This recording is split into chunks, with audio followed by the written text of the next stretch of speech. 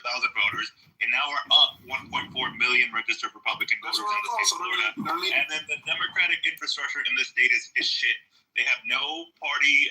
They have very weak local structures for the different cities. They have very shitty candidates. The national party is not giving them any money. So Republicans have just taken the state and ran with it. And the issue is that the Electoral College map is now tilting towards Republicans, right? So Florida's getting 2 more electoral votes. So is Texas. California is losing them. Pennsylvania is losing them. Michigan is losing them. So is Illinois, right? So when you look at the presidential map, it's actually favoring more Republicans. No, Gemini, that's gerrymandering. In Texas, it wasn't? Based on in Texas, it wasn't?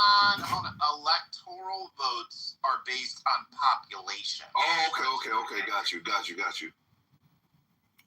My point is basically part of the issue is a weak party infrastructure in the state. They can't even find good candidates to run for certain elections. When they did, they actually the first election with Andrew Gillum, obviously up until a certain point, was very close. And that was with the Latino vote in Florida. So y'all don't listen to the radio down here. It is all of the Latin Spanish channels are heavily Republican. All that's going on, the news and the Latin channels on here is there is no Democratic counter in the Latin media down here. That's why so many Cubans vote Republican. Y'all don't have, there's nobody saying the Democratic message. I don't know about that. I think a lot of those Cubans vote Republican for a different reason. We don't have to flush that out, but there's a different reason why they vote Republican, and it has very little to do with the political influence. Bigness. That is exactly the reason why. Okay, so that's part of it. I'll give you that. But there is also the language media down here, or the Spanish media down here, turns everything y'all want to do and run it into, we're going to turn this into Cuba. And because there is no counter to that, the Cubans are down here thinking y'all are about to turn the country into the socialist hellhole they just left. So that is part of the problem. It's not just the racial piece, but I don't think that's all. That's there's also a part of it that is community. I just want to say real quick, if I could, guys. I appreciate the convo, but I just want to see if we can hear from some new voices like Uncle, Pink Pill, Mike, or Mimi. You can keep it going, but just in an effort to move the mic around a bit. But I do appreciate the convo. All right, I'm gonna ask a question, then I'm gonna mute up. CEO, are you telling me that electoral votes can be gerrymandered if they do a winner-takes-all approach? No, I'm sorry, that's not what I'm saying. What he was bringing up was he was saying Texas is going to have more electoral votes, Florida is having more electoral votes, and Pennsylvania will have less. That's because your populations have grown and shrunk respectively. So I was only speaking about that. Okay, I got you. I'm going to mute up so we can have new voices. Hey, Mimi. Mother. Hi. I am a registered independent, but I'm for the first time, and I've led Democratic. Those don't exist.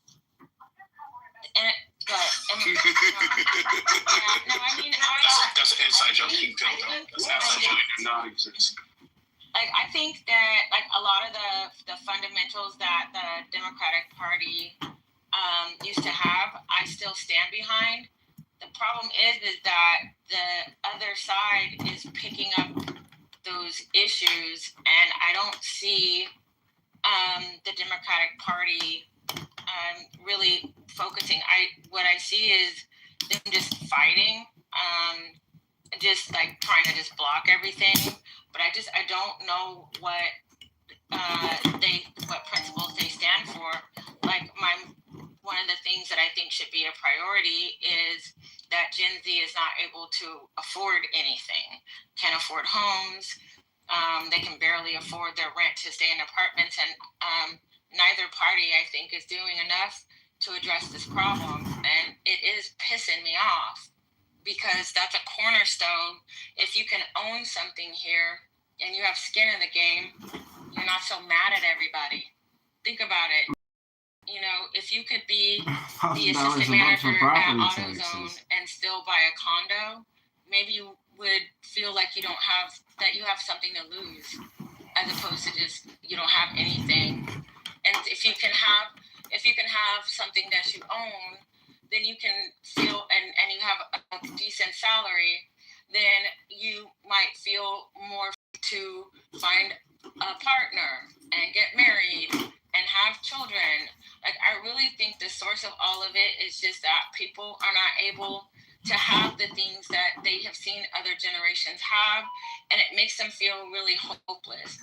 I don't think it's helpful that both sides call each other names. It's not productive. I feel like we're not getting anything done, and it just the rhetoric is coming to the point where people are talking about civil war. So it's very upsetting. But I just want to say too that like say all the lack kinds of of shit. communication of Don't mean the it's real, policies though. that like matter to Americans and not other people. I'll give you an example. I live in California. In Los Angeles, I couldn't believe it. It's still very, very Democratic, so I don't want to give the wrong impression. But I just saw some data reported that 30,000 people just registered as Republican in Los Angeles, and that's probably because of how Gavin Newsom handled the Palisades fire. That's a yeah. What? So the Palisades fire. Let her land. I will. Can you just repeat what started that? She said how many people? 30,000. She said 30,000 left, and she thinks it's attributed to 30,000 left California? No. Registered, left the Democratic Party and became Republicans. And she thinks it's attributed to the way Newsom handled the Palisade fires and the recovery process and the way that the homes and the. I know she's referencing, but go ahead. This is interesting. This is what I like, and I say this respectively. I want to say that this is what I don't like. Like, you don't even know what I said, and you're so ready to jump on me. And this is not me being a victim. This is just me pointing out behavior that I see. No, I'm not ready to jump on you. I was ready for you to repeat what you said because I'm definitely looking it up. Okay, yeah. That's why I jumped in. You also have to forgive Lisa because she's in love with Gavin Newsom. So don't. That's her baby daddy. That has nothing to do with what's going on here right now. The man that destroyed California. That's her He baby daddy. did not destroy us. I love Gavin Newsom, and Gavin Newsom's gonna save us. Lisa, Oh my Okay, God. I want her to come back because I'm looking it up. I'm looking it up. Go ahead, ma'am. Yeah. So I just and what I'm also seeing, I also tracked the party affiliations and people switching. They're switching in the surrounding Southern California counties where I live. So I live in Riverside County that just abuts San Diego. San Diego is really like the only county that Republicans haven't seen significant gains in California. And the reason why I bring it up, even though it's, relatively small, people who registered Republican in Los Angeles were 30,000 and only 4,000 people registered as Democrat at the same window period of time.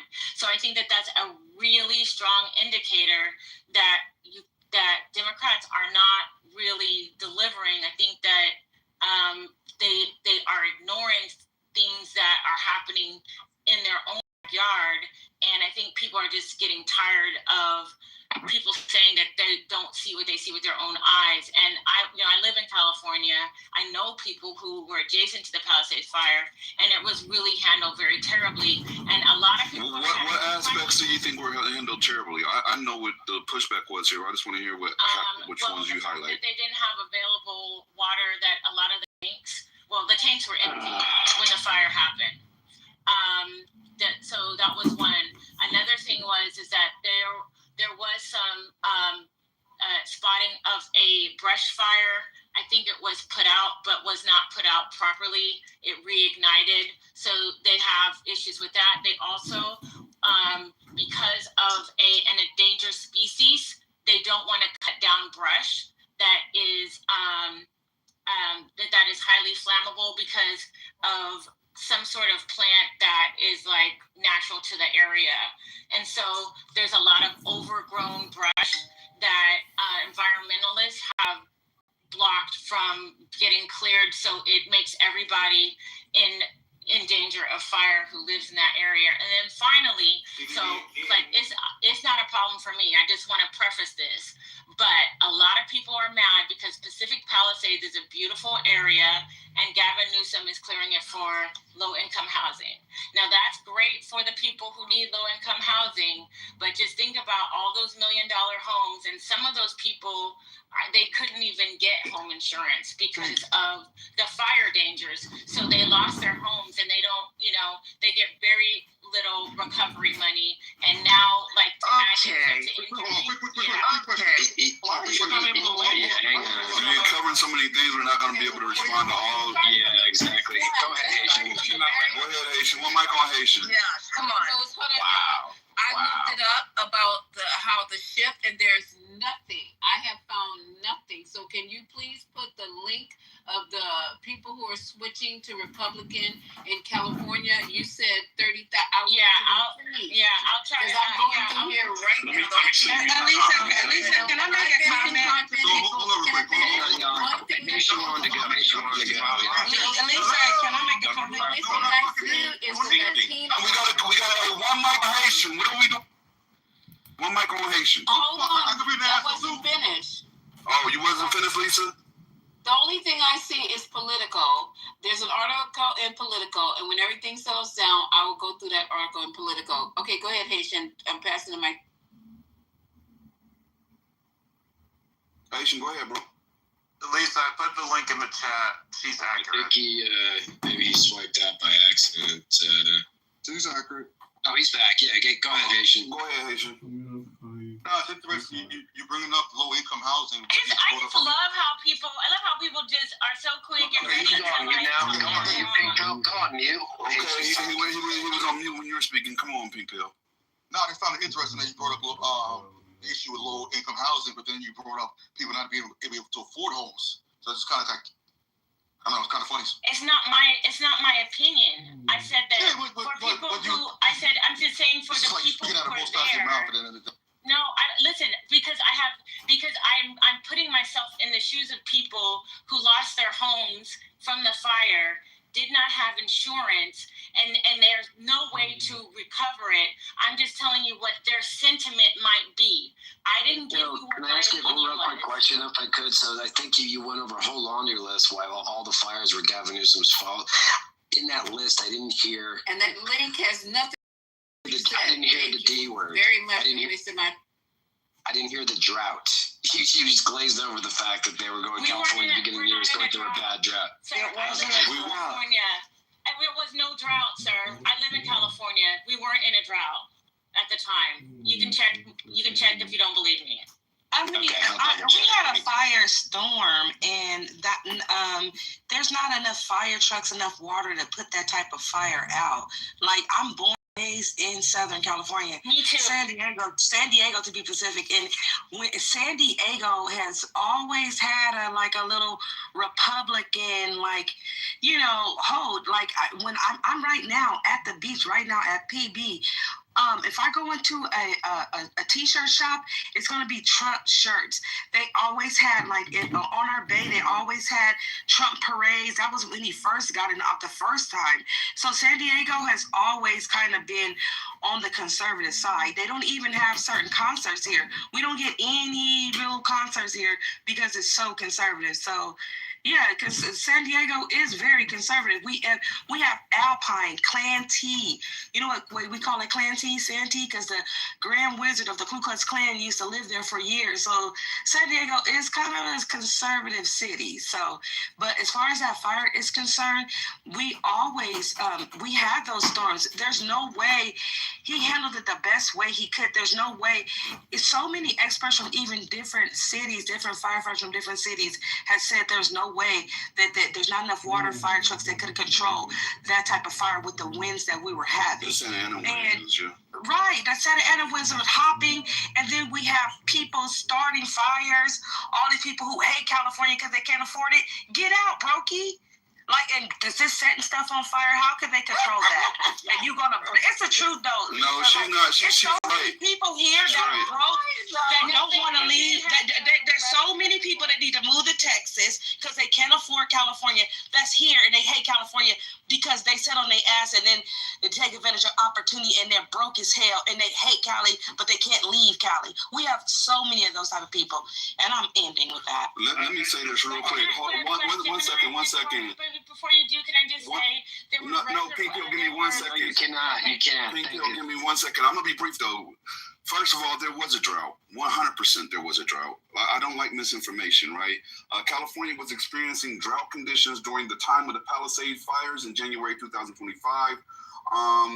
They gave me the exact rating. It was considered a moderate drought D1 or abnormally dry D0, right? So we absolutely were experiencing a drought during that time period, one. Thank you, Gemini. Two, the Santa Ana winds were hitting during that time, which they do every year, right? The Santa Ana winds are an annual occurrence, right? But this time it hit a little differently. We got winds up to 100 miles per hour, right? That doesn't normally happen. So that's why the fires were jumping so far. You have an ember from one location, jump to the next location, and it's unpredictable. And it makes it a lot harder for the helicopters that would normally be out to dump water or whatever fire retardant on top of those fires to be operable.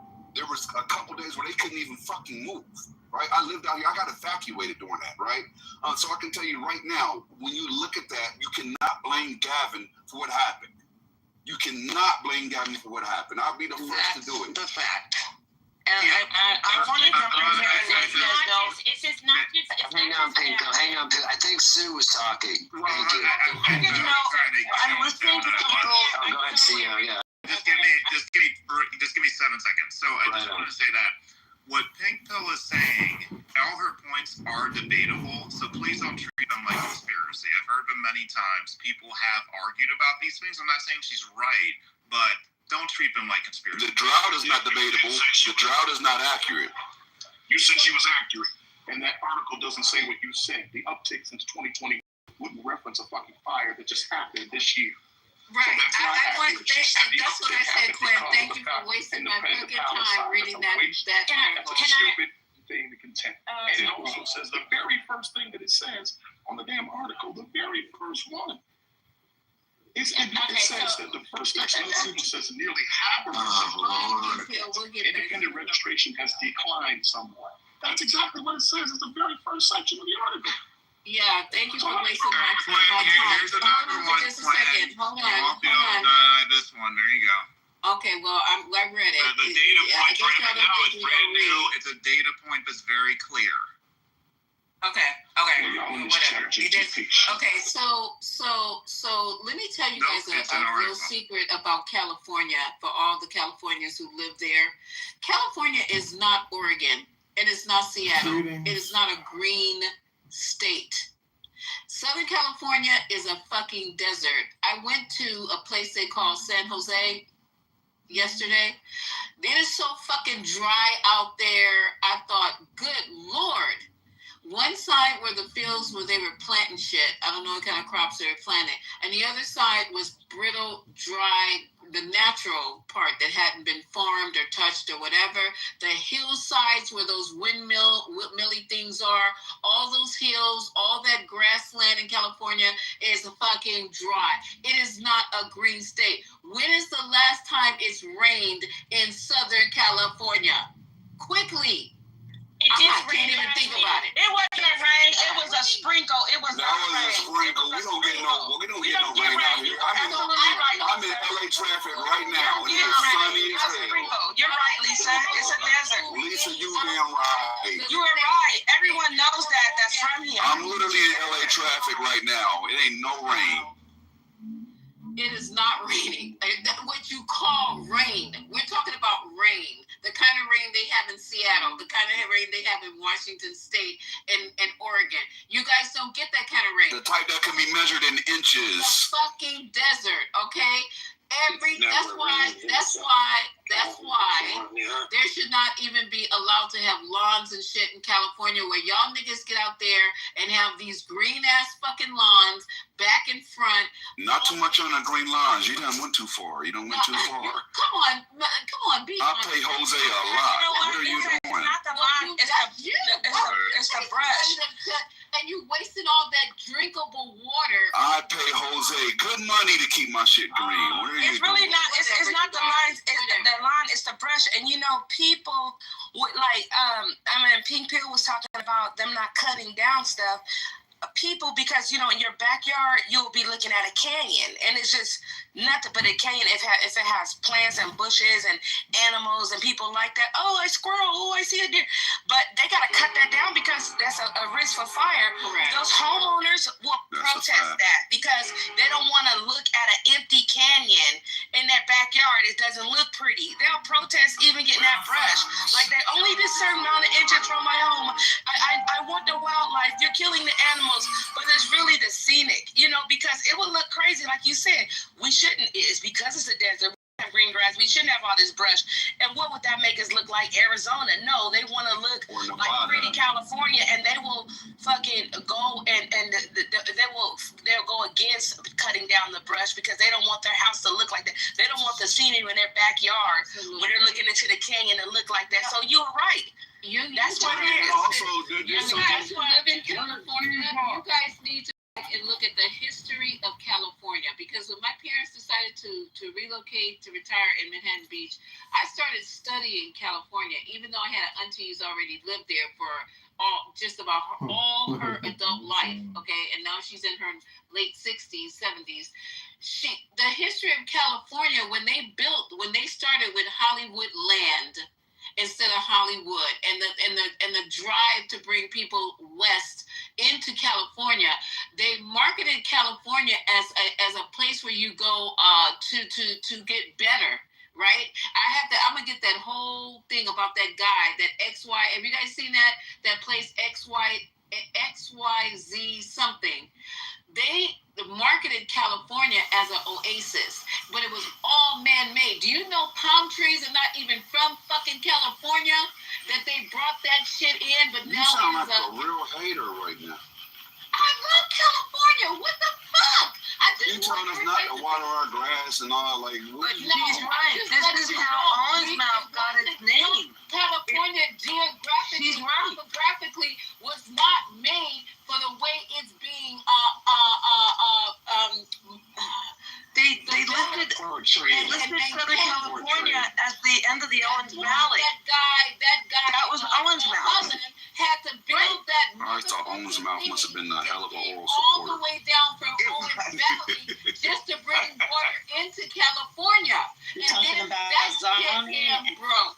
And then the water is not evenly sourced in California. It's coming from the reservoirs. From fucking Oregon and Washington State. It never made it to Oh, California. y'all got it. Lisa, I will give you this. I'm gonna be real brief. I will give you this. To get in there too, Jim, and I would go ahead. I'll yield to her right now, but I will say this, Lisa. We have to like, we get these notices that tells us like on Tuesdays and Thursdays this summer we're not allowed to use our water, or you're not allowed to use your water after 5 o'clock, and you can report your neighbor if you see them and they'll get fined. I still do it anyway. I'll pay the fine because my shit ain't gonna go brown.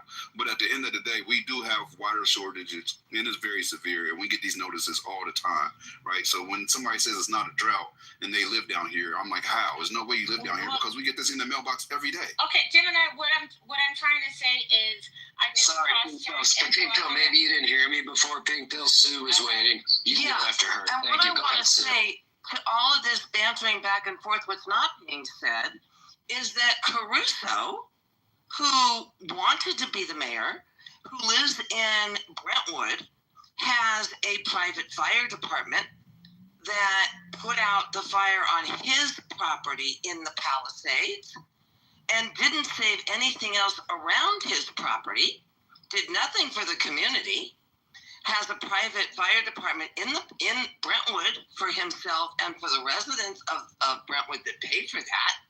But this is the person that wants to be able to tell us how to recover from these fires, because he's going to come in and put in manufactured homes and help people who cannot afford to rebuild. So I want to first put it out there for those of you that think you're going to tell those of us that live here how the fire is affecting us and how the rebuilding efforts are happening and how the monies are being, who's getting it, who's not, where the insurance is happening, where it's not. I'm here to let you know we're living it. So before you go ahead and say what the decisions are that are being made, speak to those that live it on a daily basis. Because right now we have the largest construction project in the country going on. Right here, under my nose and Gemini's nose, the largest flipping construction job in the country right now. And if you think that's being funded by nothing, come again. And it's happening in Altadena as well. And if you think there's no insurance paying for it, if you don't think there's government assistance happening, think again. So I want to say, Pink Pill, before you start spewing what you're spewing, get your facts together. I, too, am right here in LA County. Now, I agree. We've had a water drought for many years. It didn't start yesterday. It started 20 years ago, 30 years ago, and Lisa was spot on. Southern California was sold as the end of the gold rush. And this is where the water was going to end. And if you come to the San Fernando Valley, there are streets that run right through here. One is called Owens Mouth, and it got its name by the people that founded it. The end of the Owens Valley. The water never made it here, ever. So all of this stuff is out there, but what I don't appreciate is false information from people that live in other counties trying to tell us the way in which things are being managed here. Okay, real quick. So, because I double checked at the beginning of the year, I double checked with my references. By early 2024, California was largely drought free. Last year, we didn't have rain. So prior to that, we had been in a very long drought. We'd gotten a lot of rain, and we had officially gotten out of the drought. So I will cede that point.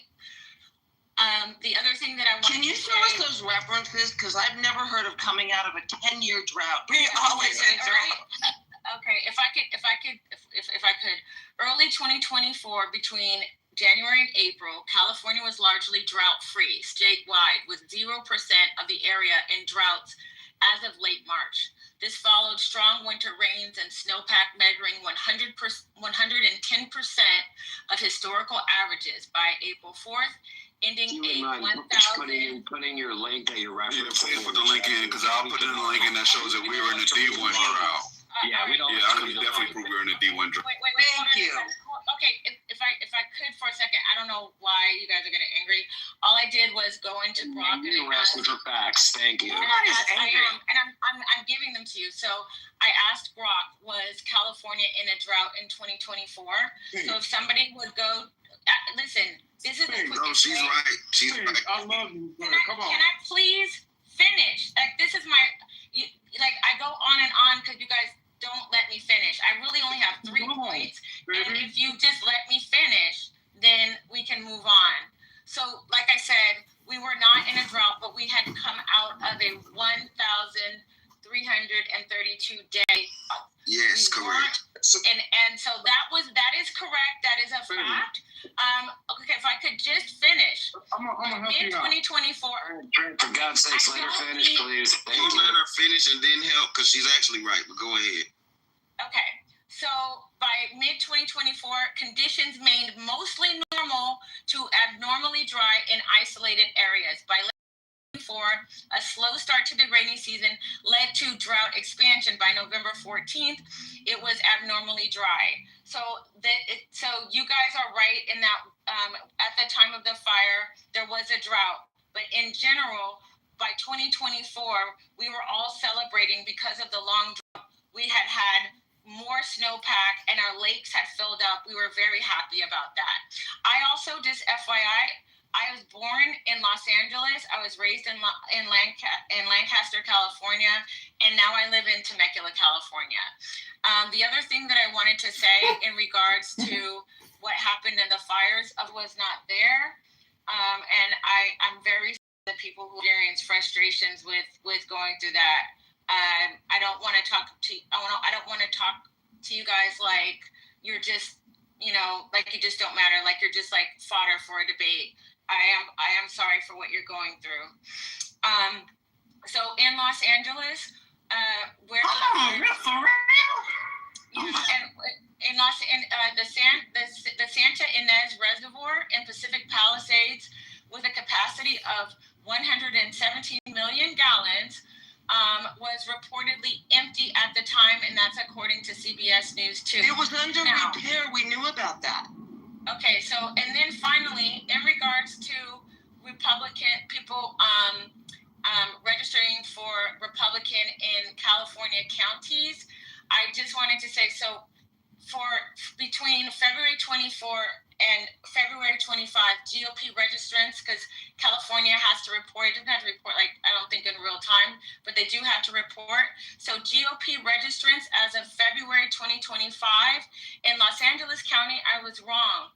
They had a net gain of 83,552 new registered Republicans. In Orange County, 38,101, San Diego, 31,875. Thank you, Bill. 30 seconds, please. Thank you. They don't like those facts. Okay, Riverside, 33,709. The fact that she was wrong. And these are all California. This is from California elections data. San Bernardino, 30,000. Sacramento, 15,000. Santa Cruz. So thank you. Killed y'all ass. I want you to be clear though. Like, you got to be real clear on this, right? Yes, there has been an uptake in Republicans in Los Angeles County. However, when you look at the grand scheme, right, 30,000 compared to how many people is there? How many people, and compared to how many actual Democrats? This is predominantly a Democratic county. When I say predominantly, I mean like 80%. So maybe y'all. Hey, Jasmine. Yes, I'd love to speak with you. Hope you're having a pleasant evening.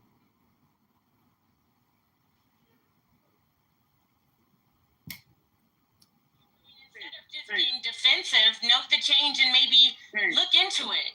No, Because Yeah, we got a lot of people that need to move. And no. Right now, just so y'all know, right now, Los Angeles County is in a drought, and a severe drought. It's actually a D2 drought. We're always in a fucking drought. We're always in a drought, and there is a lot of Californians that hate living here, you guys, because they cannot afford it, and they need to move to Texas. Go ahead and move. Get out of here. Go ahead, Trent. I know you've been getting in there. Go ahead, man. Tell us about the aliens, friend. Tell us about the aliens. Y'all want to talk about aliens?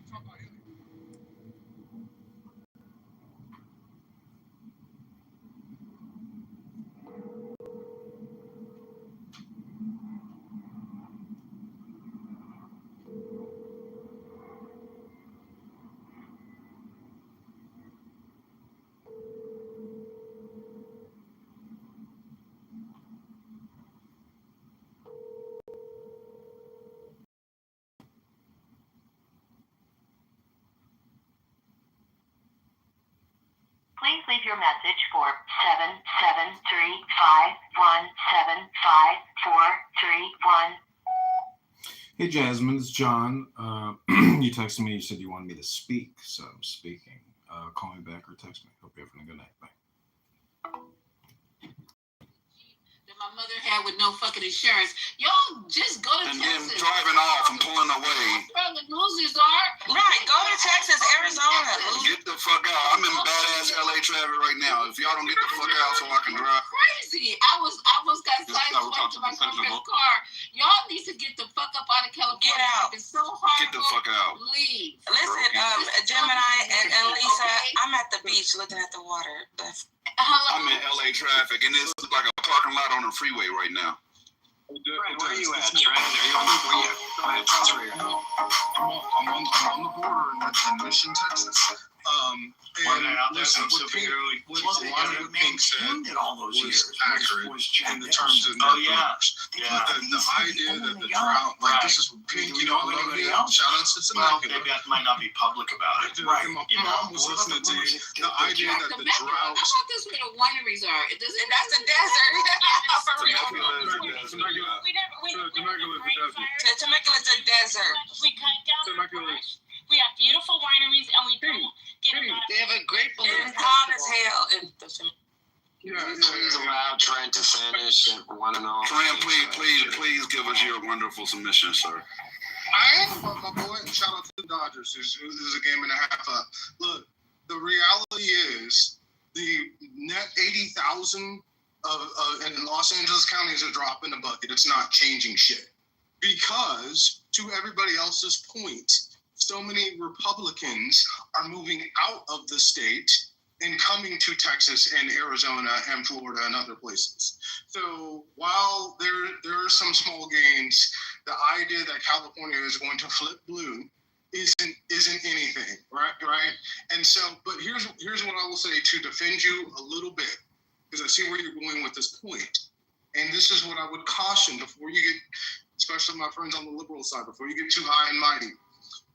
When we had Hurricane Harvey in Houston, the county was Republican and the surrounding counties were all Republican. Post that disaster, and this happens a lot after major disasters, the county shift blue. Now we have Hidalgo in Houston who is a Democrat in charge. The county flipped because of the anger and the way the situation was handled. So can it happen in certain pockets? Absolutely. The entire state, highly unlikely. All I want to say, and let Sue talk shit. She knows more about California than most of y'all. Take care. Did he just leave again? That's why I be ready to throw his ass off the stage mid-sentence. I'm doing that next time just so he can't do that shit. Go ahead, jump in, Sue. We want to hear from you. All right, Lisa, I'm telling you, I'm going to throw him off mid-sentence next time just so he can't do his little grand exit. Exactly. He does that in everybody's room. I was in a room with him the other day. That is so annoying. That shit annoying as fuck. Go ahead. Who was about to talk, Sue? No, I wasn't, but that is so annoying. Yeah, that shit is annoying as fuck. It's really annoying. Because we can't respond to anything that he says, so it just leaves us here trying to figure out what he meant was going with. Right. There's no explanation, no further. Like, let's keep moving so we don't even center that. Okay, so so how did we get on this? I don't even know how we got on California, but because Pink Pill left the left. Pink Pill came in here and gave us all those wonderful statistics. Yeah, she left the left. Do y'all know how many people is in LA County, just for a reference? Oh, millions. 9 million, almost 10 million. 9.6 million people. 1,000 is not shit. Right. Okay, so let's try to recenter ourselves here. I was trying to remember how we even got there. It's just really weird. I'm just blanked out completely. Okay. Can somebody bring up Aram? Sure, Aram. Let me see. All right, so they're talking about shutting down the government. I think we have another till the 30th, I believe. And the conversation that Don Lemon was having with Cory Booker. Can somebody mod your honor? I'm driving. Can somebody mod your honor? You please. Yeah, I didn't see you guys. I'm sorry. Hold on. No, I left, but I looked at shit. Okay, so there you go. So Cory Booker was saying that they won't even talk about, they won't even have discussions with the left. So I don't know how you guys feel about the government shutting down and the benefits or the disadvantages of it. We can talk about that if you want. Could you give us some details on that, please, if you don't mind? Oh, I can redo this clip because it's very interesting. Okay, and I'm telling you guys to listen because it was very interesting what Don Lemon and Cory Booker were talking about. Cory Booker's getting a lot of weight. I don't know what's going on with him, but anyway, hold on. That's because he's engaged and happy. Say the same thing. I'm gay. Yep, he's engaged and happy. Wow. Well, he needs to get a little bit sadder. Oh, shit. I'm sorry. Hold on. Let me find it. too plump for me. I agree. All right, so we were listening to. There we go. He gained that weight when he didn't pee for 3 days. That was funny, right?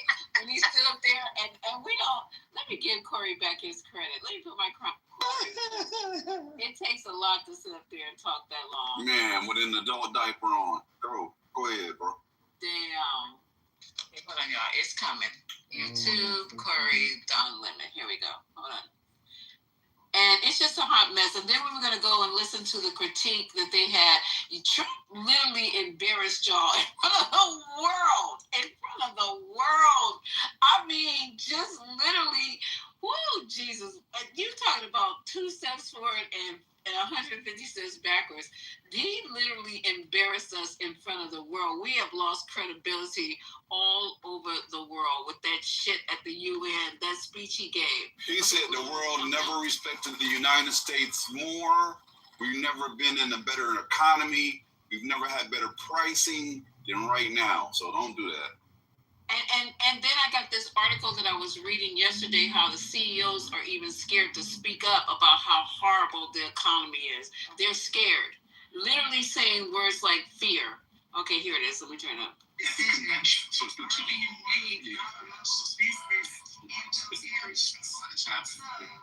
somebody else is talking. Hold on for a second. Okay, 2 minutes ago.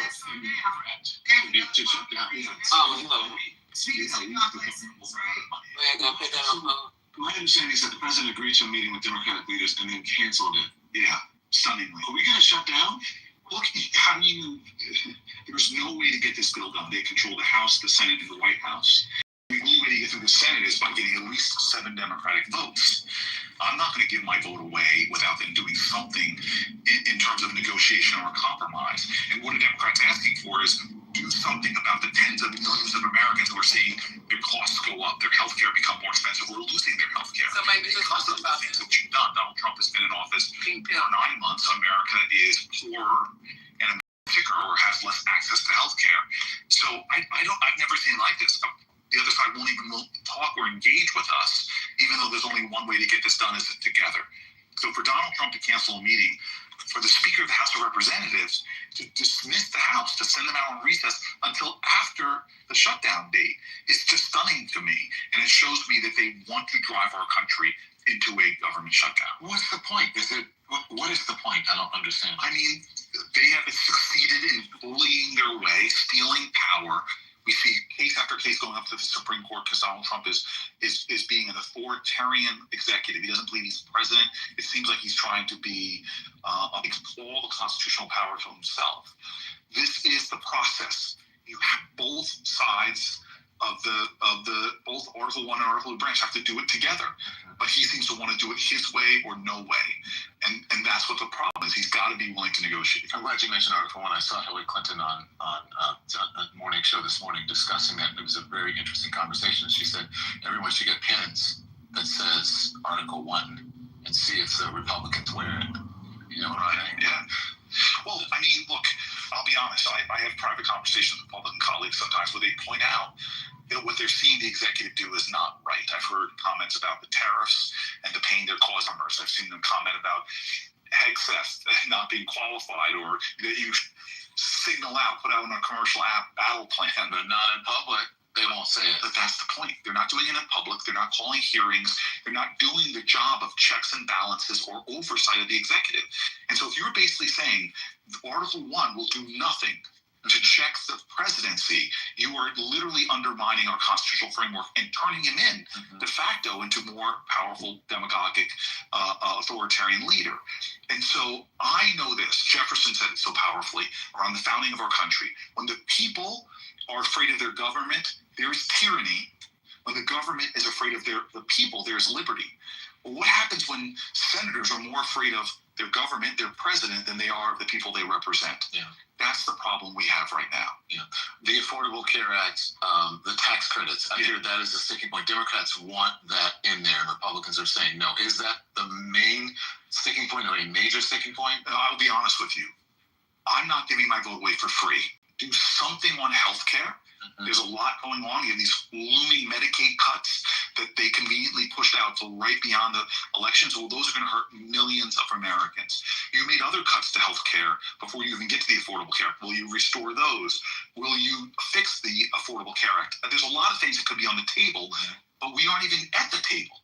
Donald Trump is refusing to sit down with us at a negotiating table. The leaders of the House and Senate are refusing to sit down with us. That's the thing that's surprising me. I've been here for 13 years, and when we do budgets, we do them in a bipartisan fashion. We have passed 3 bipartisan budget bills out of the Senate. They haven't gone anywhere else, but we've shown that we have the wherewithal to do bipartisan budgets. The American people should not see their government shut down, but this president and the Speaker of the House, by their actions this past week, seem determined to do just that. Okay, so what do you guys think so far? They're not even trying to talk to the Democrats. So what do you guys think? So I have a thought related to his UN appearance, and I think it connects back to this story with not meeting with them. So there was a story that came out in the Times. Trump strikes radically different tones in public and in private. So we all know what he said, at the United Nations, and he talked so tough, blah, blah, blah. But it's a decade since Trump burst onto the political scene. World leaders have learned to use have gotten used to the 2 versions of the American president. There's the public one who shows up in speeches, social media, and the private in-person one who's often conflict averse, eager to accommodate in one-on-one or smaller conversations. So, wait, let me get to this quote of what he said. Okay. Hold on. One European diplomat with a seat at the Security Council said that colleagues were trying to engage with Mr. Trump on points where they spotted willingness to address various threats. They lined up afterward to secure one-on-one meetings with him. In the speech, he talked about, I've negotiated so many peace deals. So when he met with the UN Secretary General, what the Secretary General told him was, you've selected peace as a central objective, and you've been going north and south, east and west, in all possible situations, getting or trying to get ceasefires, alleviating tensions, making peace agreements, or building the blocks of peace agreements. So then he comes out of the meeting and he says, I may disagree with it sometimes, but I'm also so behind it, talking about behind the UN. And he came out saying, forever, the Ukraine has to give up land for peace. And then he came out of the UN saying, actually, no, they shouldn't give up any land and we have to respect their sovereignty. And so, when they met with different leaders, like one of the leaders was saying, Trump is absolutely right. We're on it. Okay, and then, he met with... Oh, and then in Kamala Harris's book, she talks about when she called him to, after he got shot in the ear, she called him to check on him. And in the book, she says, he told her, you've done a great job, you really have. My only problem is it makes it very hard for me to be angry at you. It's like, what am I going to do? How do I say bad things about you now? And she wrote in her book about this, he's really good at it. I'd readied myself for a phone conversation with Mr. Hyde, but Dr. Jekyll picked up instead. So anyway, my point in saying this is like all these world leaders have figured out, and then they applauded like his crazy UN speech. So these world leaders have all figured out, you've got to cozy up to his ego, tell him what he wants to hear. Oh yes, Mr. Trump, absolutely, Mr. Trump. And that's how you kind of butter him up. And then if he feels like he's getting the respect he deserves, you can work with him, right? Whereas if you take a tougher approach, now he thinks you've disrespected him and you can't get anything out of him. But just to bring it back to what the topic, the difficulty here is that that's fine for world leaders, maybe even people in his own party. But the Democrats, like by virtue virtue of their job, they're literally the opposition party. They don't have the option to go out there and say, Mr. Trump this, and he does care, and he's great. So they can't play that game. So therefore, with his fucking ego, like, they can't get anything from him because they can't play this game that other people are playing.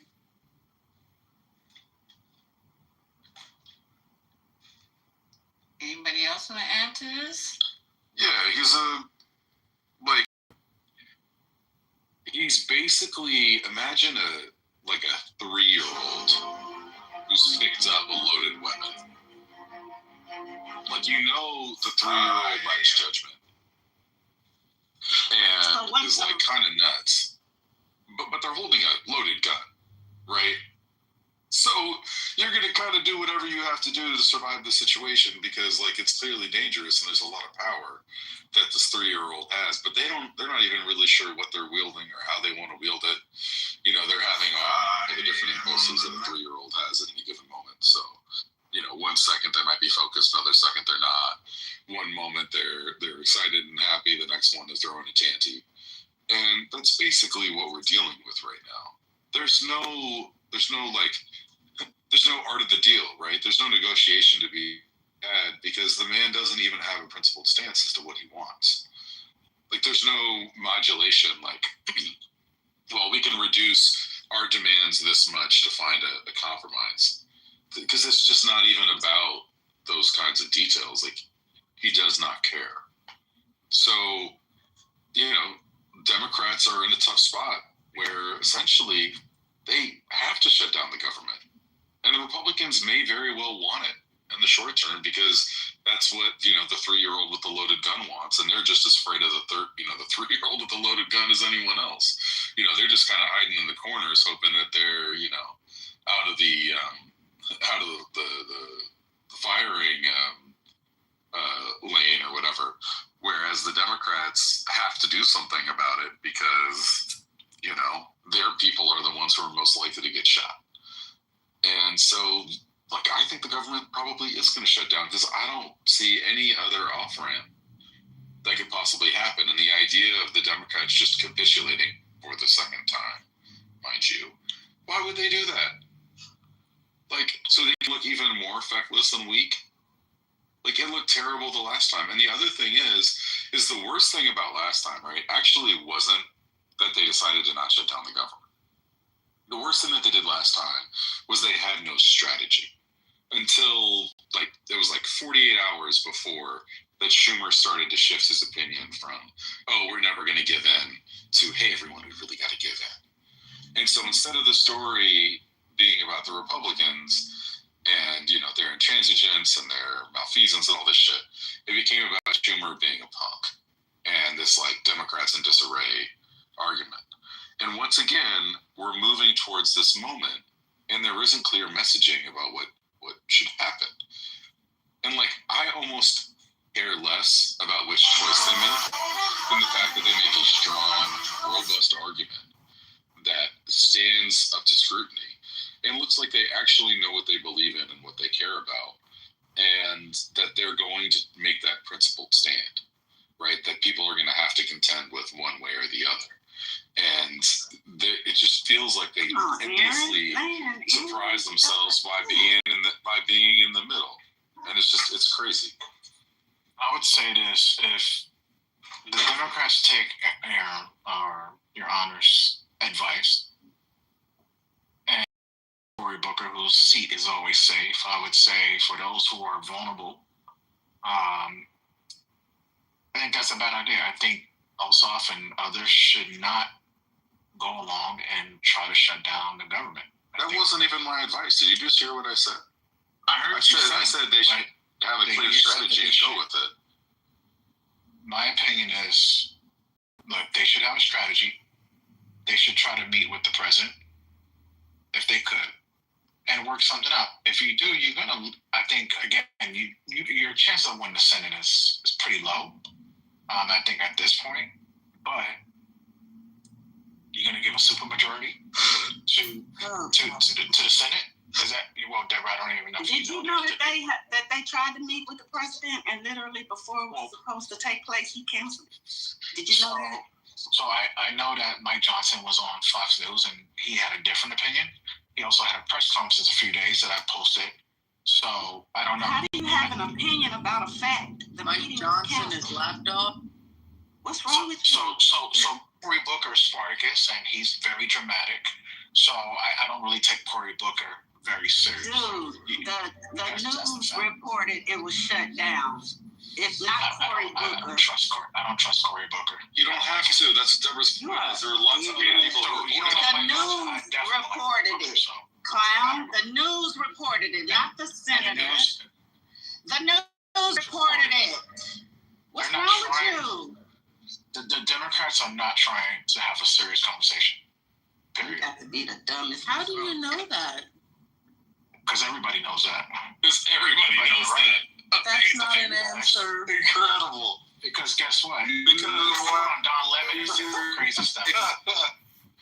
Don Lemon of all people. You a fool, boy. If this real, Don Lemon ain't the only one reporting it. Go to a credible news source, clown. You don't have to get it from Don Lemon. But you sure need to stay away from Fox News. But Don Lemon, that's why you're so ignorant now. They're going to keep you ignorant. I got it from the speaker. The speaker, I take the speaker Mike Johnson's word. I don't need the news when they got the speaker. So the speaker said the meeting was canceled. Did he the speaker say it was Wasn't he the same one who said that Donald Trump was an FBI informant? You were talking about Cory Booker. He was talking to an actual person who's in. Oh my God, he was talking to Cory Booker. He wasn't sitting up there like he was making this shit up. I don't understand. Cory Booker said the meeting was canceled. So you're saying that he's lying? And what would be the benefit of him lying about that? You want to play the video that I posted? You can play the 6-minute video. Mike Johnson is the same guy that said that. Apparently you can't keep your. Apparently you don't have 6 minutes worth of listening in your brain. I think we should hear a different side. Let me say that you still got it wrong. You can't concentrate for 6 minutes. Let me just say this. Hold on a second. Let me say this, Omari, please. Mike Johnson told everybody that Donald Trump was an FBI informant, and that's why he hung out with Jeffrey Epstein so much. And then the lie was so overblown and ridiculous that the next day he had to backtrack on it. So yeah, he's not credible. Okay, so I was about to say, we can find Spartacus comments. We don't want to go there because he's a fool. Ms. Deborah was 100% accurate. The news reported that Donald canceled the about reopening. However, even more importantly, Donald himself went on Truth Social, right, and said that he canceled it because he felt that the Democratic demands were ridiculous and not worth talking to. Thank you. Yeah, but Gemini. So hold on. What do you mean, thank you? What do you mean, thank you? You just said that he didn't cancel it. Yeah, you were dead wrong. I never said the word he didn't. You definitely didn't hear the word that I said that. Oh, boy, would you stop playing around with words? Ms. Deborah, you were right. Bottom line, you were right. What you misheard. Hold on. I can clarify. I'm a grown man. I can clarify what I was stating. What I was trying to tell you guys is they weren't trying to negotiate in good faith. Exactly what they're not trying to negotiate in good faith. It's ridiculous demand. Came off Mike because you said they should try to have a meeting with him. That's why I came off Mike to report that they tried to have a meeting and it was literally canceled when they were on their way to the meeting. It got canceled. That's why I came off Mike. Again, that's why I came off Mike as well. Meeting. They should try to do like they're not trying to work with them. Stop the misinformation, Omari. I'm talking about this. I'm talking about the. See, that's why I know you guys don't follow. You guys don't follow or listen. You can only hear. I just told you. You're the one not listening. I just told you why I came off the mic. Because you said what they should do, the Democrats should try to have a meeting with Donald Trump. Exactly. That is what you said. But I responded directly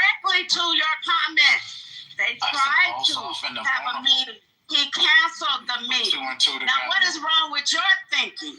Where's your free thinking, sir? Okay, Matt, I know Matt's the only one that's honest. Just a second. Just a second. Hold on a second. I said vulnerable. Hold on 1 second. Deborah, it's not good for you to shout and to scream. Now, I'm not saying that to tell you what to do. I respect you too much. But I love your throat, and I appreciate who you are, and I don't want you to hurt yourself. And well, I have to do that when I'm always spoken over. That's what I'm saying. Enough to be spoken over. I understand, and I don't want you to wake up hoarse and you can't sing in church. So, Omari and others. Hey, I just placed an order, and I actually meant to place it at the Milwaukee location.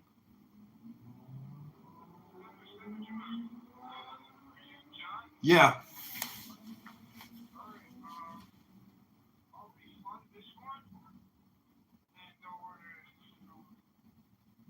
Okay, I apologize about that. Thanks.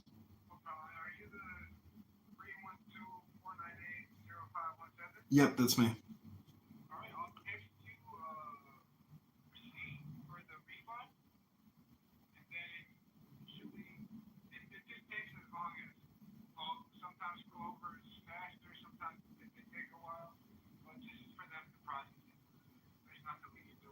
I understand. I trust you. I appreciate it. Love your food. Thanks so much. Okay, thanks. Bye. Right now, you absolutely said they should try to have a meeting. Well, sometimes I don't put my words together correctly. So can I redo it like Scrabble? So what I was trying to say, Deborah, is I was talking about the vulnerable ones. So because maybe I might have jumped into like multiple conversation, and that might have thrown you off, and I apologize if that was the case. I wasn't thrown off. I responded to what you said. So don't tell me that's you continue. Hold on, you're continuing to gaslight me. I didn't misunderstand what you said. I responded to what you said. I did not. You say, okay, before I stop talking, you're gonna say, okay, didn't misunderstand what I said. If you're not going to say that, then I'm going to keep saying, come up here and say whatever you want to say, and then it's supposed to be true. You're not going to gaslight me and say, because you could have just went on and kept talking. But when you say, I misunderstood what you said, or I didn't understand, you're a fucking lie, and I'm not going to let you get away with it, sir. You're not getting away with it. That's fair. That's fair. I'll take that. That's a good call out and good feedback. I appreciate that. What I would say is I was talking about the vulnerable Democrats, not the ones that have safe seats. And if it didn't come off that way, then okay. And then you keep going from there. Don't interject. So, Deborah, you misunderstood what I said. You're right. No, I didn't. You're right. I'll take that back. And don't ever do it to me again. I'm sorry, Miss Deborah. I hear you, loud and clear. Noted. Is that fair? Grazie. Yes, sir. That's fair. Thank you. Maybe something else I'll say just in relation to the shutdown, because a question that I had was, why was the prospect of a shutdown so unacceptable to, Chuck Schumer and others in the first few months of his presidency, and now it's a more viable option? But someone made a really good point, I don't know if it was this room, about the context, which is that when the first prospect of the shutdown came up, it was in the context of Doge. And, they were trying to lay off people and shut down as many agencies and privatize and whatever. And so if the shutdown happened in the Doge context, then they could have done a lot more, a lot further, a lot faster. But now the Doge program has been scaled back and it's been absorbed into broader administrative, restructuring and whatever. And so because the heat has come down a little bit on the pressure that Doge was posing, it's a little less scary, the prospect of a government shutdown. Do people agree with that? Well, the problem is that they already did most of what was there to be done anyway. Like, all the NIH grants that they were going to be able to cancel, like, they did it. You know what I mean? Like, they sabotaged the government in so many ways. Like, basically anything they didn't like is sabotaged. So what are you going to sabotage it more? I mean, I guess it's possible, but a shutdown government or a not shutdown government isn't going to like make the Department of Education functional. Right. Like it's already dysfunctional. So, you know, my take on this is personally, right? And again, I stand on what I said before. The best thing the Democrats can do is have a clear strategy, message it well, and stand on it. Whether they're going to shut it down or keep it open, strong strategy is absolutely the way. That I will go with either one. Just be strong on it. I'm a full-time Now that said, finishing the end of a reality I'm going to bring you guys along with. This is called a rattlesnake. Yeah, I'm gonna like that. But that's what they got to do. I'm going to pull these strings Because out of the there's plastic just bag. They've been in there no overnight winning after having been other soaked than in like a little winning bit the of water. rhetorical That battles. just makes them pliable and easy to work with. I'm going to straighten these I strings out here also with my heard arm. Now that I'm going to take my knife, apparently a I'm gonna lot take of one the these strings and Doge make a layoffs, slit like the people in that were laid string. off, All the other have been strands called are gonna back go in through that hole. because the So I'm taking departments my are like hole here, non-functioning, I'm just widening that and hole so out so that I basically can they fit just each of got these like strings paid in leave. Anything one about hole. that, Your Honor, So or you keep others? stacking them in I here, saw that one too. on top of the other, on There's top of the other. actually an You're article gonna see in how this if starts you to want take to shape speak here on in it. just a second. This That'll is be the last fine, one. but Just there's gonna go through this whole. I'm gonna use my pliers articles here on it. just Go for a ahead, few whoever minutes wants to to point jump it in on through. that one. Then I'm Okay, gonna yes. pull these down one at a time. I'm seeing this from the AP. Trump administration rehires hundreds of federal employees laid off by Doge. And this was a story from September 24. Yeah, today. The General Services Administration has given the employees who manage government workspaces until the end of the week to accept or decline reinstatement, according to internal memo obtained by the AP. Those who accept must report for duty October 6th. After what amounts to a 7-month paid vacation, during which the GSA in some cases racked up high costs passed along to taxpayers to stay in dozens of properties whose uses it had slated for termination or allowed to expire. Ultimately, the outcome was the agency was left broken or understaffed. Said a former official, they didn't have people they needed to carry out basic functions. So much for efficiency. 7 months paid. Did they get their full salary? Paid vacation isn't efficient. That's very efficient. What's good. Up? It's a good use of the it's a good use of the tax dollars. Oh my God, Matt Cool. Departments That's the only one that I high five on that one. And Matt is in the comments talking about departments always rehire. Yeah, Matt. This is just normal day-to-day stuff, sure. All right. You look terrific, you know that? Thanks. Yeah. You see, the shopping bag. Okay, so I'm good for them. I'm glad they got paid. Somebody came up. And I'm glad. I'm not even mad about that. With the other money that we're wasting on dumb shit like that, I'm sorry you guys are gonna get mad.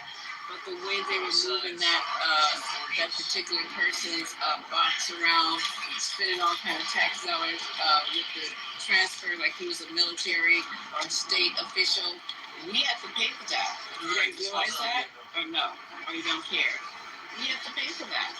So, and they're not going to publish how much it actually costs to be moving certain people around with all those extra security. Never mind, y'all know what I'm talking about. I don't need to get deeper into it, but that's taxpayers' money. I put a link in the chat, Lisa, for anybody who wants to get that story. That's some expensive box. Yeah, for not even, you know what I'm saying? Child, we should have been voting on that.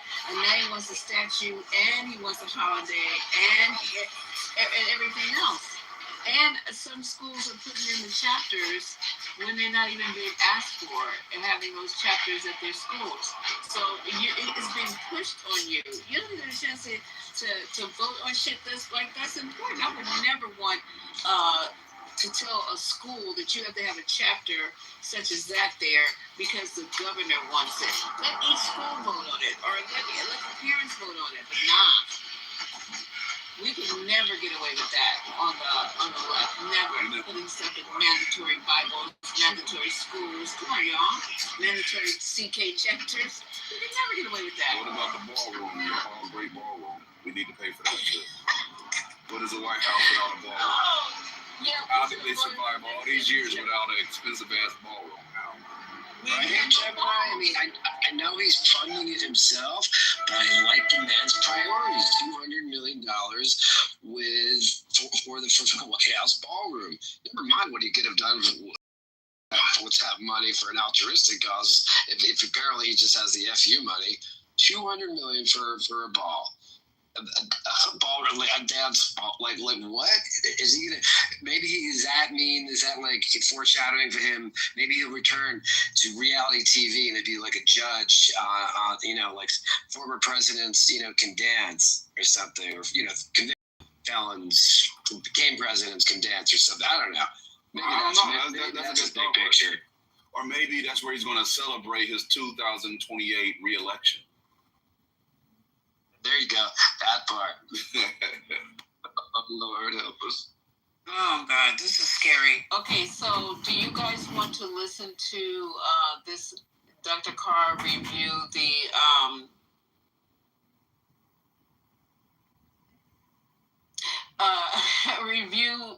Trump's appearance at the UN? Let's do it. Let's get it. Okay, well then get this. I'm going to stop it. It's not that long. Dr. Carr just goes into just highlighting just the craziest shit that happens, stuff that I even missed. So let me see if it's okay. I haven't vetted it. African Heritage Day. If you want to give a look into that, today's a day when South Africans are encouraged to celebrate their culture and the diversity and traditions in a wider context of a nation that belongs to all of its people. So shout out to them. If you're from there, I know we got a listener in the building who's a South African national. Shout out to you. Yes, and good to see you, Dr. Carr. It's a good word. How you feeling? All right. How you doing? I'm coolin', man. Just waiting on these everything. Shaka Day it used to. Shaka Day is what it used to be known as in South Africa. Okay. South Africa is a wonderful example of how African people having overcome native minority rule have, rather than exact revenge, overwhelmed by nationalism with a sense of our common humanity. Their national holidays often reach into their memory and restore some sense of collective memory. So, like you said, today, Heritage Day, drawing from Shaka Day, which is, of course, the Zulu people, one of the Nguni language speaking groups with the Sutu and the Swana and the Xhosa there, and so that brings them in. Youth Day is actually the day in July, which marks they observe the date that the South African white minority police attacked and killed young people in Soweto. They take the day of the Sharpeville massacre and turn that into a national holiday. And I mean, it's just a nice exercise in how you really do try to create rituals that bring everybody in. Their anthem, of course, because the Sigelele Africa is a hymn, an original hymn that was turned into a resistance song when they integrated it into their national anthem. Of course, they kept a stanza from the Afrikaner language speakers, which makes it a kind of unwieldy anthem as far as I'm concerned. But it is a gesture, I think, that speaks to the attempt to build something different. Same spirit that caused 80 years ago the countries of the world to come together to form in San Francisco in 1945 the United Nations. That was one animating spirit. Of course, the main animating spirit for the West was try to build a structure that could keep them in charge for another. That has worked for them too, at least in a general sense. But I must say, not only happy 80th birthday to the United Nations, it's shout out to Bozo. Yeah. Bozo showed his ass cheeks in a way yesterday that I think set a new standard, a new global standard. I mean, I just, I know we have some audio of Bozo's speech, but in order to really enjoy this rambling that took over an hour, just about an hour, generally each world leader or their representative is allowed around 10 minutes. They don't cut people off. After all, it is the United Nations, but Bo spoke for about an hour yesterday, and it was magnificent. In fact, this morning, overnight, Jonathan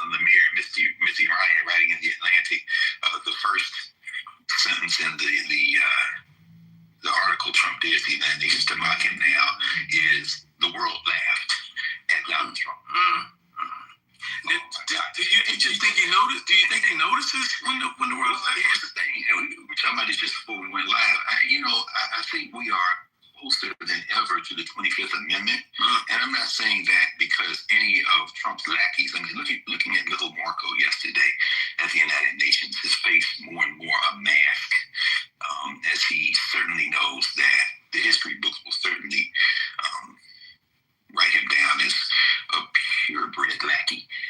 But in real time, he will live, it seems to me, to see his utter humiliation, not only on the global stage, but on the domestic stage as well. He won't ever be president, Lo Marco.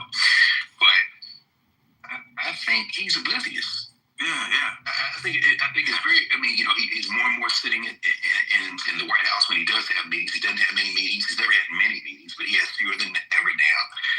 He can't walk in a straight line. He is clearly just unwell. He appears unwell anyway. Right. And this move against Jimmy Kimmel with his, how can you be a lapdog and a Lord and Master at the same time? But that nasty piece of work at the Federal Communications, Brendan Carr, is, I think this might have been the thing that tipped them over. Because even the hillbilly horde realizes that they could be next. In fact, they may be in the crosshairs. We saw Terry Crews with his bad mob boss impressions, and Joe Rogan has finally crawled out of his spider hole to speak. Now that it appears that it might be safe to actually criticize this administration, at least around the First Amendment, but their signing pen is leaking ink. So I don't know. If you listen to the whole speech yesterday, you will hear a man who is not only unwell. This is a guy at this point you might have to, sit down to replace. Because this dude, man, I know we got some sound. We can jump sound. Yeah, we can jump in. Here he actually is speaking to the people who he's questioning. Clip 4. I didn't think of it at the time because I was too busy working to save millions of lives. That is the saving and stopping of these wars. But later I realized that the United Nations wasn't there for us. They weren't there. I thought of it really after the fact, not during these negotiations, which were not easy. That being the case, what is the purpose of the United Nations? The UN has such tremendous potential.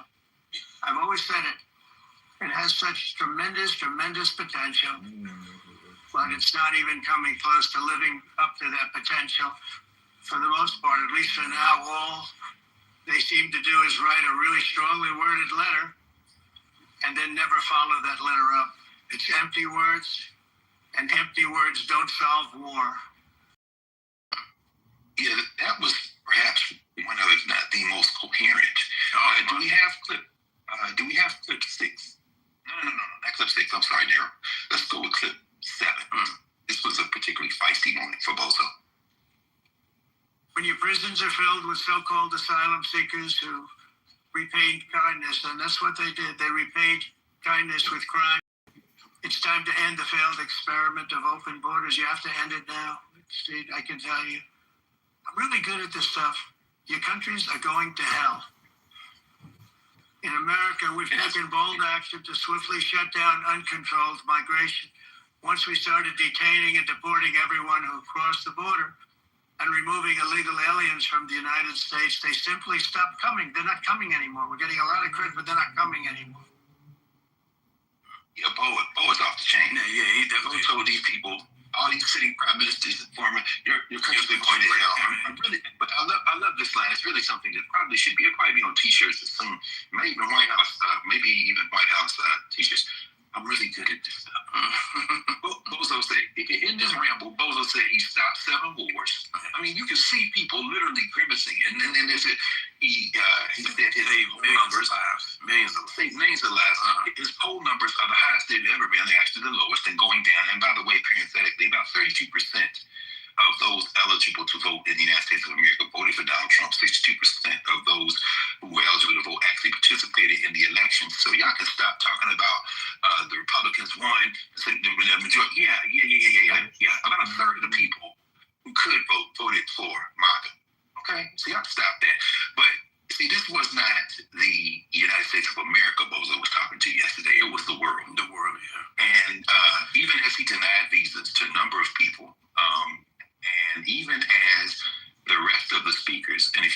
what they call the general debates. You can look at it on the UN website. You can find it on YouTube.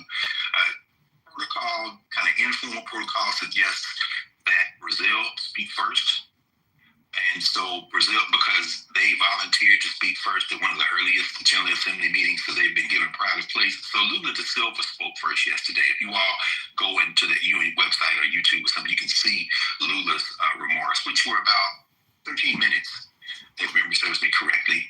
It was very balanced. He snapped the ish out of the United States of America around the conviction of the previous president. He talked about trade and trying to use things. He stood up for Venezuela to say, y'all out here patrolling, and no, you can't deny you stop a drug trade. And then Bo came, because typically the host nation will speak second. There have been a couple of times when the General Assembly and the General Debate was held in Geneva, but generally it's in New York. Note, of course, that that Mahmoud Abbas, or the Palestinian Authority, was not issued a visa. So he was not able to speak in person. He won't be able to speak in person. But, of course, they had a 2-day summit prior to the opening of the General Assembly and the General Debate this week, at which France, England, a couple of countries recognized the Palestinian state. It's not stopping the international killer, Bibi Netanyahu, was continuing to wage war through his Israeli Defense Forces, but it's pretty clear now that the entire world, as Dr. King might say, the whole world, is against Israel and the United States on this issue of slaughter. But Bo was really unhinged. Cyril Ramaphosa, the president of South Africa, spoke yesterday. I think Tinubu, or his representative, Tinubu's not coming from Nigeria. His second in command is speaking, I think, today, this afternoon. But generally speaking, it's really something to hear the illusions coming from Donald Trump. When you hear his voice, it reminds me of when you're in the shower and you're trying to get yourself ready for work, and you're talking out loud, but you're in a room full of people. You're in a room full of people who you're talking about. Now, unhinged doesn't even really give it that's an understatement. Unhinged is an understatement when you hear his voice. I think you may be on to something. Loopy. I mean, with loopy, what you said before. Yeah, he's definitely loopy. He's definitely loopy. And I hesitate to say this, but I'll say it anyway, only because you never know in a climate like this when the dawn breaks. But as we are students of history, it could very well be, if the species survives, that we will look back and say we have reached perhaps the breaking point. And his crew, which is why they've been acting so much more desperately. The attempted removal of Jimmy Kimmel, which if everyone remembers who listens to Early View Mornings, we talked about last year when ABC bent the knee and made that completely indefensible concession of giving him those millions, which he brought up this week, when they should have gone to court and broken his legal back. Well, moving against Kimmel, which of course is Project 2025 through and through, the nasty piece of work Brendan Carr's wet dream. This may have been the overreach that causes the fever to break. Yeah. Because because there are people who were with him who aren't with this, and by this I mean the overreach on free speech, or what they think is so-called free speech. And so they're like, wait a minute, like you said, if you cover him, then who's safe on either side? And so even with on any side, any side, I'm afraid of that's a duopoly. As a binary, they're crazy, and they've been crazy, and they've never had a majority of the people. And backs the F up, because the longer this remained an issue for Disney, they're not out of the woods yet. Their stock dropped. People canceling Hulu and Disney Plus. So they had a major campaign this weekend for people canceling. They had instructions and everything, and I think that hemorrhage of subscriptions leaving had a lot to do with their decision to try to attempt to rectify or reconcile by inviting them back. But what they still didn't fix was the partnerships with Nexstar and Sinclair, who said, well, just because he's back, we still preempt in many of our markets, and one of the markets being here. So he came back last night, and it wasn't even shown here in the DC market. Did you watch the whole monologue? I did not. I didn't get a chance to. Okay, I watched it, and his writers did a superb job. One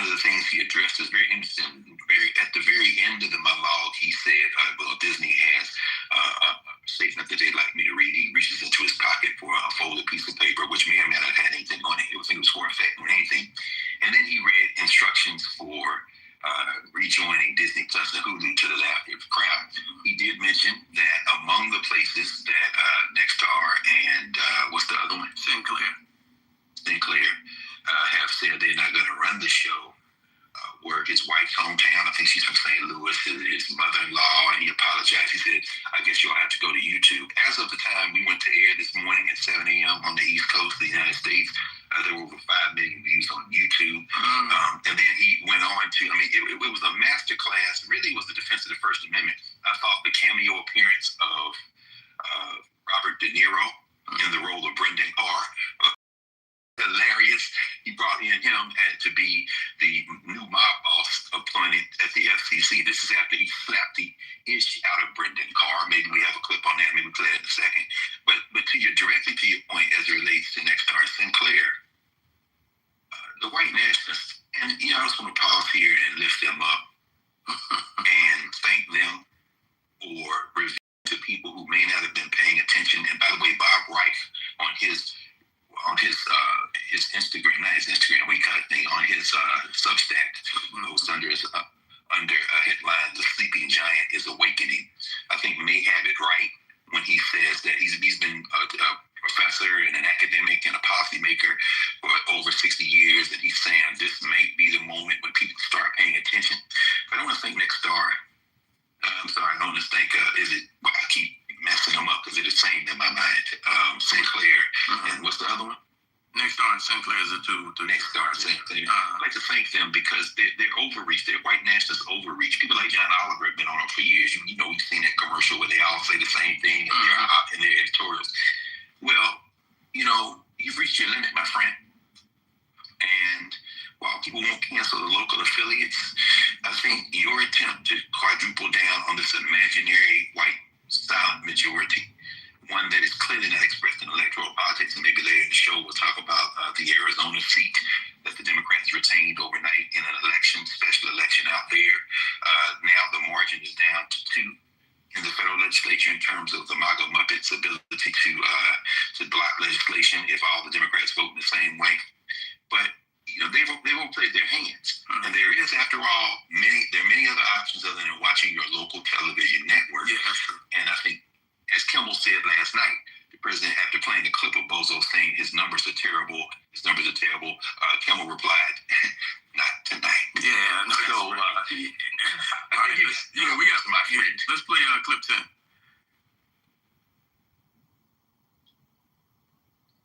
Think about it. If Ted Cruz can't speak freely, then he can't cast spells on the Smurfs. Even though I don't agree with many of those people on most subjects, some of the things they say even make me want to throw up. It takes courage for them to speak out against this administration, and they did, and they deserve credit for it. And to telling your followers that our government cannot be allowed to control what we do and do not say on television, and that we have to stand up to it.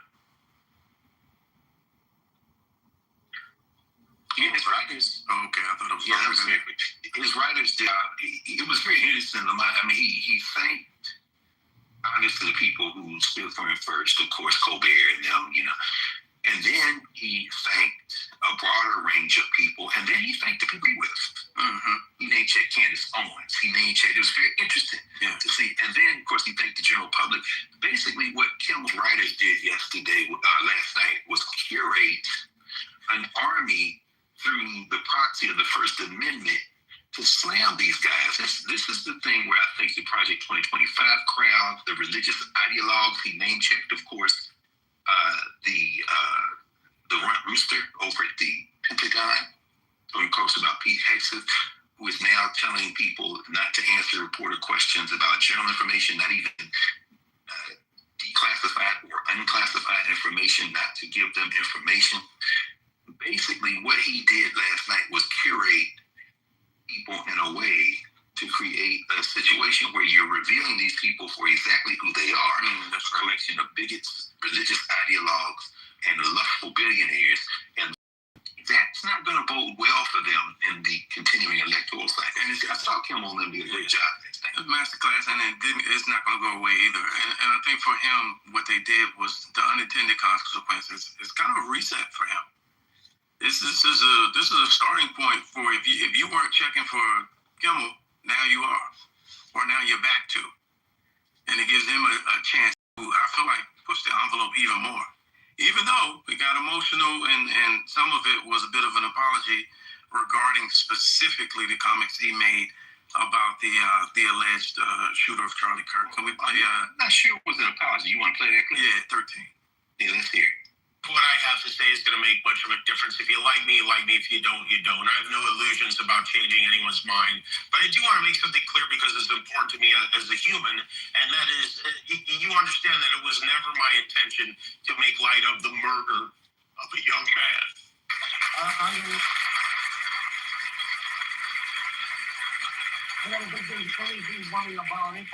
I posted a message on Instagram on the day he was killed, sending love to his family and asking for compassion, and I meant it, and I still do. Nor was it my intention to blame any specific group for the actions of what it was obviously a deeply disturbed individual.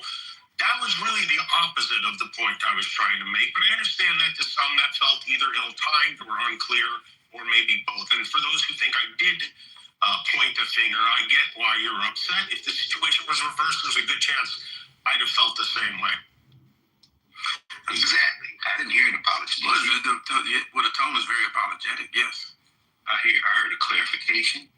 I think every word in what he said was so carefully and precisely selected that he will hope that those who are against him, because they are feckless, deliberate misinterpreters of his intent and his sentiment, I think he hopes they will be persuaded to understand that they are incorrect.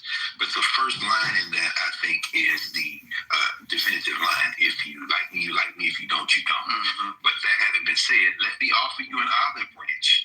Because what he then did was to go on and clarify what he said before. I said, I meant it then, I meant it now. I think everybody does. Nobody wants to see anyone be killed. And he goes on to talk about not supporting violence in any kind. It can't be done. Mm-hmm. I think the closest he may have come to a sense of apology might have been when he localized it about the shooter, which was, of course, the point of entry they used to misinterpret how he was going about what he said. And then he closed off with, if the roles were reversed, I would have maybe I would have reacted the same way. What roles are those that may have been reversed?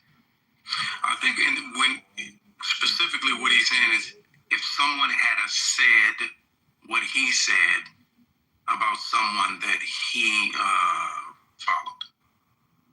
Okay, there you go. Yeah. So what do they say about whether or not he followed the rhetoric of Charles James Kirk? He did.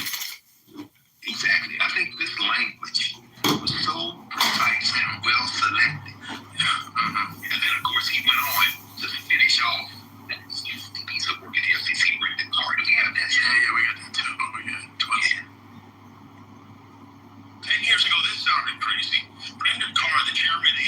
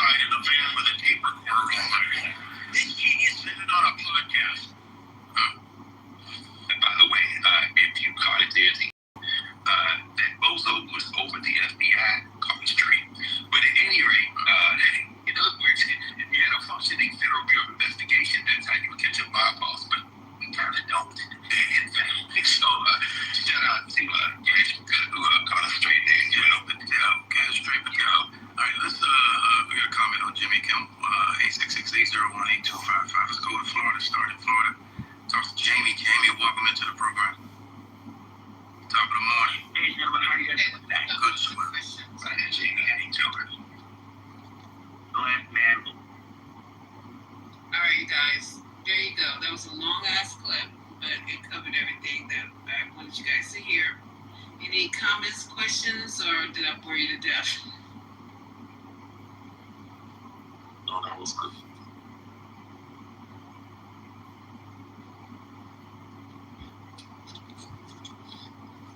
Come on, you guys, it's early. Jump in there. This is Cuckoo Cray out, Mike. Hi, Mike. I see you back on stage. So what do you guys think about that?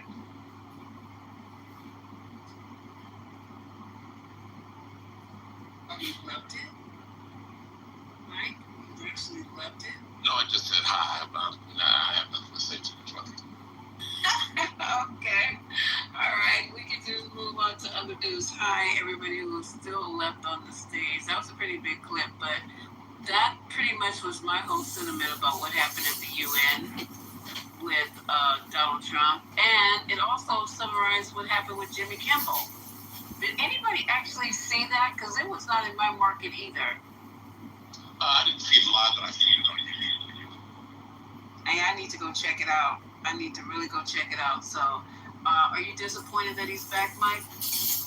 I'm not disappointed that he's back. I mean, again, I think that was I still think that he was wrong by even broaching it. I think that most people that have been broaching this, and you kind of pretty much know where the administration stands. But that being said, I do believe that freedom of speech is important, no matter what side of the aisle you stand on. And I love it. Violence. But these are American tenets. So I'm not saying anything that's news or groundbreaking. So you're saying that Trump was wrong? You're saying that they were wrong, period, for taking him off the air. I love it. Well, Trump's hand is not in this. I mean, we have to, the. Oh, it's not? If I can land my plane, the chairman of the FCC is the person that has to be held accountable for this ABC and their affiliates. I think that's the conversation that we should be having to try to politicize this and to constantly try to throw Trump under the bus. I just think it's interesting. Come on, Trump told his FCC. Okay, somebody else jump in. I'm trying to hear my. Yeah, this is fucking stupid. First off, this man was appointed by Trump. First off, what are we doing? If your direct report does something, you're responsible for it. This kind of lack of accountability from the right will just forever tickle me. It is so funny. If you have a direct report and they do a thing, you are fundamentally responsible for what they've done. So if you don't like it, you can tell them to do something different. You can throw them under the bus. You can make it clear that you believe something else. And of course, in fact, Donald Trump did none of those things. And if you read his dumbass Truth Socials, you'll see that he has also been talking shit about Jimmy Kimmel and all of this. So, the idea that he doesn't have his fingerprints all over this, and that he isn't the same person who talked about he hates his enemies and wishes them ill. He said that 48 hours ago, 96 hours ago. It's not that long ago. We know who this man is. We know what he's doing. The only people who can violate the First Amendment in this way, literally are in the administration that he runs. That's what's going on here. What are we doing? But yes, that being said, hey, Sandra, you guys something want to add to that, Sandra? I was right in the middle of making my I just without being overspoken. You gotta love the censorship. You already spoke twice, Mike. You can wait a minute. Okay, but Sandra didn't even come off mic, and I was just. I did come off mic. She did, but you got it. You got it. And I yielded to you. You got it. Go ahead and then Mike, you go. That's not a bitch. That's not a bitch. Who called me a bitch? I'm sorry, y'all know exactly what I was talking about.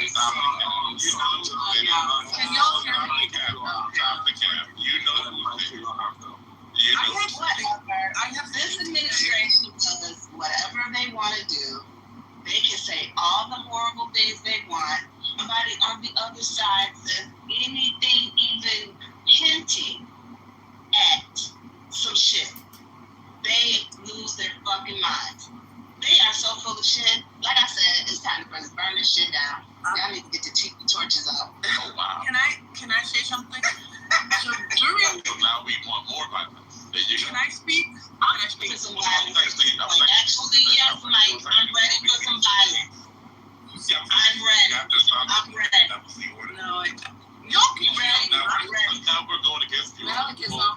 Cause I love it. You can hear me, right? No, I thought that I was going up the side. That's what I thought that was. Please, Mike, I'd like to speak. Will you allow me to speak? Go ahead, ma'am. Thank you. Jesus. So, during the Kimmel monologue, he posted a tweet that spoke very powerfully for free speech. And he said he agreed with it. Here's the tweet. Political satire is one of the oldest and most important forms of free speech. It challenges those in power while using humor to draw more people into the discussion. That's why people in influential positions have always targeted it for censorship. So that tweet is actually from Brendan Carr. He tweeted that in 2022 when Biden was president and he was the FCC chair. Now, what possibly could account for such an abrupt about turn of face from Brendan Carr, from saying political satire is an important form of speech and that's why it's targeted for censorship, but it must be protected, to saying we can do this the easy way or the hard way? What could it possibly be? I mean, I know it's not Trump's fault, so what could it be?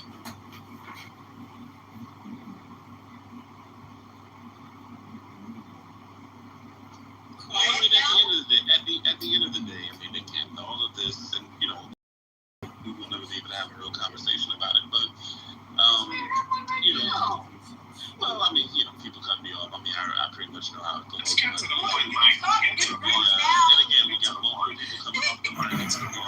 Okay, no, back up, y'all, because I always Mike, no, y'all. Woo, go ahead, Mike. The floor is yours, and everybody. We're gonna talk about this. We're not gonna have people saying we're cutting them off. I accidentally cut you off. I apologize. So everybody gets 30.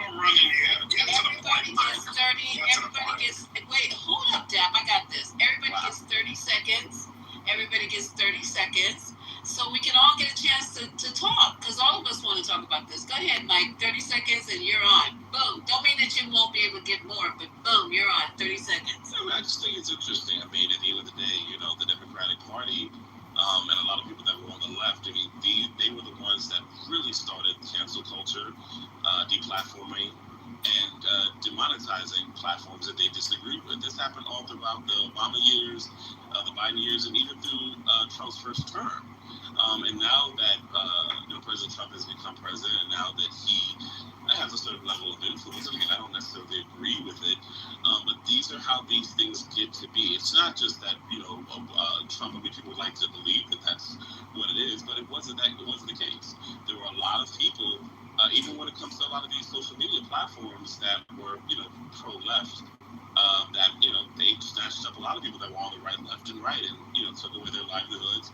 And even at the point where we're talking about people on these late night talk shows who refuse to interview people on the right. I mean, you just really don't see it. And so, from people that are from the far right, they're looking at this situation and they're saying, I mean, it's just drastically unfair that we continuously make fun of, mock, and ridicule and do hit jobs on the right, but we're never really pointing out the things that are happening with people who their hands are caught in the cookie jar. It's just very interesting. But if we can't have that conversation because people are going to just deny, then, hey, it is what it is. Nobody points things out about the left. Stunning. Okay. Stunningly stupid. Again, you can call it stupid, or the conversation is there. So there you go. I think your points. So my response to that, I thoroughly agree or wrong that there's been calls for deplatforming from the left, particularly when you're getting into arenas of dehumanizing people or hate speech. But let's not, split the atom. I agree with you. I think the difference here is when the full power of the executive branch of the federal government comes down to bear because you're criticizing that government. That is of a different order. And actually, free speech, it's not about nobody gets anything taken away for anything they've said. It's specifically related to persecution from the government.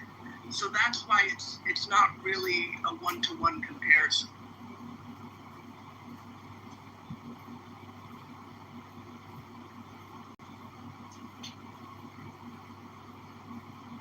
Okay.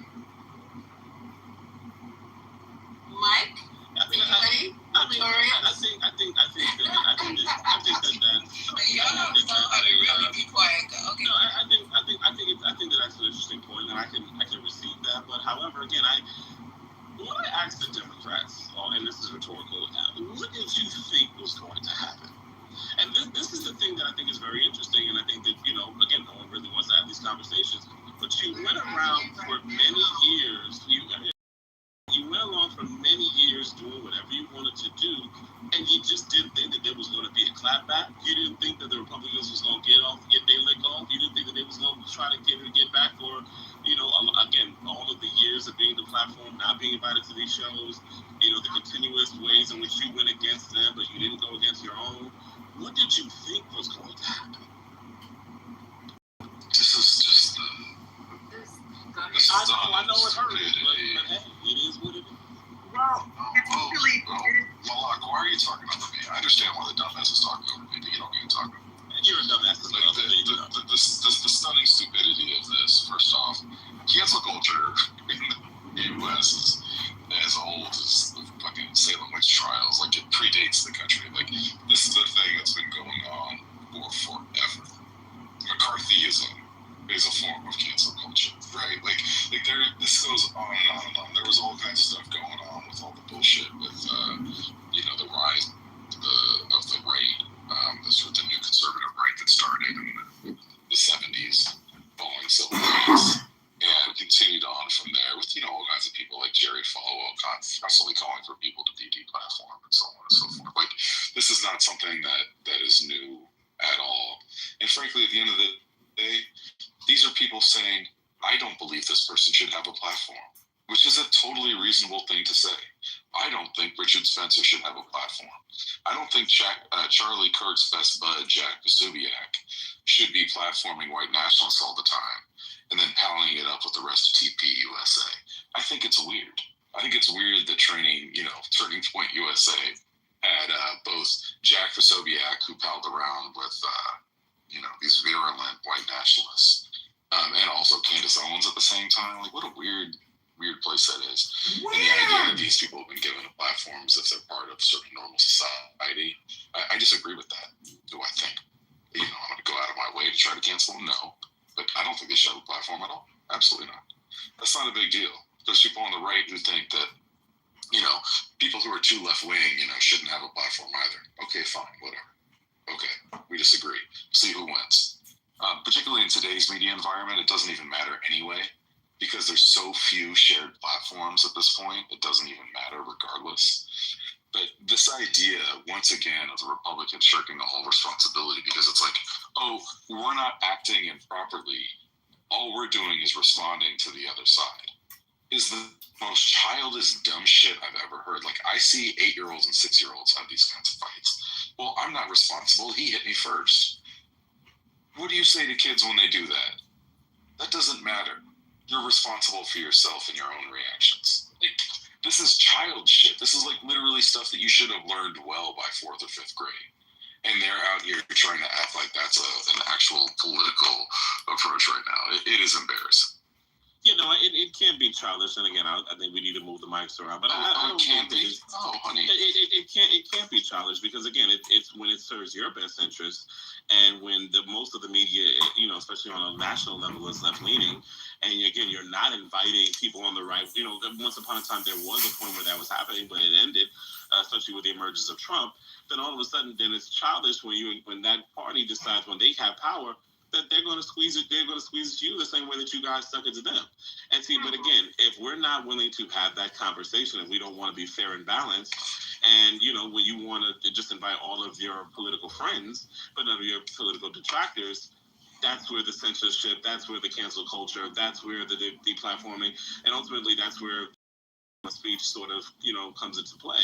And so I just don't understand how people are convincing themselves that you can kind of go along and do all of that and then you don't expect your political detractors, especially once they have power, to not respond in any way, shape, or form. Not that I'm saying that I agree with it, but what did you expect when you set that narrative? I don't agree with it, but I'm here to defend it vehemently. I'm not defending it vehemently. Man, wait, no, I'm not defending it. Don't. Well, but I don't want you to lie. I don't want you to lie on it. Well, then you can respond when I'm finished. Yeah. All right, but don't put it out with lies. Why are we starting with lies? You can respond when I'm done. Okay, well, don't lie. No.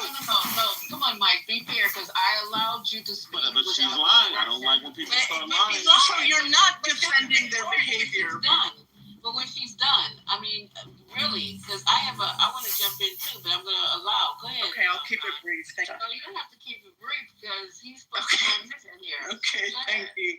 The thing is you cannot compare the behavior of a talk show host, a late night talk show host, to the behavior of the President of the United States and his lackeys. There are different orders of responsibility there. So the comparison didn't work. If you want to make a comparison of, well, the left did it, then you should be talking about how the Obama administration went after Fox News. But oh, wait, that didn't happen.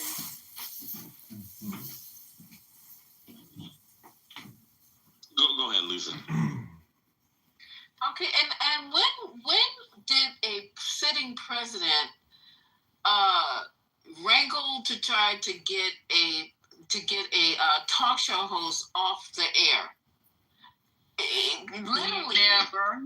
Because he keeps saying now it's gonna happen to you because it happened to us, and y'all should have known that we were gonna clap back. I mean, the things that this guy is doing in the name of vengeance and retribution is absolute. When was the last time we had a president who's just set up and just started going after everybody who didn't like him? Let's find that quote when he said, "If they say something bad about me, then maybe we should have them taken off the air, or maybe we should have the show canceled." Let me go find that quote, because I have never. You can match. We can go quote to quote. Tell me what president in the history of time has ever done that in the United States. No, I mean, I don't necessarily recall what I would tell you. But what I would say is this. You know, again, and I don't agree. I think you said going back, that we will get ours. Yeah, absolutely. But again, I think that the president has more, pressing issues than to just go after Jimmy Kimmel. You damn right. But what I will say is that, again, when you have multiple people on one particular side of the aisle that are experiencing a certain level of comfort as far as being on these talk shows, the way that they're covered, the way that they're spoken to, the way that they're invited, and you have the other side, again, the reaction beyond just what Donald Trump is doing, but even just, again, with the many people that have sharing those same sentiments and ideas, I just don't know why people are surprised. You can't play it unfair one day and then you want it fair for you the other day. And I think that people that are on the left, they sort of have a problem with that. Yeah, you provided no example. You provided no example. You provided zero examples of what you're talking about. There was not actually. There were many different people that were demonetized. There were many different people that weren't invited. There were many people that weren't. There weren't many people that were not invited and still are not invited to these shows. Not invited. It's just again that is a form of censorship. That is a form of censorship. You kids are private. Me, I want to be invited. Oh my God! I just. Now that the right is doing what they're doing, now y'all are crying. It's stunning. It's not. But see what you don't understand. Everybody's doing the same thing. This is what's wrong with you, Mike. Let me explain to you. And Malak already gave it to you once, so you shouldn't need to hear this again.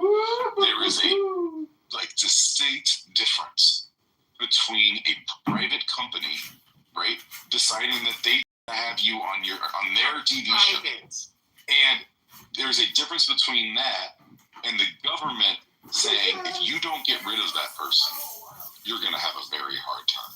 Those two things are not the same. They are not like. There is a reason why the founders treated them differently, and you don't seem to understand that, which should embarrass you, but it doesn't. One of the things that's starting to me is the speech that was on Twitter, that got so-called canceled. Oftentimes, what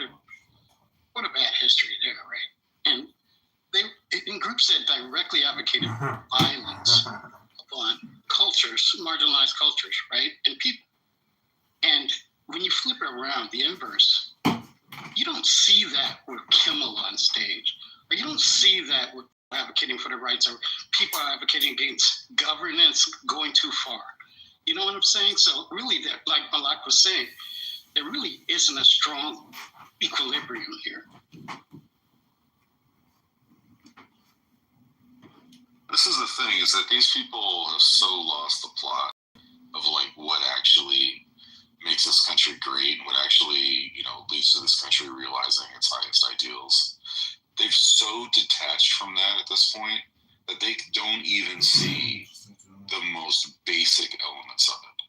There's a reason why this was the First Amendment. There's a reason why it's the amendment that is the most celebrated. And you don't even understand the basic principles. It's embarrassing. You don't think that someone with a platform as big as Jimmy Kimmel has a moral obligation to speak the truth about a shooter? He lied about the shooter. It's like you guys are saying one thing, but that's not the reason that they gave that he was suspended for this brief period of time. So let's say you're right, Notorious. Let's grant you the point, Notorious. So let's say you're 100% right, okay? And that he's an immoral man who's undeserving of his position. Let's say that's the case. Even if that is the case, it is not the government's role to get involved and to say that you have to take him off the air, or you're going to face repercussions. You could be a consumer and decide that you don't want to run it. You can even be Sinclair and decide that you don't want to run it.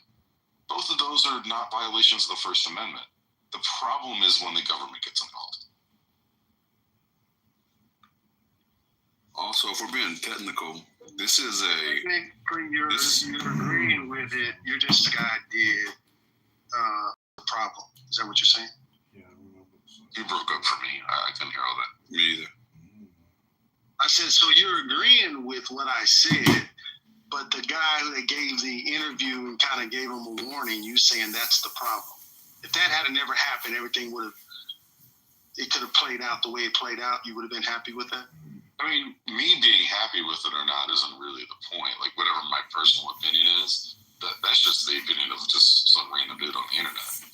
What actually matters is that the government doesn't get involved in censoring speech. That's the point of the First Amendment. I'm talking about constitutionality. What are you talking about? What you like or don't like? Who cares? Like, you can have your opinion. Like, boycott it. Go yell outside of Disney, ABC, whatever you want to do. Like, you have every right in the world to do that. That's protected speech under the First Amendment. But if while you're protesting outside of ABC, there's some government employee who says, if you keep yelling outside of ABC, I'm going to throw you in jail, or I'm going to otherwise sanction you in some way, shape, or form, that's wrong. It's a constitutional violation in this country. Yeah. I just think people are mad that the people on the right, they're just putting their foot in it. And again, I'm not even saying that I agree with it, but that's really just the way my read is on this whole thing. It's a lot of the people on the left, they did what they did, whether they want to admit to it or not, that's fine. And now that the Republicans are in the seat, they're just putting their foot in it. They just, it's almost like finesse pimping versus guerrilla pimping. That's just really that's not accurate at all. One party, one group is putting their foot in it way more than the other, and folks are just mad about that. I think give me 1 second. There's a big difference in what you're saying and what's actually happened. Like, there's a distinct difference. They're not putting their foot in it. They're overstepping constitutional boundaries. It's really, really simple. And one thing that Trump said on the campaign trail, I don't know if you remember what your great orange childish leader said, but what he did say during his campaign trail was he was not for government overreaching or big government. And it's doing too much. We have an overreach of the government. Yet, when he gets into office, he's putting people in place and backing them as they do the exact thing he campaigned against, right? So there's a lack of integrity in the way that they're moving, right? Oh, I agree. And to take it a step further, says something along the lines of he has a moral obligation. He's not the news. He is a late night entertainment host. I don't know if you understand the entertainment portion, but that's very relevant to the conversation, which means he has a right to give his opinion. His political opinion can be biased. He is not a newscaster. What did you just say? So his political opinion can be biased. Now he might have to check. It is. I hate that person, right? You have a right to say that. Right, he has a right to say that. That's the First Amendment. That's not wild. If the wild to me lets me know that you don't understand. You don't understand that the First Amendment right still applies to a late night talk host. All these Republicans and folks that sit up here and try to strip away people's rights. You wouldn't like it if somebody stripped away your rights and all this other kind of stuff. I told a dude one time, if you're throwing rocks at my glass house, you wouldn't want me to throw rocks at yours. So sit down somewhere. And these Republicans, they need to sit down somewhere, and I hope they have the same energy when the tables are flipped on you. Remember, y'all keep talking about tables flipped. The good Lord says things will catch up to you, including the ugly. So when you continue to be ugly, eventually ugly will hit you in the face like the door swings on the way out. At the end of the day, you can't do this kind of stuff and sit here and do this, man. It is, we're trying to hold people to a moral standard that y'all don't live up to either. You got a president that talks about inappropriate stuff, touching women in inappropriate areas and all that other kind of stuff. Y'all can't sit up here and hold a moral compass that you're not walking. I'm going to say that one more time. You can't sit here and hold a moral compass that your party is not walking. That is really embarrassing, and a pastor once said that. That's embarrassing. Y'all got to get that right before y'all sit up here and chunk rocks at other people. Fix it. So, Gemini, where have you been for 10 years? So, Gemini,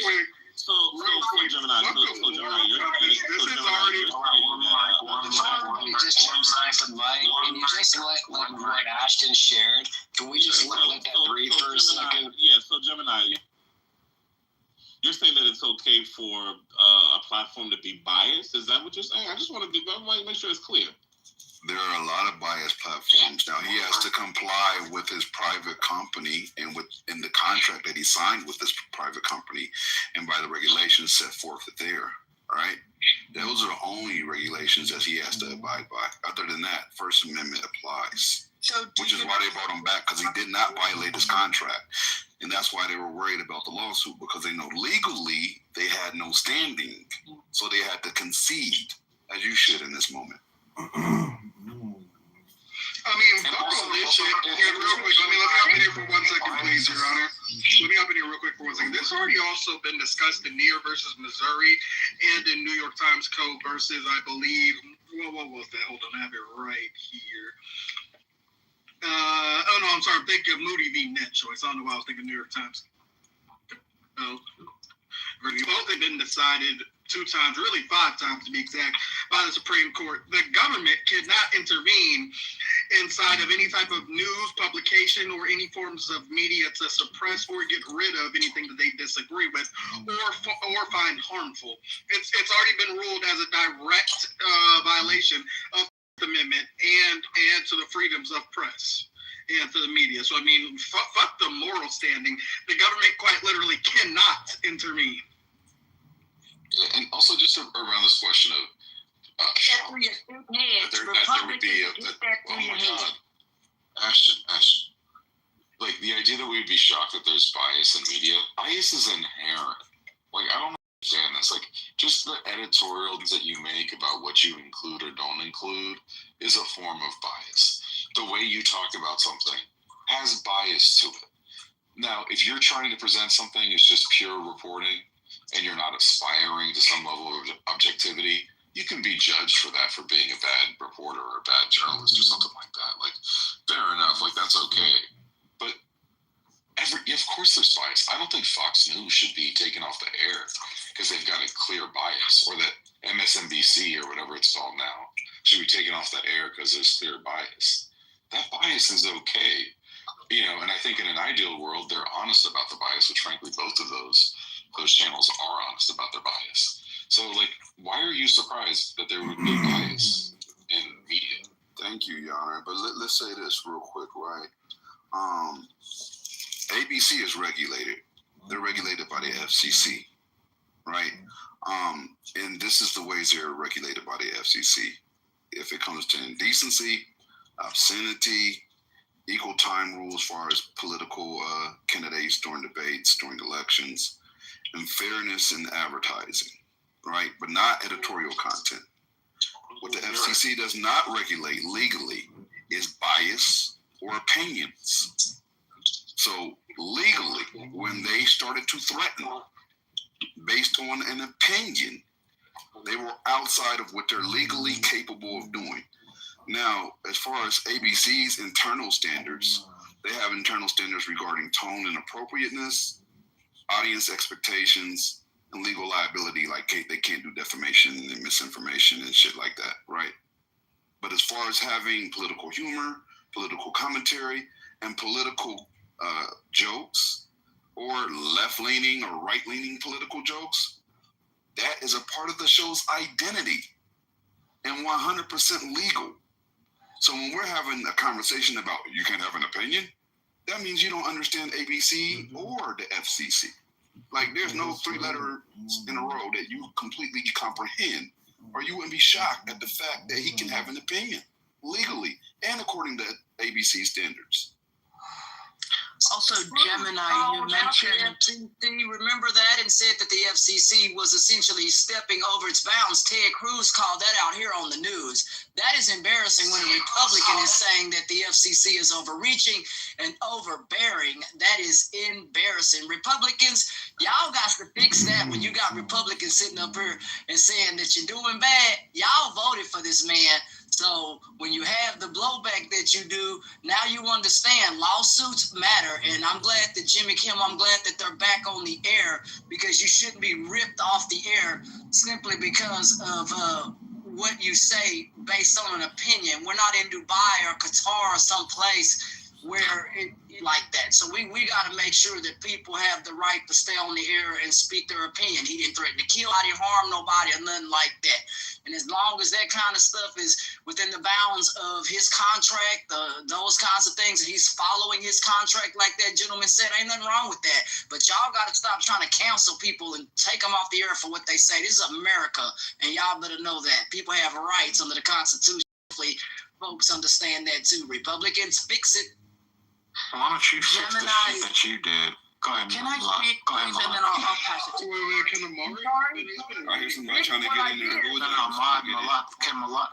I let them always bow down to the mods. Malak, go ahead, sister. Was that Malak? Okay, you don't need to bow down, but I appreciate that. And then I'll pass it to Amari. And Jay, did you want to speak as well? Oh no, I've already Supreme Court cases that would rule over this. I mean, this whole conversation is about him being taken off the air. It's stupid based on the Supreme Court cases. Okay, got you.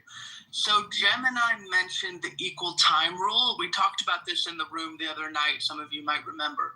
The equal time rule, so the things people are mentioning, well, you keep inviting people from the left. Why don't you invite people from the right? The equal time rule does not apply to entertainment programming. So as a late night show, it's an entertainment program. The equal time rule doesn't apply to it. As for the timing of, what he said about Charlie Kirk or whatever, Trump tweeted when the announcement was made in the summer about Stephen Colbert. I guess he wasn't tweeting because he's off that site now. But anyway, posted. When the announcement was made about Stephen Colbert and Trump was celebrating, like, yes, I hate Colbert. This is amazing. I don't know if these were his exact words, but basically the sentiment. He said, quote, Jimmy Kimmel is next, unquote. Obviously months and months before anything ever happened or was said about Charlie Kirk. He also said, they played a clip and he said it to the cameras. He said, these late night shows or these shows, all they do is hit Trump. That's all they do. You can't do that. Well, obviously you can do that. And that's exactly what late night shows do. If you remember a little story called Monica Lewinsky, they hit Clinton a lot. They hit remember how they called Bush stupid every single day? Clinton hit Monica. They hit all of these people. That is what late night shows do. So it's just to show that, okay, thanks, Mike. It's just to show that. That's bad context. That's all. okay. In terms of the context, it's not simply about the comments about Charlie Kirk. He's been gunning for this show. And then when they announced the suspension, he said, "This is great. Jimmy Fallon, Seth Meyers, you're next." So this is his thing. He wants to go after all of these guys. Malik, Omari, the only reason why I said it that way. I think Omari wanted to speak. I'm just trying to respond to And that. Mike, I'm not Omari was next. Let's come after that, man. Right, I know. Man, make a man. Omari was next. Come on, mute up. Mute up. Go ahead, Omari. Mike, if you want to be put in front of people in the line, maybe you shouldn't say that I'm babbling in the chat. Go ahead. No, what we'll do is this. Lisa's going to put her Cash App up, and if you want to skip the line, you have to hit her Cash App, and then you can go ahead and do it. Lisa don't have no Cash App. People, Man, foot down the don't. trunk. I really don't. I I want can a use refund. somebody else's Cash App though, and I'm Can also we get a refund? putting Cash App up if you want to knock people down off the stage and all that kind of shit like Don't do that. that, Lisa. This is $5. We'll start at $5 This is a not shoot. Homeboy's room. It'll be $5 a shoot and the $10 recovery fee paid directly to the owner of the room. Stop blocking my coins, Amari. Lisa ain't dark side. Please don't invite me off the stage. There's a $5 to shoot fee and a $10 recovery fee paid directly to Lisa. I've been I'll get in the queue after Omari.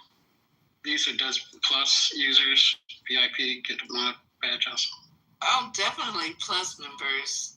Yeah, I'll get in the queue after Omari because I want to respond. You gotta pay to be a plus member of this room, so you have to pay a fee directly to Lisa. Then you're considered a actual 420 plus member.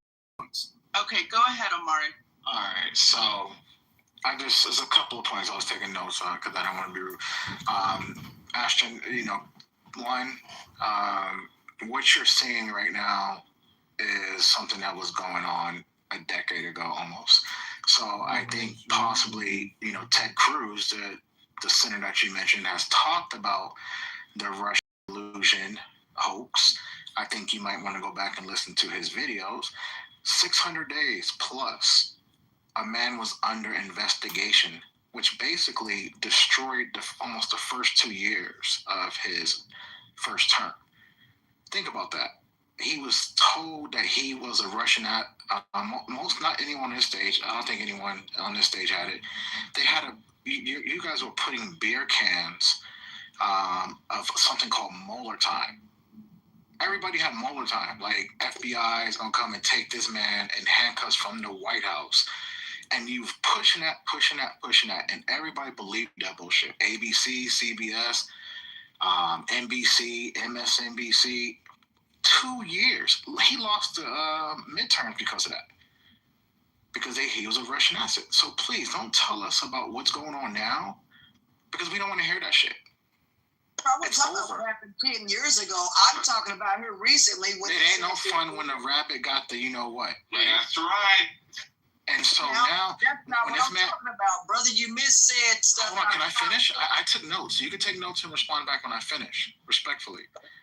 All right. So I don't want to hear about again on the whole show. Jimmy Kimmel. I don't care. I don't care that Jimmy Kimmel was back on. I don't care when he was off. I just don't care. I don't care that President Trump also has the First Amendment right to also tweet what the fuck he want to tweet. If he want to say the motherfucker should be gone, he has that same First Amendment right. His First Amendment rights don't go away. His Second Amendment rights don't go away. The Constitution also protects the President of the United States of this America. It goes to motivation. It doesn't matter. If he can't force people to fire them. Now, if these corporations actually, buckle, that's on them. They got to grow a backbone. As long as there's no emails or anything saying there's no quid pro quo to do this, then everything is Gucci. Omari, I'm gonna show you where you're wrong. Hold up. I love your submission. I appreciate that. It was wonderfully put, sir. However, there's a slight issue with your submission, and I would like to highlight that, right? When you have the president that instates someone as the head of the FCC, and then he says it, and then they start carrying out his bidding, going against what's legal, right? When they start trying to imply we're going to either fine or sanction or punish you if you allow this man to express his opinion, that is 100% illegal. That is no longer, oh, well, the president has free speech and so does the head of the FCC. No, he's wielding his position, not the president, but the head of the FCC. The president is indirectly. The FCC is doing it directly, and that is technically illegal. It's not my opinion, it's just a fact. Can I get in the queue? So okay, let's just say you're right. That's a fact. Let's just say I'm right. You can literally look that up and then get back me. So my assumption is that he will be then prosecuted for some type, whichever section of law, federal law that he violated. So he should be prosecuted if it's illegal. No, it's not a crime. By who? Trump's Justice Department? Whoever Justice Department. So if he did something illegal, no one's above the law, right? That's what we have since Trump's above the law. He's separate from felons and then become president. That's all the law. Those are state penalties. Those are state penalties. This isn't about criminal law. And he was never sent by a judge. You guys keep saying 31st law. And matter of fact, he's not a felon unless the judge actually. He has 34 convictions. Convictions make you a felon. Do you know how many people get convicted and they get a suspended sentence? White collar crime. Nobody else talks. I'm not on Miss Deborah. Go ahead, Miss Deborah. She always cuts me up and she gets triggered, Lisa. This is crazy. Ain't nobody cussing. Crying, Lisa. She cut me off. Like I was. Yeah, but you already. No telling you guys what you guys were saying. I'm trying to tell. Be quiet. But you know what, Gemini, respectfully, I took notes when everybody was talking. I'm trying to take. He can say whatever he wants to say. And as a matter of fact, because he does, he's going to mess around and Tish James and the other man, all the people that he's gone after, their attorneys are going to have a field day because he's now put it all in print that he goes after his enemies. And they literally are going to get off because he likes to tweet. So he can say whatever he wants. Every time he opens his mouth on Twitter and on Truth Social, he makes America weaker because he keeps showing how dumb he is. It's what's on his mind. And it's going to in trouble. But yeah, I think he can say whatever he wants. So why are you arguing that, Mike P? Nobody said he couldn't say It's Amari, it's not Mike. Amari in the chat said it. And guess what? She ran on getting Trump during her campaign. And you cut me off, so I'm gonna keep talking. It's your room. That's fine. It's not my room. It's our room. It's yours too. But you know, when you're saying that he never got he didn't get convicted. The judge did convict him, but I mean didn't sentence him, but he was convicted. That's what we said. So your points don't even make sense. Sometimes you could just be quiet. Yeah, he dropped it because he knew that shit was gonna get overturned by the Supreme Court, just like the other bullshit they try to put in. Stop the cap. Why don't you guys be honest? Why can't you call balls or strikes this time around? He knew that was a trumped up, no pun intended, case. It's just literally free statement. It's just literally free statement. She campaigned on getting him. Alvin Braggs campaigned on getting him. We gonna take down Donald Trump. Like, how do you campaign and not say that's illegal? A law enforcer campaigned on prosecuting a criminal. Wow. Like, see your bias right there? That's true, though. We are innocent before guilty. That is the Constitution. Omari, let's say that somebody, I don't want to use you because that'd be rude. I don't want to disrespect you. Let's say there was somebody that was a pedophile. Random person, they're a pedophile. And then a prosecutor takes office, and then they're a notorious pedophile. Everybody knows about it, but somehow they've been able to escape the law. And then a prosecutor campaigns on, you know what, I'm going to hold this pedophile accountable. Doesn't mean that the guy's not a pedophile. Doesn't mean that the prosecutor is wrong for saying, I'm going to target this particular pedophile. It just means that the DA is letting it be known, I'm going to target this pedophile. They didn't create a crime. They didn't find something and make it up. The basic question That's crime by doing those actions for which he was held accountable. So what you're saying shows a lack of accountability. wow, somebody said they're going to hold him accountable for his crime. What's wrong with them? Are you serious? Oh, so this is wild. So this is just wow. This is just a really strong. I mean, I don't even know why you guys bring this up. Distracted by Omari in the first place, because what we were actually talking about. I responded to Ashton. And when the government violates free speech, what doesn't happen is like the government official doesn't go to prison. That's not what happens.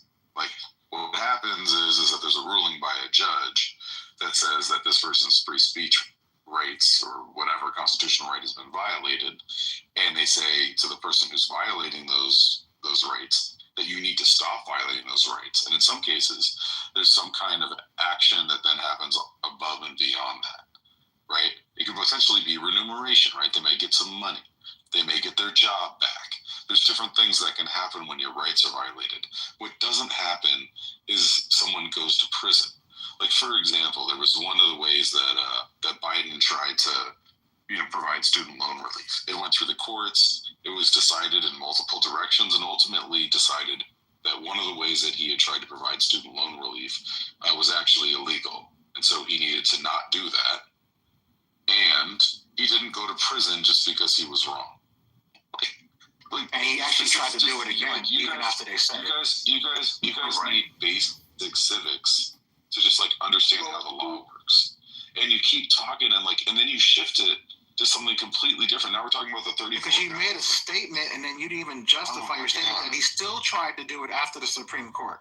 And let's just he did something different, Omari. Yeah, he did something different. Sprinkles on shit. That's what he did. So that's what you think. That's your opinion. So let's just hold on. Let's put a ball on the shit. And the thing that you're doing is you're pretending like the law isn't complicated. So it is often complicated. However, that's not complicated. What is it? The Supreme Court said you can't do it. And he tried to redo it again. Do you know that he won in lower court, Omari? The Supreme Court said you cannot. Do you know that he won? Do you know that he won in lower court? And the Supreme Court. I know what the Supreme Court said. Okay, but if the lower court. Let's put a ball on this. Hold on, we're derailed. Stop. No, you're gonna stop for a second. Okay, go ahead and finish what you're gonna say. If the lower court ruled one way and a higher court rules another way, that's almost the definition of it being complicated. If judges who are trained in the law, who are literally in their positions to adjudicate, disagree, then there is complexity. What there is not complexity in is the government shutting down speech. It's cut and dried. There's no question about it. There's no gray area here.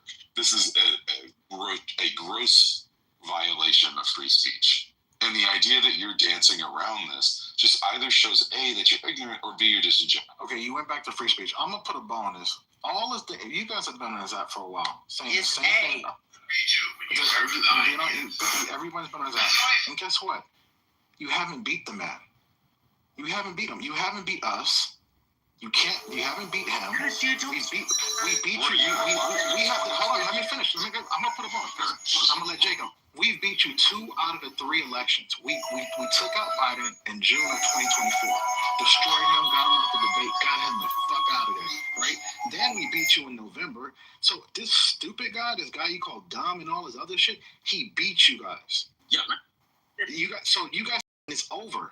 Let me Your argument is Mike Dress, right? Mike Dress, it doesn't matter. You're an authoritarian piece of shit. We have destroyed you. And this is why you can't be tolerated. This is why you can't win elections, because you don't know anything about what voters really care about. And there's a chance you might not win. When you say we, I assume you're including yourself and Trump. Is that right? Anyone who voted for Trump beat the people who didn't vote for Trump. We beat you guys. Fair and square, 77 million votes. Destroyed you. It wasn't close. Like Kamala keeps saying it was close. It wasn't close. You're so funny. And they don't want to talk about that lie. It was she keeps lying. 200,000. It was the closest. Yeah, 1%. 1% difference is pretty close. It was California 3 months. After the election, y'all didn't check the numbers no more because y'all dumb. Y'all didn't check after all the numbers were counted because y'all dumb. It took California 3 months to count their votes. The total number of Not votes. one swing state. And the way the Electoral College works is important here. and it was 200,000 votes across 3 states. If you don't believe the math, and you can do math, you can double check these numbers. It was 200,000 votes. Thank you very much. And it still took California to count their vote. I think they're still counting votes in California. Nothing to do with it. They're still counting votes in California. Nothing to do with it. I think they're still counting Bernie votes in Iowa. Well, Donald Trump is still counting 2020. So what's your point? What does any of this have to do with? He's still talking about his I'm so in 2020. So what's your point? What's your point? He feels that he was cheated. But what I'd like to say, and He feels like he was cheated. He's still talking about it. I think he lost fair square to a better league. Let's hear from Jay because we haven't heard from Jay. Go ahead, Jay. Well, no, I was just very confused. You can go after Jay, Mike. Go ahead. Oh, I was in the queue after Amari. Now I gotta. Do I have to move you down again? Please let Jay speak. Mike, behave. Control yourself. I was in the queue and now she's saying that I got to do nobody. To be fair, y'all hear Lisa talking, right? Y'all hear Lisa talking? You guys just give me a second. I just came up with a novel idea. And I know that some of you guys are going to push back on it. But I think we need one MAGA as a mod. You guys agree or disagree? No. Boom the room. Lisa, They'll boom your room, Lisa. Hey, Lisa, you know what you just said? Lisa, one mic, what the equivalent of what you just said is I think at some point the clowns need to run the circus. Like, no. No, Lisa. I would even be Even though you said Lisa, it's just that I want to prioritize voices. It's just that I want to prioritize people who don't speak a lot. That's all. The queue was the queue, right? No. I'll go after Mike just to be fair. The queue was. Just to be fair, because I was waiting. No. Listen. Mike was waiting for a fat ass minute. Let Mike go and I'll go after him. Okay, fine. Jay's deciding to be generous, so we'll hear from Mike. I think Pink Pill will be a good mod.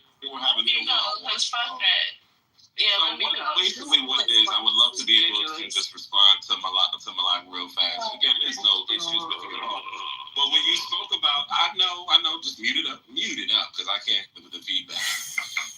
Yeah, can somebody tell her to mute up, please? Let's go. What did you just say, man? Mike, just go. Come on, bro. There has to be a level of decorum. Why is he all She's not bothering you. Mike either go or don't. Like, she's not bothering you. Y'all be muting my mic when I'm off mic. Stop playing the rest and play the game. Hey, you about to get dropped. You just say something. My mic just got muted, but y'all couldn't hear me. Go ahead. Who's next? Okay, Brooklyn is next. Brooklyn and then Jay, or was it Jay and then Brooklyn? See how that works? See what they doing in your room, right? You mute. They muted my mic, but you couldn't mute her mic. Okay. Mike, if you have a point to make, then you can make it. Go ahead. I do have a point. You're being disruptive. I'm going to drop you and Lisa can be mad at me. Either make your point or don't. I mean, the rules are the rules.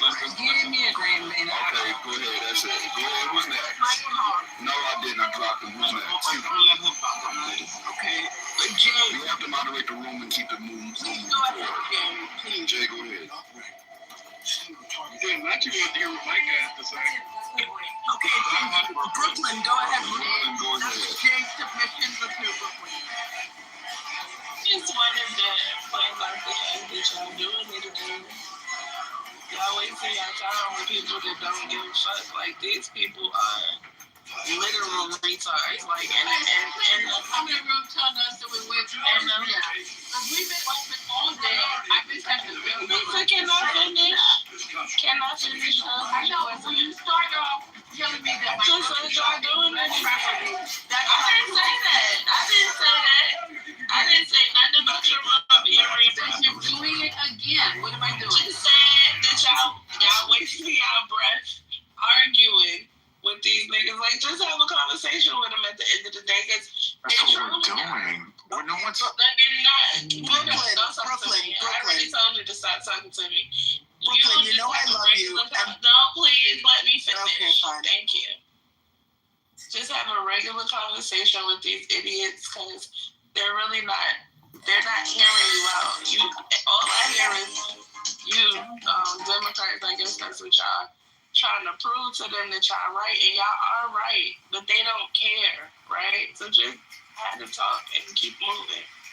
That's it. I don't really. Let me just leave. You just don't know how to debate, and that's your problem. You should Shut up, stay here and learn from us. What am I debating? What am I debating? And who am I debating with? You just want to have a human centipede conversation.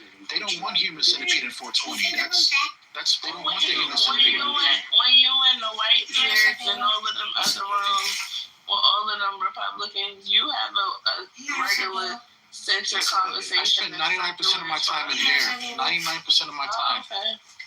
I don't know why you're talking to me. Because you need to just have a conversation. It's easy. You're an adult now. You can have a conversation with Notorious and Mike. It's not that hard. You're spreading misinformation, and you're not a real person. You're an adult that acts like a child. And every time I'm educating you when you call me a child. You're not educating anything. Amari, you're stay wrong. on mute. Pink Pill was I wrong. got this, Dad. I don't need your help. You gonna stay Y'all on let mute? them be No, she fucking needs to wild learn. the whole She needs to time. understand that, That's please. how when y'all come up here, all you niggas is struggling, and y'all on here to make yourselves feel better, like y'all winning something, and y'all not. Y'all never won anything in y'all lives.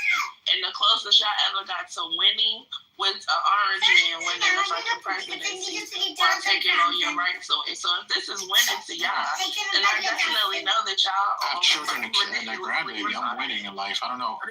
Life. You're a loser in life. I created life. I'm winning. This is just Clubhouse. This might be winning for you, but not for me. I'm sorry. Okay, we're not here to insult each other. No, we're not going to bring personality. I will really let you have it. Don't do that. No, it's not about that. It's not about us getting personal. I treat you so sweet. Don't, because you already know they're going to censor me after I get in your ass. So okay, let you it go. want me? Why would you drop me down when we're having a conversation? You need to stop. You're not in line. I'm gonna go to your audience now. I'm gonna Brooklyn. Just stay up. There's no need for you to go. It's not that deep, bro. Like, why are you running? 1 second. 1 second. No, I want her to stay on stage and talk to us. That's my point. So just give me a second. Brooklyn, come back up. Finish saying what you're saying. Omar, you can take conversations for this. Thanks much. Yeah, for sure. She come back. I'll give her the mic, and then I just want to continue. I like Brooklyn a lot, y'all. She come back on stage. I was trying to keep you on mute, but I was talking. You kept. Okay, you know what? Let me just do this for you guys, okay? I love all you guys to death. I really do. I really, really do. And I give a lot of free range here. But there's certain people that I do not want dropped. And Amari is one of them. I don't want him dropped. He spends a lot of time in here. He contributes to the whole lot. Amari can talk the entire fucking shift. And I appreciate him contributing to the room as that other voice. Without him being in this room to push back, it's a lot of dead air. They fried you up, and we're cool with that. What has happened with the emergence of Donald Trump is that it has tilted dramatically to the point now where you hardly talk about he's the constantly doing No. It has tilted, and we can see that it's tilted. There were many more Republicans that were being invited, people and conservatives back in those days that you spoke to, that were invited on those shows, that were allowed to speak, that were allowed to promote their books, that were allowed to, pontificate and say all sorts of things. It was just a different time. It was way more balanced. Today, not. And that has a lot to do with the emergence of Donald Trump. If I could just... And so when you do things like that, and when people are seeing this, and they're seeing the disproportionate way in which one side is being serviced versus the other side is being attacked, or one side is able to be accepted versus the other side isn't necessarily, or one side is being, kind of your hand kid gloves, but the other side, you're going extra in. Again, I don't have a problem with anybody going extra in on Donald Trump. It's fine. But when you're not doing that to the other side, you gotta get, at some point, you can't be right. Like, you're not God. Like, you can't believe that your side is so right and so progressive and so ambassador for excellence that you just get to do whatever you want to do. And then when they start doing things, then all of a sudden, what's the hold up? And that's the problem. Undesired. Which show? Who's not invited to go on a show? What show are you talking about? Because you can say that all day long. You have no proof of what you just said. None whatsoever. None. We see a lot of conservatives every day. None.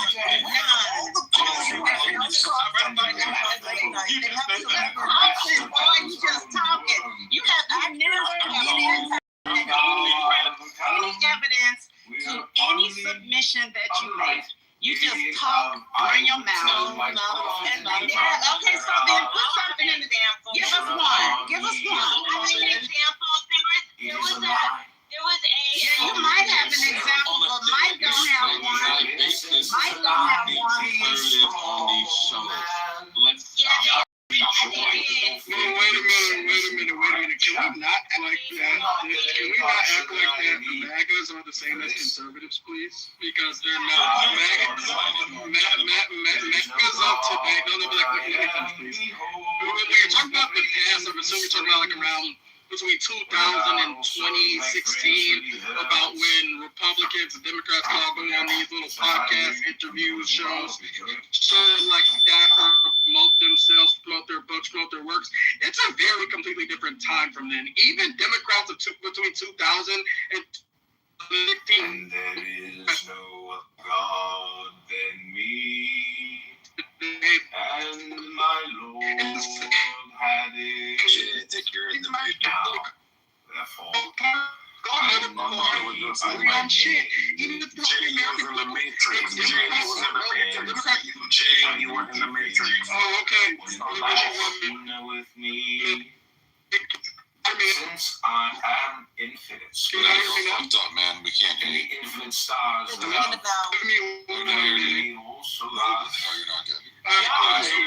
y'all literally have conservatives. Literally have conservative radio and conservative TV channels. Like that is which one? Which radio show is called the Liberal Channel? And also, so y'all have been doing this a whole way longer. Before Rush Limbaugh. Just one path for That's justice crazy and that y'all would transparency. try to say. But okay, y'all can't even admit. Y'all can't even admit Donald Trump had 34 convictions. We expect y'all to be truthful, especially you, Mike Pence. You still ain't admitted that. Can y'all hear me now? Nothing you say is credible, sir. Yeah, hang on, Jay. There's also the show Real Time with Bill Maher, if you're familiar with that popular late night program, which has had a number of conservatives on it. Or just the other one, Ben Shapiro. That's one, yes, indeed, that's one. Jay, all right, you still there? I think you're good. All right, cool. Yeah. I do just want to say, though, I feel like Mike is correct, but I feel like when you say conservatives, Mike, we're getting, like, conservatives back then between 2000, I would say actually 1998 and in 2016, between that time period, conservatives and Democrats of then were the conservatives and Democrats of today and say, what the fuck are you doing? Both parties have kind of gone a little bit too far to the left and too far to the right and can't agree on shit. So I can understand what you're saying when you mean that neither side can really do as much as they used to, can promote themselves as they used to. You are correct. But let's also not act like it's all the same party as they used to be. Both sides have gone too far, and both sides have not been right on many occasions. And to the guy, I forgot who it was earlier, said that Trump beat us. You're absolutely right. He did beat us. I mean, Trump did beat Democrats. He absolutely did. We weren't together. We weren't, however. And if we don't get our shit together, repeat in the next presidential election. But we got some time. Hopefully we can do a little bit of a turnaround. And finally, Mike, you are also correct about the emergence of Donald Trump. It did change the political landscape as a whole, as you can see, and we can't say it's not. That's all. Hey, Jay, can I ask you a lot with you? What you said? Can I ask you one question, though, Jay? Sure. 1 sec, please. True or false? Donald J. Trump's first president not only to be a convicted felon, but with 34 felonies. True or false? Yeah, he has 34 convictions. Mike, your name's not Jay. Go on mute. Sorry, go ahead, Jay. I'm not gonna. Yeah, he has 34 convictions. I mean, what's the issue here? Okay, but the issue is that it's easy for you to say, but Mike, for some reason, is allergic to reality. I just wanted to put that out there. You want to ask it a question? Right. Yes, he has 34 convictions. I've been waiting to go. Happy now? I'm waiting to go. I'm gonna go. I want to ask you I'm gonna go. You Jay, can ask it's a just question after me, disingenuous. That's all, Jay. Yeah, I want to ask you a question real quick. And so, Just hold on a second. Hold on a second, Butter. You're gonna go after me, and I'm gonna go right now. So I disagree with something that you said, Jay, and I think it's a really important distinction. I have no problem with fierce disagreement. I have no problem with Republicans or MAGA or whoever else having their own space where they have their own media, they only talk to their own people, or if they want to have a diverse set of opinions, I don't have a problem with that either. I think that's all fine. I absolutely believe in each and every person's right to be able to do those different things. I don't like OAN. I don't think it should be taken off the air, right? I don't like Fox News. I don't think it should be taken off the air, right? The going on now is that there wasn't an Obama or Biden push to take Fox News off the air, right? Or to take, say, Jesse Waters off the air. But there has been a Trump administration effort to go after late night hosts that he doesn't like. That is different in kind. And this idea that it's like, oh, well, now the shoe's on the other foot, or the rabbit has the gun, or whatever other stupid ass phrase people are using, is nonsense. Because that actually isn't what's happening. And in the rare cases where there's been something where there's been some kind of malfeasance on the side of the Democrat, that's where this has been targeting, I'm against that. I don't think that that's good. It's very rarely happened, though. What we're seeing now under Donald Trump is a wide-scale use of government to go after Trump's perceived enemies. And that is something that is different. It is new. It is not something that, like, George W. Bush did in the same way, or Clinton did in the same way, or Obama or Biden. It is uniquely, to the extent that we're seeing now, it is uniquely a Trump thing. And pretending that those two things are equal does a disservice to all of us, because they are not equal. I never tried to make them seem equal, so I'm a little confused as to where you... That part, thank you. You were saying you did this both sides thing where you think both sides have been doing this and coming at each other back and forth. And if I misunderstood that, or maybe what I'm really doing is pointing out what I think is a really important omission. Maybe that's what's going on here. I'm pointing out what I think is an extremely important omission. That the thing that we've been talking about around free speech is really about the use of government power, about using offices that belong to the people for personal or political gain, as opposed to using them in service of the pop and the popular good. The other Can we bring up Christian? They just punish in different ways. No lady punchers allowed on stage. Can we? Butter has been waiting to talk. Yeah, I've been trying to, and I'm going to be super quick. The only thing I wanted to add was that there were all kinds of changes as far as election integrity in Georgia in particular during that election that really affected certain groups of people, certain counties. The primary election when Trump and before that actually, it was I think 2021 when they started the reforms in Georgia. They had some kind of a election integrity act, I believe it was called. Right, where they lost the state and then they tried to make it harder for everyone to vote. Go ahead. Exactly. So that's the only thing I wanted to add is that there was, I think, if you want to make changes like that, just so that you can make it difficult for people to vote or be confused about where they're going to vote now, or make their polls so far away that it deters them from voting. I think you could say that's manipulative. That's all I want to say. Thanks, Butter. So I did a little research, and there have been a number of conservatives on these late night shows. Now, it's important to point out that the Bill Maher show, for example, which I named, that's an explicitly political show. Most of these shows are not explicitly political. The only really political part is the monologue. They joke about current events and politics. But after the monologue is finished, in terms of the guests, as I said, they mainly have actors, comedians, musicians. They don't have politicians a lot. Usually, in order to be a politician that can get on these shows, you have to have a very high profile, i.e. be quite famous. But that being said, they have had a number of conservative guests. They had Jimmy Kimmel in 2021 and 23, had Mike Lindell, the MyPillow CEO.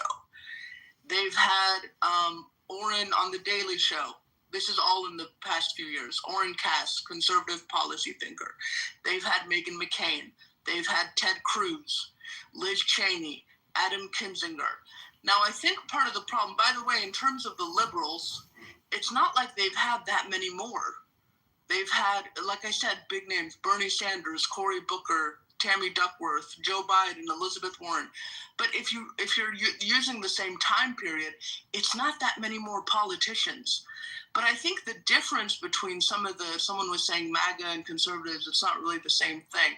I think part of the problem is these network late night shows, they're within the mainstream. So first of all, not all the late night shows have guests like that, but of the ones they do, they're really, the networks very much in the mainstream. And a lot of the MAGA policy positions and the things that they say, they're very far outside of the mainstream. So they're trying to move, they want to move the mainstream, but it's in the process. They haven't fully moved it yet.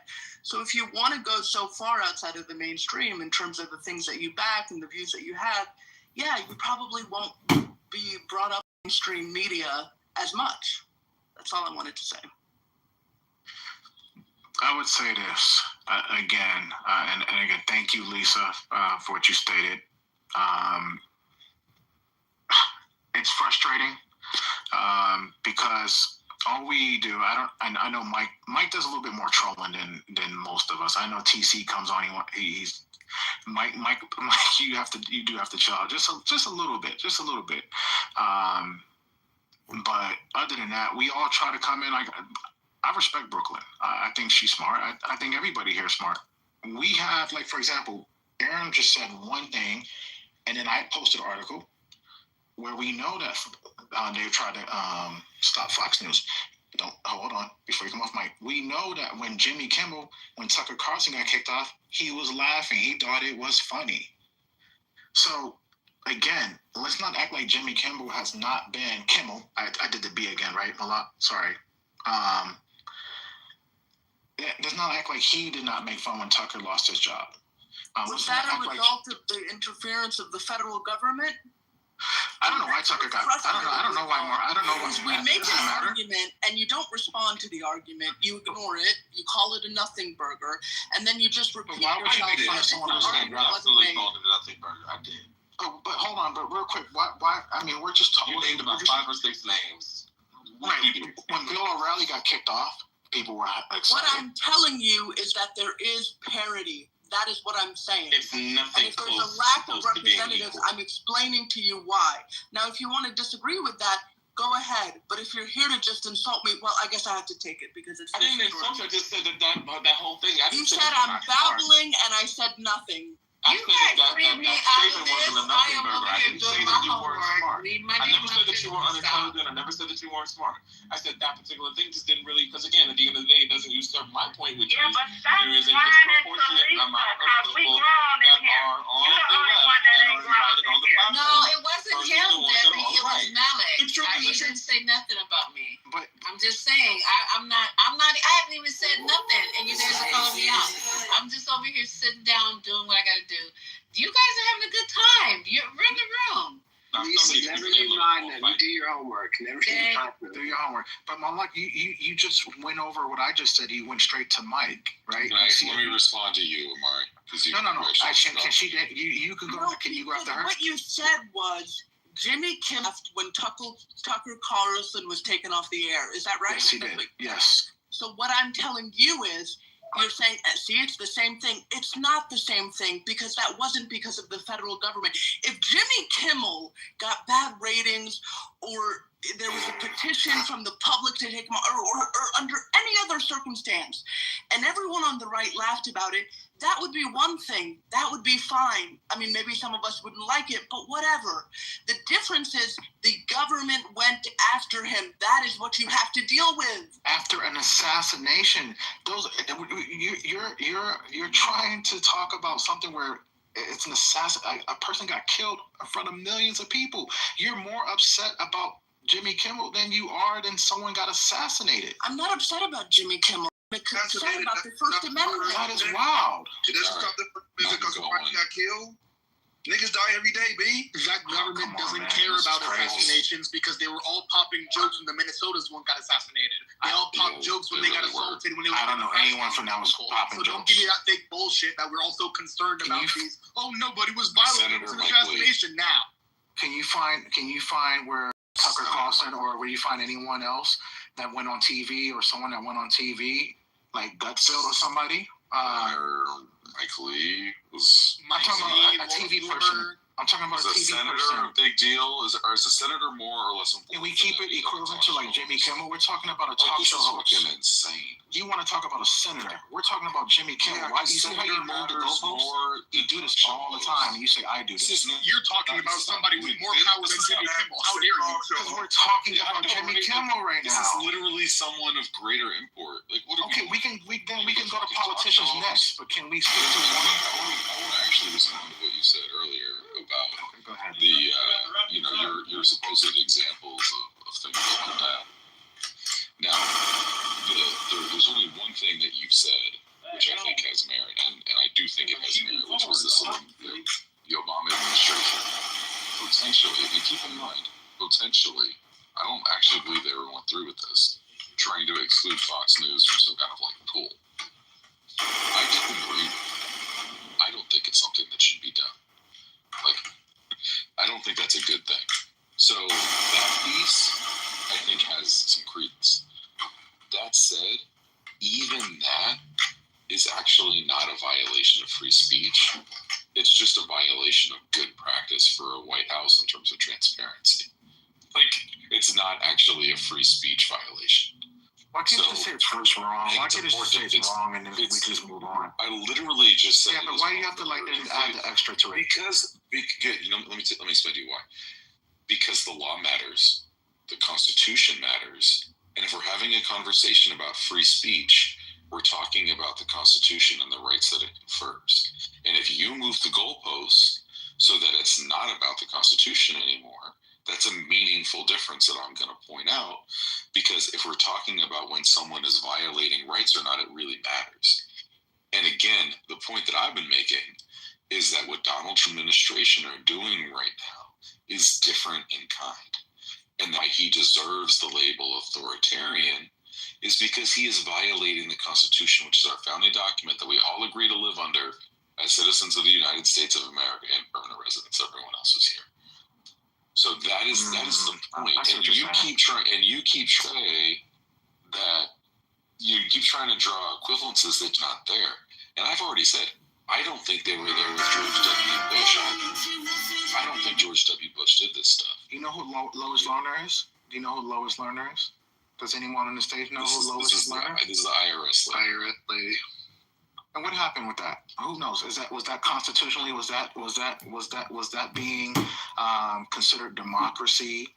And was that being kind, as you would say, or would that be considered dictatorship? When you go after who? So if I believe the right-wing version of that story, the right-wing version, which is essentially that they were going after right-wing organizations and targeting them explicitly, I would definitely feel like that was an abuse of power. Thank you. It's not freedom of speech, but it's a different thing. Look, I'm against government overreach. There's lots of other examples of government overreach that I can point out, and I don't really give a shit at which side that it's on. However, it's still not the same thing as what's happening here. And if you're worried about Lois Lerner, I sincerely hope that you've got the balls to say on this stage that what Donald Trump has recently done in terms of trying to prosecute Comey and Tish James is far worse and wildly unacceptable. Wild. Are those crickets I'm hearing?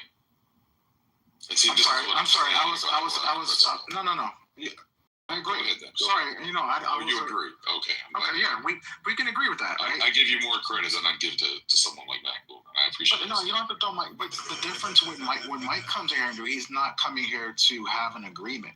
He's there to have that alternative fact side. So Mike is my alternative. Notorious is my alternative facts guy. I'm gonna be the one that's gonna be a little different. That's gonna see both sides. I'm gonna listen and I'm gonna make a decision. But if you just shit on Trump 24/7, if you just gonna shit on Trump and then don't look at anything historically and be like, you know what, this ain't. When you act like this is the first time some shit has happened, that to me, I think you're playing with our side. So Omari, the difference. So Omari, the problem with what you're saying is that there's a question of magnitude here, right? So the magnitude of what has happened in previous administrations, Republican and Democrat, is not even close to what is happening under this administration. And in particular, Trump 2, much worse than Trump 1. Trump 1 was bad. Trump 2 was I disagree, and it's because Google just had to reinstate. I know this isn't having to do with comedians, but it does have to do with free speech. Google just went in front of the Senate and said that the Biden administration leaned on them hard to get rid of content creators that were talking about COVID in the way that they did not want to talk about it. They banned people. YouTube just welcomed but the basic question you have to ask is, what's the role of government? That they banned during COVID. That, in terms of magnitude, is huge. I would argue more huge than Kimmel, more huge, bigger than taxes. You actively work to suppress speech for years. And it lives. And you guys just act like, look it up. It just happened yesterday. Just yesterday. Why do you guys act like you were born today and you don't remember what you did yesterday? Hold up. You can give your opinion without the personal attacks. Now, with that is, let me respond to this. We're not acting like we were born yesterday. You are by saying that. But in response to what you just, as far as what Biden did, I'm not familiar with that. I heard bits and pieces, and I don't agree with it. If he was suppressing voices in the interest of trying to further his cause or further his opinion or agenda, I don't agree with it on either side. So there you go. That was about. But I don't know if it is or not. But I will say this: what about? We're talking about what is currently impacting the economy. The rights of people right now that have platforms right now. Biden is not doing that. Biden is sick and trying to take care of himself. Right now, we have a current president that are doing things that are currently impacting us, which is why we're currently speaking about. If you could stay in the present instead of redirecting the conversation to Biden, which is what the typical Republican does, because they don't know how to actually verbalize what's happening now or contextualize what's happening now. But so you can't let that lie just lay there. Yeah, go for it. COVID-19. Right, but they're going to just try to lean on Biden. Let's take what's doing right now. What's she saying? Go ahead. What are you saying, Deborah? It's not a lie. It's true. Yeah, it's not a lie. It's not a lie. Can we stay in the present tense? Stay on topic. Stay on topic. Skipping paragraphs. Okay, I'm sorry. I jumped out the car. I forgot, and I wasn't on my Bluetooth. I'm just saying we ain't got. He goes riding the whip. But she can't just say that and we not respond to that. She's lying. Yes, they were just in court yesterday. But I'm still talking in 2006. And they were trying to shut down all of the misinformation, all of the Russian bots that, just flying all over the internet. The same thing that's happening now. He was trying to get some of that regulated. That's it. Can we get a bonus? 2006. Go ahead, Jenny. Thank you. Yeah, because it's not about who's lying and who's not. It's about telling the whole story. The Google article that broke the news it was about Biden making sure that they minimized or eliminated misinformation, like Deborah said, or disinformation. The misinformation around COVID and the disinformation around the election. It wasn't just random creators that support the right side. It was in the interest of public health. And the misinformation around how the elections were suppressing vote and putting misinformation out there with like the Russian bots and stuff like Deborah said. Tell the whole story. That makes a big fucking difference. Damn. That makes a big difference. So you gonna say they pressed the laptop? I'll just respond with this. You always think that you are in the right and justified in what you do when you have the power to do it. You will always convince yourself that you are more right than the other side. It was in the interest of public health. It was a pandemic. And there's a difference between pressuring and coercion. Charlie, I don't know if you can see us now, but if heaven has a window, I sure hope you're looking now. They said, do what we're telling you to do, or these are the consequences that we will bring to bear that have nothing to do with our actual work, but are purely about getting you to do what we want you to do. There's no evidence that the Biden administration said there's going to be grave consequences on Facebook, and we're going to bring the full weight of the federal government to bear if you don't do what we're telling you to do. There's a difference between coercion and pressure. And they didn't. And they added fact checking. They added fact checking. They didn't remove everybody. Mark Zuckerberg went in front of Senate and admitted that they were pressured, that they suppressed. Like, just look it up. You don't have to. I know it's suppressed. But just look at the whole story. It's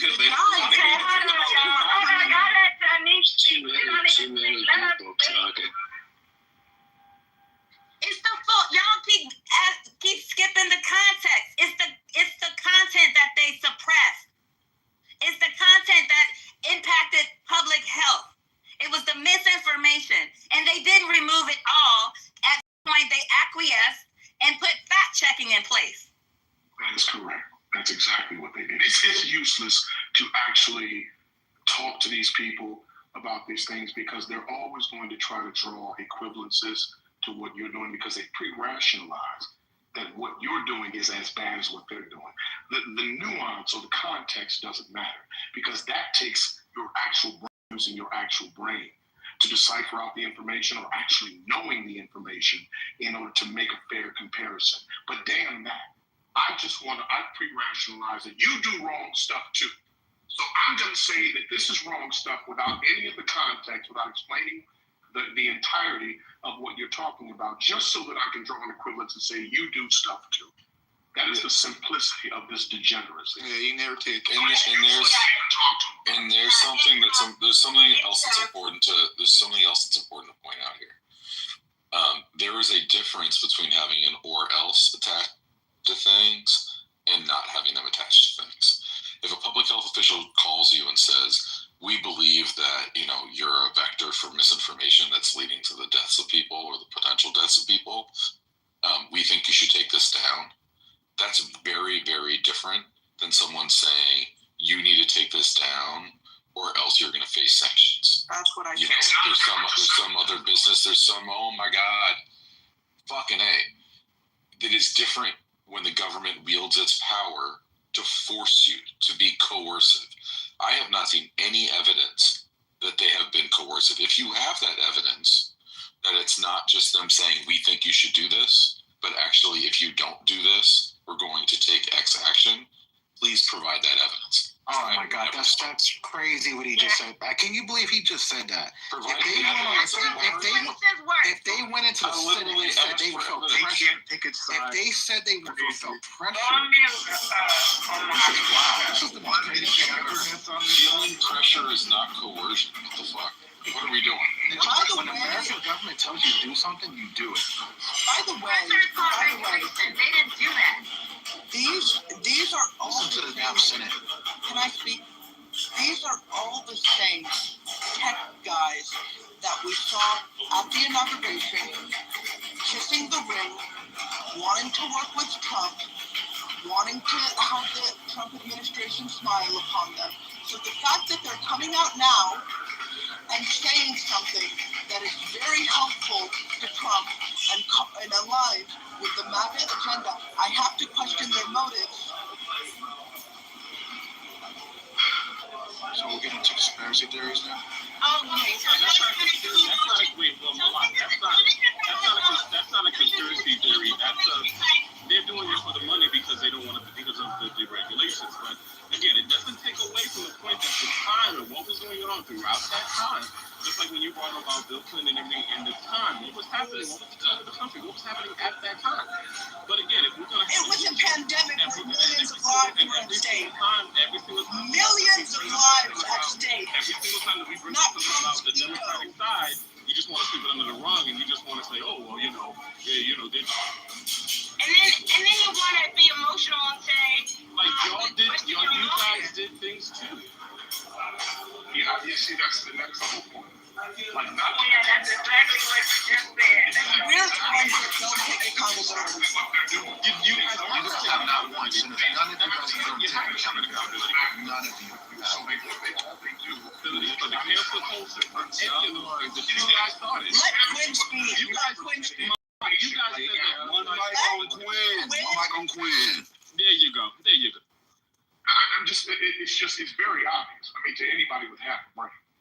This is what you're doing. You're trying to draw equivalences instead of actually addressing what's being said. I've heard Janice, I've heard Aram say twice that this was about a pandemic. This was about information trying to make it so that disinformation and misinformation didn't enter the sphere. This is a false equivalence to what you are talking about. Yet, you are still trying to draw equivalences because you don't want to address the actual information, the context of what's being said. It's very easy to dismiss context, A, when you don't know it, and B, when you don't care.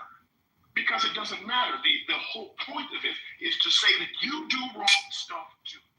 And I'm going to do that so that I don't seem like I'm the only one, or I'm endorsing the only team that does fucked up shit.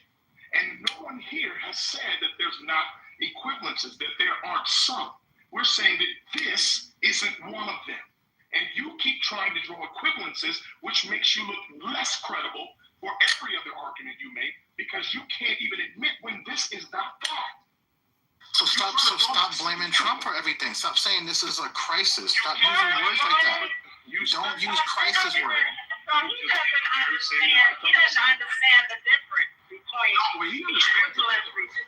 I don't think he does. Don't use words like dictatorship. Don't use those words because we have evidence to show that you guys have done crazy things too. Exactly. Here's the problem. You can still use them in both contexts, Omari. That's your problem. If something rises to the level of someone doing something doing something to achieve autocracy, or if it's doing something that is aligned with a dictator, then you can call it that. No, that isn't for you to decide. Yes, There's no evidence of it. No, it is an observation. That doesn't mean it's right. It can be proven that they are in alignment. I'm not saying that that's called rhetoric, by the way. I'm saying that if you can draw equivalences between the two, where they are alike, then yes, you can call it that. And what most people are asserting that it is online. It is online. It is in the same vein as that thing. That's Quinn, I agree. And they're actually pointing it out. So Quinn, I agree with you that yes, there was disinformation. I agree with you there. But again, to try to make it seem as if that was the only thing that was happening at that time, to try to make it seem as if there were people that walked away that were deplatformed, that people that were their voices were silenced, and that there weren't people that and the disproportionate idea of it, that one side was there was more people on one side that were being deplatformed, that were being demonetized versus another side. And that there was people one who voice, were trying to one kill tone, people. There was one voice or one tone that was being, no matter what it was, especially if you were online with somebody, that was what happened. And again, for you guys to sit up here and act like all of that was right, and just to try to hang it under the umbrella of disinformation, it's absolutely wrong. What is he talking about? Oh, what is he talking? Can somebody? Are you still ghostwriting the whip? So what I can't explain it. So what he's doing is trying to equate misinformation about the pandemic with a political side, exactly, which is fascinating. It's interesting. And it wasn't just during the pandemic, but it's actually nuts. What is he talking about? So when we're talking about people lying, read it and you'll find out. When we're talking about people lying about medical treatments that aren't actually medical treatments, they're just like grifts. That's something that I don't think it's unreasonable for a public health official to Google and say, this is dangerous. We request that you do something about it. In fact, I would encourage that, because part of what we see right now is a lot of people are following bullshit, grifty pseudoscience around their health, and people are getting take Tylenol. Like, don't take Tylenol. Tylenol said don't take Tylenol. Or that measles, or that vaccines are I wouldn't have been able to go read what you're saying, because what you're saying is it's not going to be anywhere. That's in your head. So that's why I asked what it was you were trying to say, because it's more misinformation, and I wouldn't know where to go find misinformation. I wanted to know what the truth is. So thank you very much. Herein lies the rub. You just did exactly what Aaron just said, and what I've been referencing, Amari. Tylenol did not say don't take Tylenol. Tylenol has never said that. They tweeted that out in 2017. If for pregnant people. They did. They said for pregnant people. You tell me that for pregnant people. Context matters. Every time you say something to a Democrat, they tell you no. It's free. Well, no one said don't take Tylenol if you're not pregnant, so that's a Captain Obvious. What? Donald Trump said it yesterday. Over 50 times. They were talking about pregnant women the whole time. That was the context. Don't forget about the context. There was no what he said. There was context, sir. What are you talking about? Blanketly, do not, and he said this over 35 times. Do not take Tylenol. There was no context. There was context. They had a whole team of people. What are you talking about? The whole conference was on that. It was about autism and pregnant women. Like, what's going on here? Like, why are you guys making stuff up? They're just crazy. Pink pill, what's that? What you said? You people know that there's none of what he's talking about is rooted in science. None of it is rooted in science. He's saying what they're hardly hear a pink pill. Just let you know. Anybody ever know?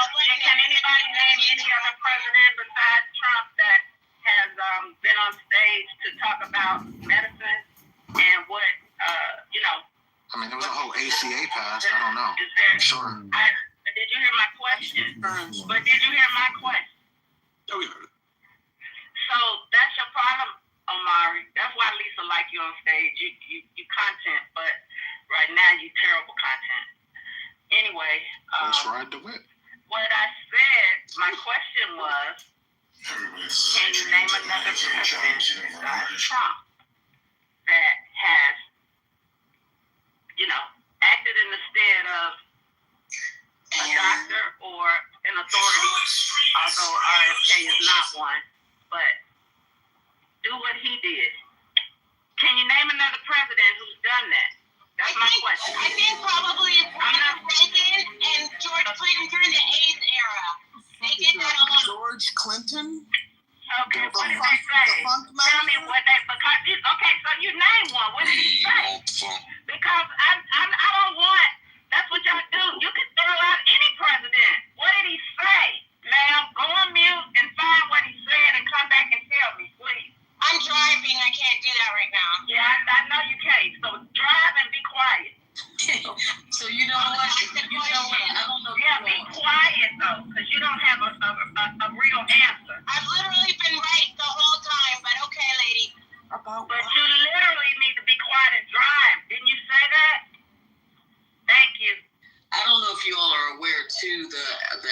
Okay, the FDA in 2006. for autism. That's the new test for autism, and that company that produces it is owned by Dr. Odd. So we got on this conversation initially talking about Jimmy Kimmel and the First Amendment and how we're supposed to, be a democracy, not an authoritarian state, punishing people for what they say. So I just want to say one thing on that, which is that if you know about, I'm sure many of you know the story of our founding, which is that it was a bunch of English people who didn't want to be oppressed by the king. I mean, obviously I'm shortening it, but in short, they had all of these oppressive experiences under the King of England, and they decided they didn't want to be under a king anymore. They wanted to do something different. And one of the king can do, or maybe another word for a king is a dictator, can do, is throw people in jail, kill them, do whatever for the things that they say. So the problem with this Trump behavior and what's so scary about it, it's not just, oh my God, we're not going to get our favorite late night show or whatever. Like, if the consequences stopped at some of your favorite TV shows will have to be on you and they won't be on TV anymore. I honestly don't think that in and of itself, even though it by First Amendment, blah, blah, I don't think that's that big of a deal. But the problem is that these dictators, they never stop. They don't stop at taking the TV show off the air. If you've ever heard the phrase, you give them an inch, they take a mile. And we can see what other authoritarians around the world have done when their citizens say things they don't like. They put them in jail. They detain them for awful conditions. They exam. These people go to jail for years. They don't get food. They can't see their family. And the other problem is that once they're allowed to do things like that, right? Once it's Yo,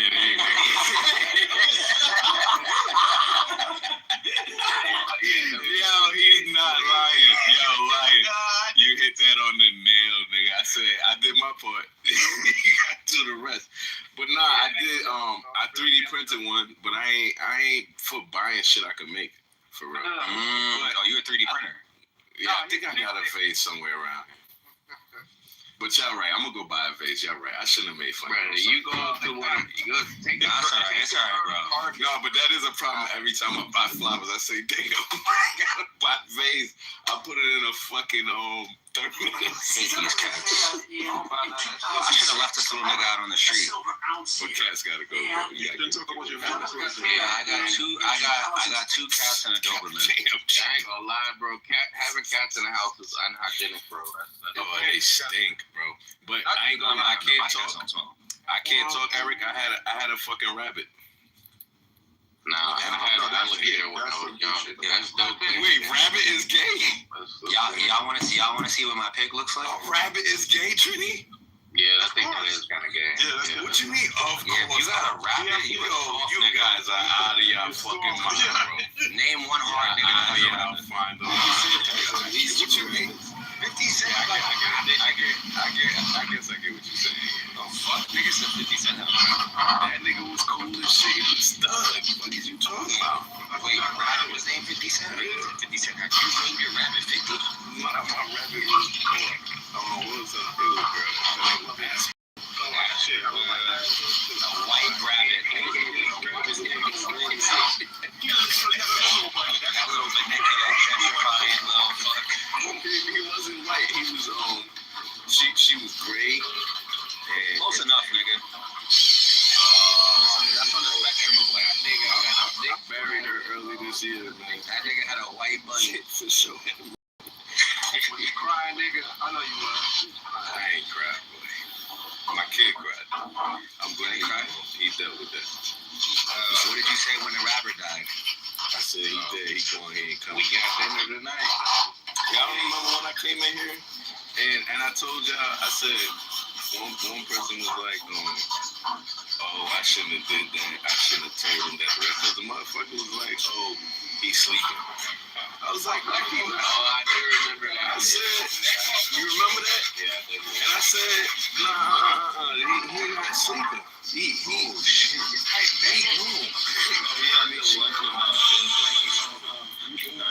So people in this room that was beating me up for that shit. It was all girls. I think everyone that is. Look, I'm glad 6 months later, it was probably like 6 months later, right? Yeah. My grandmother passed this past, you feel what I'm saying? And my kid, the 5-year-old, I took him to the funeral. Everything, burial, viewing, everything. He handled that shit like a boss.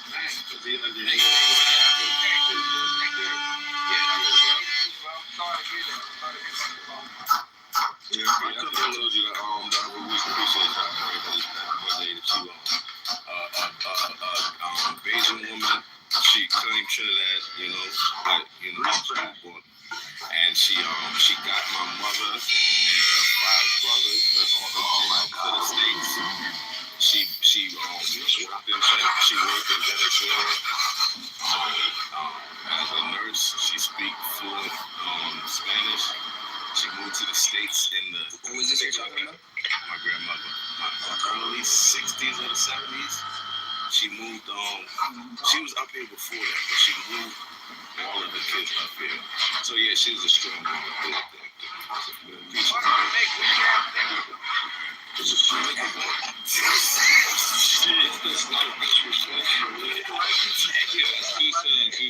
soon. Nah, she would have laughed at that for sure. She up there with her sister. It was her and my aunt. Yeah, and you highly anticipated document that was just released on the Federal Register's website. The IRS finally provided some much-needed clarification regarding one of President. She said, why you don't eat that thing?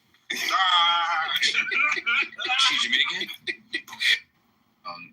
I can even say Charlie Kirk at one point until he cut her off, and then you had Brandon Tatum, you had Bryson, whatever his name is, Gray, whatever. Tatum, the biggest fucking sandball clown. You brought up Tatum. Do you ever respect Tatum? No, I don't like his wife. I think his wife is always trying to target black women. See, you don't know me. You associated with them, bro. You associated with them. They invited me to one event. Let me tell you something. I saw the game for what it is. Omar, let me tell you something. I have somebody that I used to rock with, right? And he allowed Trump to use him as a fucking guinea pig, right? Show off that he got wounded in combat and all this bullshit like that. I didn't fuck with the dude after that, bro. I don't fuck with them either. See, that's the point. Still rocking with them, man. So you taking my vote for Trump as my pledge with Brexit? No. I separate the two. You're not separating. Like, I can vote, like Mike will tell you, and others will tell you, we can vote for Trump and not support not one person in Brexit. Not support TPUSA action. That's crazy, bro. That's like me. If you rock the CBC, but you voted for you. Brexit was to get black people to move over to fucking Trump. You guys, please let him. I'm sorry. No. We're just talking back and forth. No, I'm not having back and forth. I'm gonna let you guys have your back and forth. I really am gonna let you guys have your back and forth. I promise. Good. I would say this, Haitian. I would say, and I'm trying to find like how to tie it, let's say for your side. Okay, I was supposed to be at the Congressional Black Caucus. I know you're independent. I get it, but I'm gonna say for the Congressional Black Caucus, they had their convention this week. I was supposed to be there. I couldn't make it. If you could rock with them, but let's say, you know what, but you're not going to support Biden, I'm not going to say, okay, I'm not going to hold that against you. You like the people in the Congressional Black Caucus, you like their message. I didn't like the message of Brexit, but I still supported the policies under President Trump. Brexit was not America first. They were on some other type of shit. And I could pick up on bullshit right away. I bowed out. Like, I don't want to be part of this. So you could pick up on bullshit, but you still rocking with Trump all these years later? You don't like Trump. I don't like the policies of the Democratic parties. I don't like the policies of the Democratic Party. I don't like the way they have open borders. I don't like sanctuary cities. I don't They like don't none of have that. open borders. That's a lie. Hey, you can call it what you want to call it. Oh my God! What? You can call it what you ever want to call it. It's basically open borders. Open borders. It's catch and release. Oh, we got some more maggots on stage. Y'all want to jump in? And we got Matt.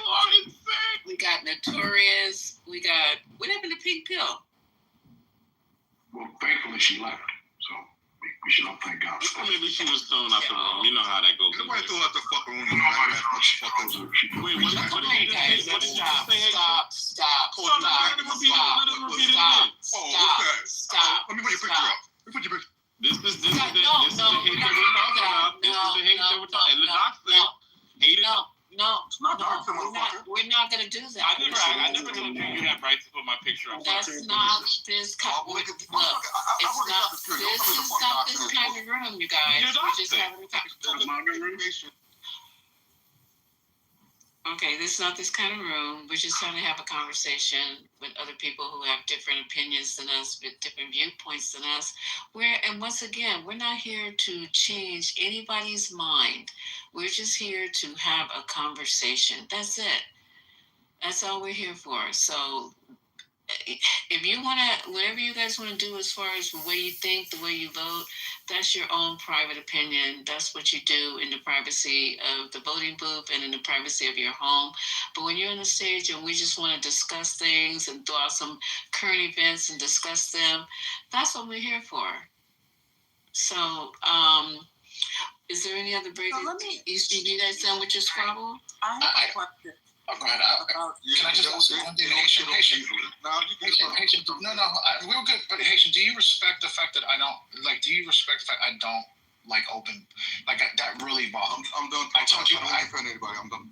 No, you're not. We're talking. You and I have a conversation. So, I told you the story, and when I told you guys a couple weeks, my wife and I, when she was I know Lisa with the USC. When she was a police officer at USC on campus. Okay, I'm getting ready to close the room because if we're gonna have this problem, I just said very clearly. That's why you guys are not the only ones in the room. Okay, look down. There are other people in the room besides you guys. That's true. So what I'm saying to you is they came in here to listen to us have a discussion. That's what they came here for. So can we have the discussion? That's just it. He asked me a question. Hold on. He asked me a question. I just want to have a follow-up question for him because I think I answered his question. Omari. Okay, so Omari, somebody else. Okay, I'm happy to ask a question. Okay, can someone answer my question? Can someone answer my one question? I'll answer the question, but you're misrepresenting facts. So it's not about facts. I'm talking about my own personal why I voted. So I need you to have a problem with that. I don't. Do you respect that? We lost someone on New Year's Day. On New Year's Day, we lost a friend and his wife for driving home to a drunk driver. Okay. That changed us. So let me ask you a question, and just as substantive as a question you've asked, if a white person would have killed your friend, would that have led you to believe would that have made you angry with all white people? No, but this person should have never been here.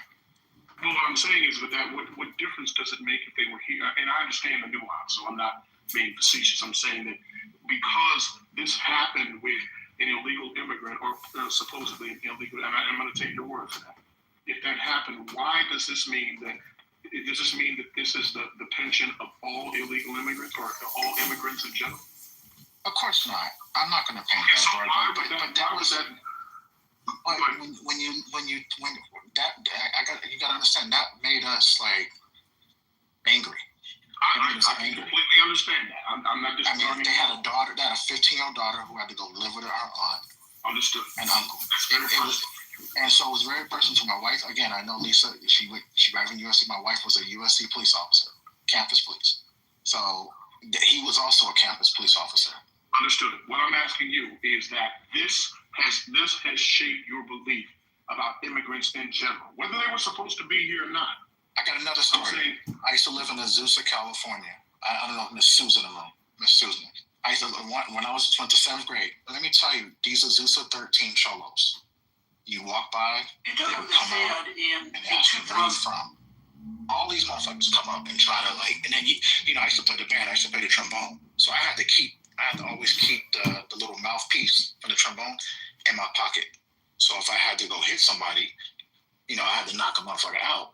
And it was that's when I moved to Altadena. After that, my mother was like, one of the cholos who lived close by said, "You're on a hit list."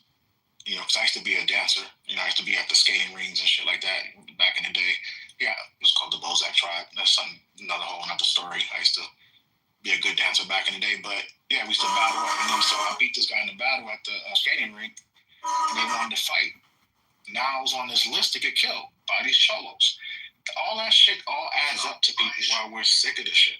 You know what I'm saying? Like, we're black people, and here we're being targeted by these essays.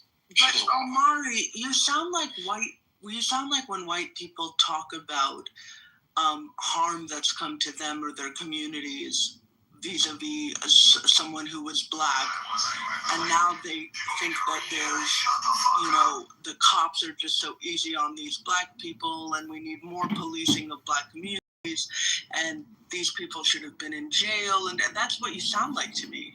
Or you don't think that? When you're being called Mayante, you're being called the N-word. My daughter, my little girl, and I could get her on the mic. She was called gorilla by these Mexicans. And yeah, this is the truth. So I mean, this is the same thing, bro. So you're advocating for collective punishment. It made me like, what is the Democrat? Like, if I'm dealing with this as a black man, and because your emotions, your emotional reaction. That's how people vote. Your emotional reaction is 100% valid, and it's also valid for you to vote on your emotions. That is your right. You have the right to vote based on anything you want to vote on, but we cannot run our entire government policy based on the emotions that people feel after something bad has happened to them by a member of a particular group. We can't make our whole government policy based on that. Okay. All right, I said, why I went with my vote. It was definitely more or less about immigration. I made that clear 100 million times on the stage. Yeah. I get some of you guys. I want to understand something, and I want to understand. When you say open border, I think I'm missing something. Because to me, when I hear open border, I'm hearing there's no restrictions or protections. There's no border enforcement. There's no immigration law. Is that what you mean? Or what does open border really mean? To me. Go ahead, Trent. In comparison, being really honest, in comparison to what please, I will hear from you, Trent, but I really would like Omari to answer my question first, if that's okay. And then I'm happy to hear from Trent. But Omari, can you answer that? I really want to know. Can you repeat the question again? I'm sorry. Trent. What is an open border? When you say that, what do you mean? What is that? To me, open border just means like, okay, you come across, you state what you're gonna come here for. Okay, I gotta do asylum. Okay. There you go. Here's your thing. Come back in 2 years. But that's not what happens, though. That's what happens. Well, what that doesn't happen is they sometimes don't show up. What happens is people. No. I mean, go ahead. You can go ahead. That's to me. You didn't finish. Go ahead. I mean, to me, the open borders mean like it's pretty much we are. We are the world. Everybody needs to come in. Kumbaya. There's no sovereignty. That's open borders to me. I think what Malak was looking for was an actual. How do you think that process actually takes place? Like, what do you think is open border? What just people just coming in as they will? No checks and balances. That's normally what people mean or are suggesting when they say open borders. But that's not what was happening. Not even Biden's time. That was not what was happening.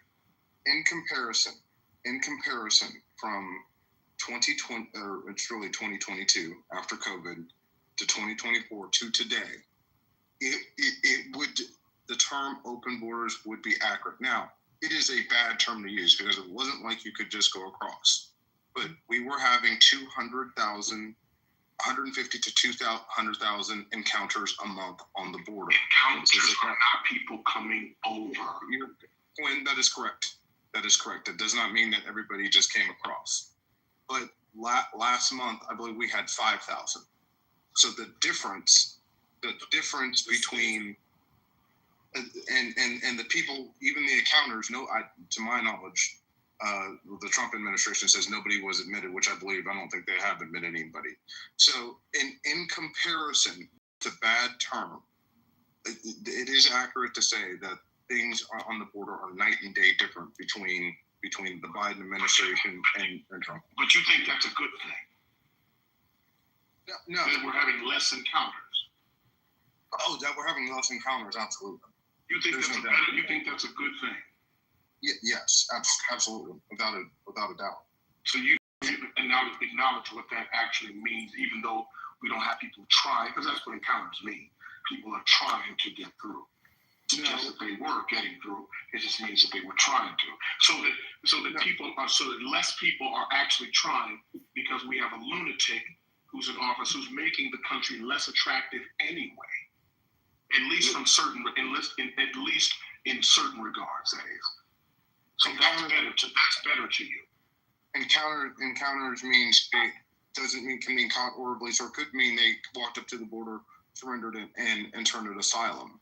And what was happening is the cartels were exploiting our asylum law. That's what was happening. And so that now that and Biden at the end tried to close that loophole as well. They should have done it sooner than they did. And so yes, the border is now 100,000% safer now than it used to be. It is now. Quinn, I will completely agree with you.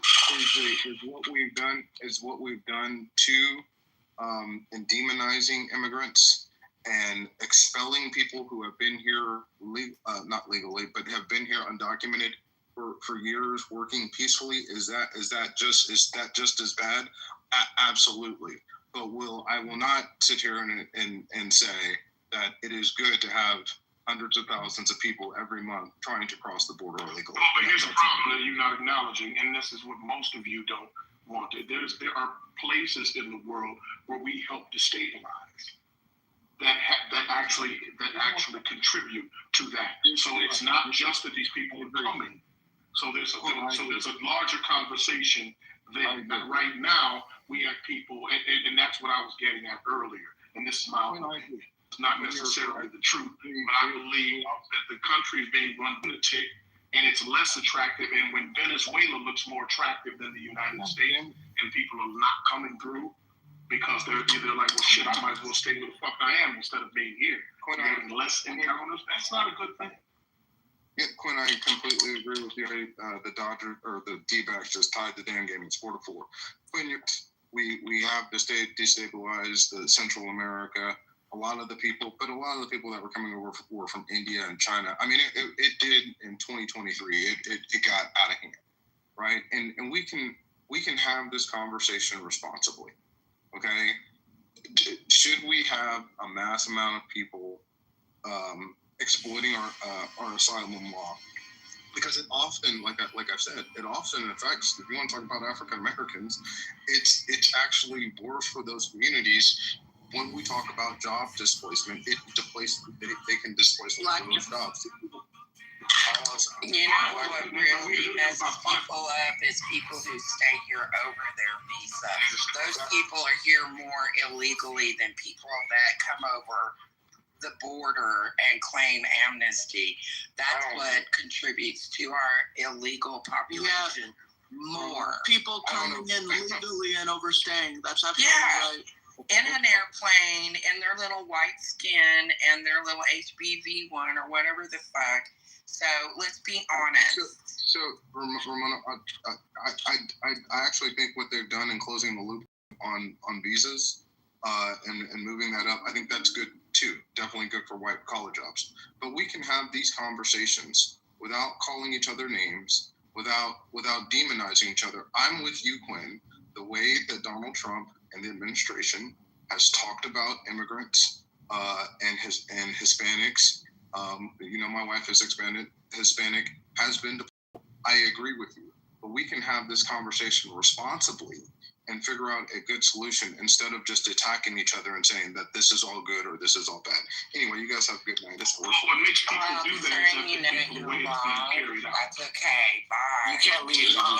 You did it. The second that Trent left, PC is on stage. Did Where the y'all hell- coordinate that? Where's what's the name at? Where's Gemini? He's supposed to shoot in mid-sentence. Ramona, I thank you for bringing up that because it wouldn't have come up had you not brought it up. It never does, but he ain't bothered to sit there. We just demonize the fuck. That's why he left, though. He had to give himself a way out. He said, he had to get his shit off. I know. Yeah. No, he didn't have a comeback to what you said. Oh, no, he didn't. No, He just wanted to get his he shit always off like runs somebody away was gonna off the believe stage. him. Shout out to Trent. TC, welcome to the stage. You want to answer the Thank you. conversation? I'm trying to figure out what the fuck did Trent do. I mean, he's I'm so confused with these people, man. Y'all are confused. That's true. Now, what Trent does is he comes on, he states what he said, and then he drops the mic like he's Barack Obama at the White House. You gotta stop doing that, man. That's wrong. That's wrong. A lot of people wait in line. Is he wearing his beige suit? Cause You know what's crazy? I'm in Vegas for a conference, right? I'm in my hotel is on the Strip, and I'm not going to any casinos. I'm not going to any shows for myself. Like it's a business trip, and I've decided I'm just gonna do business. I'm not gonna go check out any hotels or casinos or shows or anything like that. Just gonna go back to my hotel room. Productive and constructive. That's how you got to do it, brother. Congratulations. Good job, TC. Good job. What's his name? Is in What's his name has a residency in Vegas. Yeah, apparently Eddie, what's his name? Griffin is he's doing a stand-up show. Oh, I love Eddie Griffin. You should go check him out. He's pretty funny. And why did Eddie go MAGA? When did Eddie Griffin go so MAGA? Remember he went MAGA during this year? Like, what was that about, yo? That was weird. I wasn't expecting MAGA, Lisa. It went bad.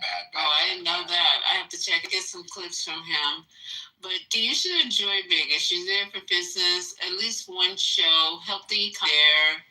You know what? They seem to be struggling. I might check out one show tomorrow. They got a magic show at 4 o'clock. Isn't Bruno Mars in residency there? Yes, Chris Brown. That would be a good Bruno. Now come on now. I would go check out at least one of those shows. Go see Bruno. The only show I would check out, you guys are gonna laugh at me, but the only show I would go to if he was in residency is Andre Bocelli. The only show. If you guys ever get a chance to see Andre Bocelli in concert, you will cry. I took my wife to see Andre Bocelli in Philadelphia, and he sung, he did his thing. And then, but guess what? He brought his daughter out, and he did a duo with his daughter. His daughter's like 12 years old. She sings just like him. She has the voice of an angel. My wife started bawling, crying. Oh, wow. I would love to see her as well. So I was like, yeah, I'm glad I took my wife out to this because at least she had an impression on my wife because she started crying and everything. And I'm not a big Andre has the voice of opera. an angel. Yeah, I'm not a big opera person, but you have to be into music, or you have to be a singer, or you have to be a person that plays an instrument to be able to really appreciate somebody like him. And I've never heard his daughter. I'll see if I can see her on YouTube. But you should. The economy is really suffering in Vegas now. I have a good friend who lives in Vegas, and she's an attorney, and she's like, man, it's a lot of people are not going to Vegas. So since you're there, support the economy, support the place where you are, support not the artist so much, but Bocelli sounds like a great option. But is he there, or you said No, he's not. He's in New York, actually. I think he's in New York tonight, actually. Really? I think he's playing. Okay. Oh, he sucks. Pop Rock is better. But Bocelli's good. Bocelli's good. TC. Guys. I think he's in the Matrix. I was gonna tell him if there's someone playing at the Sphere, he should catch one of those shows. I hear they're awesome. Yeah, definitely. Ooh, the Harry Potter show at the Sphere. Yeah, and then tickets to a show, don't get them from like those hotel offers because you get put on a list and they'll constantly keep calling you and selling you vacations. I accidentally did that to get show tickets in 2017, and they called me once a month. I cannot get off that list, so be careful. Let him do it so he can get harassed at least once a month. I would take so much comfort in knowing that I started something that harasses TC once a month. Enjoy your stay, TC. We just chopping it up tonight. Nothing really serious. Just talking about, I forgot what you guys were talking about. We were just talking about just saying, don't get too comfortable donating money to the casino because that's what you're doing. Keep that in mind. Just go watch the shows, dude. Unless you want to get broke. I mean, because the house always wins, baby. That's true. 100 on some craps. Just put it on the pass line. You're good. Mm-hmm. And they have great restaurants in Vegas. I don't know what it is now. It's time since I've eaten on the strip. But if you go off the strip, they have some great restaurants. And they're like in the weirdest places, like strip malls and shit. But they have some really good food. If I were you, I would ask whoever is working in your hotel, not so much, what's his name? Gordon Ramsay has a restaurant out here. Sure does. Gordon Ramsay does have a restaurant there. Okay, check that out. Check it out. Or the restaurant that is that delicious. you eat in the sky if you're not scared of heights. That might be a cool experience. I'm terrified of heights. You know what they just opened out here in Vegas? Well, it's been open for a couple of years, but last time I was here, they opened the Sphere. I want to go check out the Sphere. That's what I was just saying. You could go there, Sphere, at the airport. So it's amazing. Yeah, Vegas is awesome, man. Is it empty? Because I keep hearing it's empty. You know, the casinos aren't doing so well as they used to. You know, the casinos, I don't know what's going on. It's the same thing that went through with Reno. I mean, we went through the same thing. I mean, not a lot of people are wanting to go and spend their money in Vegas. Not a lot of actors are going into Vegas. It didn't bring down prices like you said it would. Because they don't have any fucking money. That's why. It's the resort. It's those resort fees. Because we Vegas, those resort fees are they're a ripoff, man. I got resort fees just when they have money. Yeah. Yeah. I mean, look. I'm about to go to Vegas too, so I mean, enjoy the wasteland that it is. There's nobody that's Is this what he meant when he said no tax on tip? Y'all know that Vegas couldn't run without a bunch of immigrants. Vegas is doing pretty well the last 4 years. Well, it's a hospitality industry, and that no tax on tips thing is such a rope-a-dope. I hope people just pay attention. I believe my brother Usher was out there for the last 4 years, and Vegas is doing pretty fucking well. Yeah, I remember a lot of people going to Vegas. Yeah, but it's not. I live in Reno. It's 6.5. Well, it depends on who's driving. It's 6.5 hours to 8 hours away. And it's not what it used to be. I can tell you that. That everybody, when people go to Vegas, they think it's so busy and crazy, and all this is going on. It used to be way more than that. When Democrats were in office. Mm-hmm. When because how when Democrats were in office. It's funny, Reno, Nevada. So I flew into the Reno, Nevada airport, and they got a casino right inside. Hold on, sir, you cut Ramona off. Ramona was speaking. Oh, my bad. My signal's not great. That's okay. You're right. They got casinos. They even got them in 7-Eleven machines. So you get used to it. It ain't no big deal. Yeah, McCarran's cheaper. Well, I mean, the bottom line is that it was a better economy. Well, at least we were recovering pretty fast in the last 4 years. Until now, we're starting to trend downward because people don't have any money because the groceries cost more money and they're spending more gas, shit like that. How are they spending more money in gas? I mean, except for we live in California where 89 is like $5. Spending money on everything, Amari. What country do you live in? I mean, are you talking about natural gas like in your home? Or are you talking about like gasoline, petrol? Everything, even the natural gas in your home. Because I can see that. Bills are higher. people's everything is higher. Drill, baby, drill, and you're still paying more. So I would say actually when you pump at the pretty obvious. yeah. No, well. I think you are wrong when it comes to costs at the pump. AAA has this down. No, I'm telling you. I'm not telling you what I feel. I'm telling you what I know.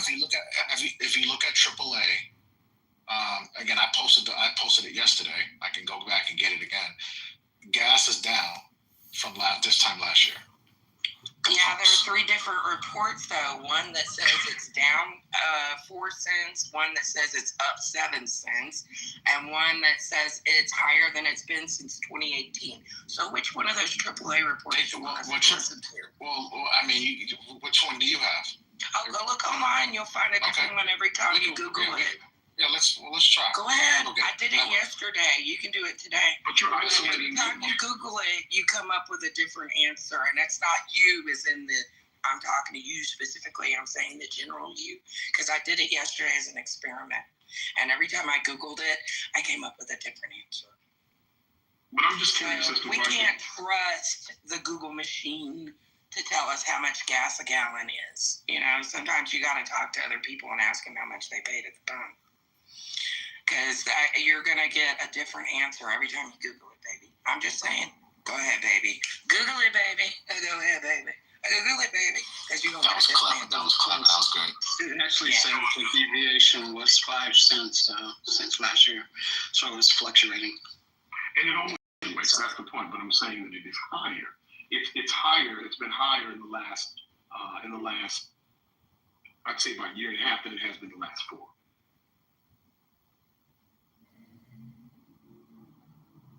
You know, it always baffles me with shit, but it always baffles me. Ramona always has so much good information, and I know Ramona's blind, so Ramona, how do you get your do you read papers, or you get your information from NPR? You're funny. I'm blind. What is this paper shit you speak of? You know what I mean, like Braille or whatever. So I don't read Braille. Jesus. You just keep getting dumber every time you say something. Ramona's funny. She got you. Damn, son. I've been knowing Ramona for 3 years, 4 years. I've been on this app since August of 2019, and I've been hearing your jaws jack since then. So we were on the same side for a year and a half, so I feel like I should. Yeah, it's when you were booty clapping for Biden, but you switched. Yeah, I switched. Not booty. You used to booty clap for Biden, too? Oh, we were friends. Ramona and I used to tag team. Oh, my God. No, listen, let me tell you. Ramona and I used to tag team when the Trumpers used to come in the room. We would tag team. Yeah, but you fucked it up. And Giraffe, me, Ramona, Giraffe, we would hold it down, man. Alexandra, we would hold it down. I made food start DC. Juice and everything. I'm just saying. Who red pilled you then? TC, who red pilled you? Man, listen, again, I just had a premonition when I started to see how people were being treated for having opinions that I shared, because I didn't agree 100% with everything on the left. I was always kind of centered. And then one of the things that I'm centered on is choice-based education, because my background, I'm a product of choice-based education, right? So I'm a big proponent of it. But then it started to get really crazy. Like the liberals started demonizing people that were pro schools of choice. I was like, wait a minute, I'm school of choice. Are you guys gonna demonize me too? And then I got ran through the rabbit. And then it was a couple other issues. Like, wait a minute, I think we should have secure borders. I'm down with a wall. It just makes practical sense. It's not anything political. It's just practically, it's better to have a physical barrier between the southern and northern borders to prevent the flow of fentanyl and to prevent crimes and the cartels. We all knew about the Sinaloa, all this stuff. And I'm like, and then I'm like, wait a minute. I don't think I necessarily want to continue to proliferate wars with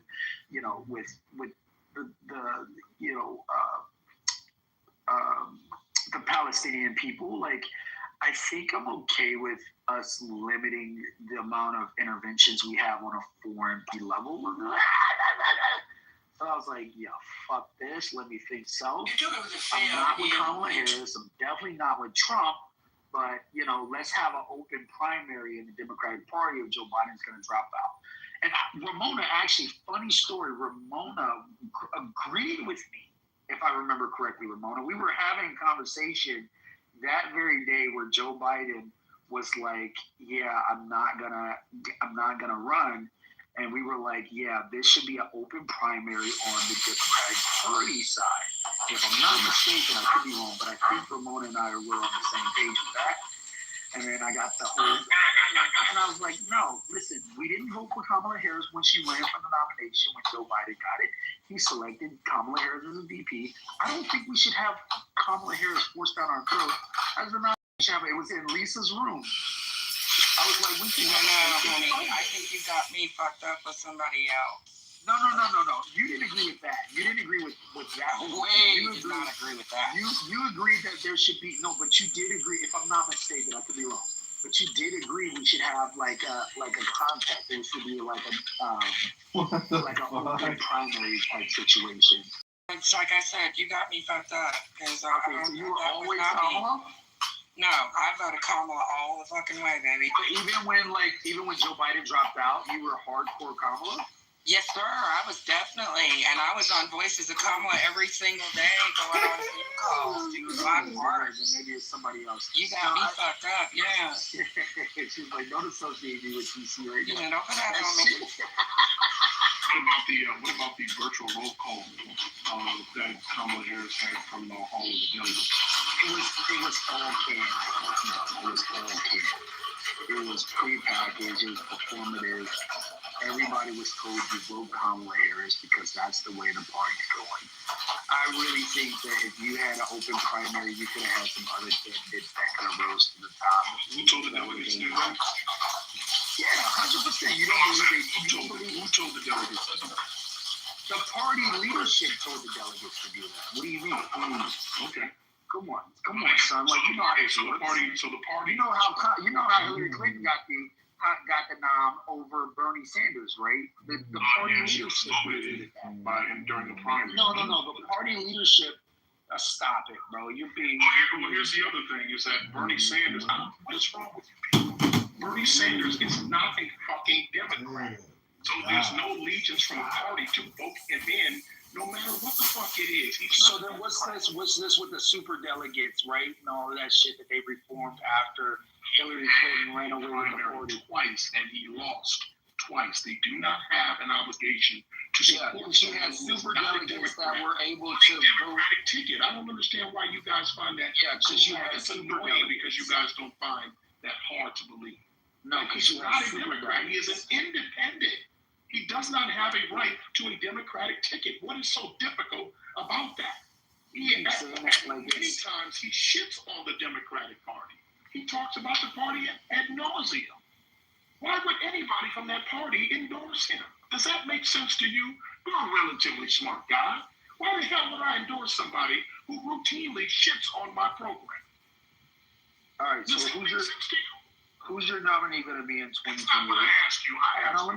I'm asking you a question. I'm going to answer your question when I'm asking, would you support someone who routinely shits on your party? I would much rather support somebody who routinely shits on my party versus no. I would support somebody who routinely shits on my party versus a socialist, a democratic socialist, to be the nominee of my party, 100%, because they're no better. As a matter of fact, yeah, but that's what Bernie is. What are you talking about? No. His voting record is 98. It doesn't matter. He's not. Don't you know Bernie Sanders voters switched and voted for Trump? Party. He's not a Democrat. You guys are lunatics. You can't tell them when he votes. Somebody who's not in your. It doesn't matter that he caucuses with them. He's not a Democrat. There is no obligation to support him financially. There's no obligation to make sure that he gets the nomination. They don't have to do that. And he's not a part of the party. Hold on, sir. I do not believe what you're saying. He's an independent. I mean, he caucuses with the Democrats, but listen, whatever he wants to do, he wants to have like card-carrying Democrats, whatever, what have you. Super delegates completely, usurped the will of the people in that election, and we know that it was rigged by Hillary Clinton. And I wouldn't say the same for Kamala Harris. I mean, she was. It seems like there was a halfway decent fair process. But if Quinn believes for even a moment that the party leadership didn't dictate how that went down to make sure she was the nominee, I've got a bridge to sell them in New York. Yeah, but if they were controlling things, then Hillary would have fucking won, wouldn't she? She didn't win. No, she won the Democratic nomination. But she didn't win the election. Yeah, because she wasn't popular. Oh, really?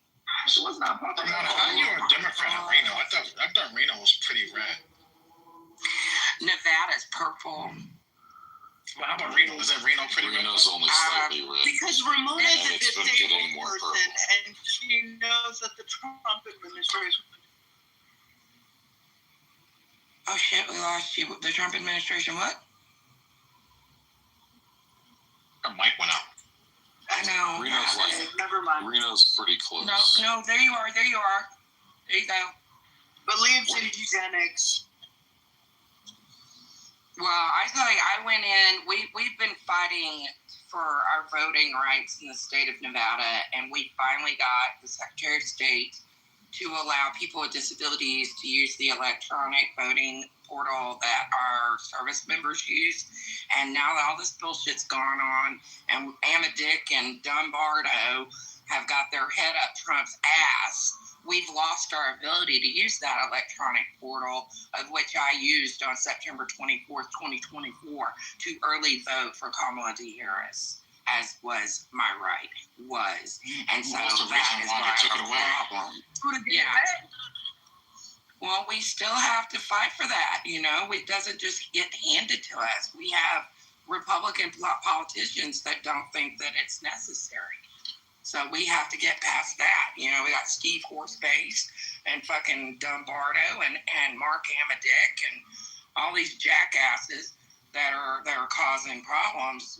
That's why we're still purple and in some places actually red. But, people like me and others are fighting to get that change. We're trying to get to take friggin' Dumbardo's place. It's just a process, I'm sure you guys all know who I'm talking about. I don't have to actually say their given names because, well, the one I gave them's better anyway. And this is what I've been saying on this app for years, even when I was talking to dumbasses like Ricky about quote unquote, the steal and all this kind of stuff, is that their prescription for supposedly making elections free and fair is going to exclude people. Ramona is part of the 1 in 5 American voters who has some kind of disability that needs accommodation for them to be able to exercise their right to vote.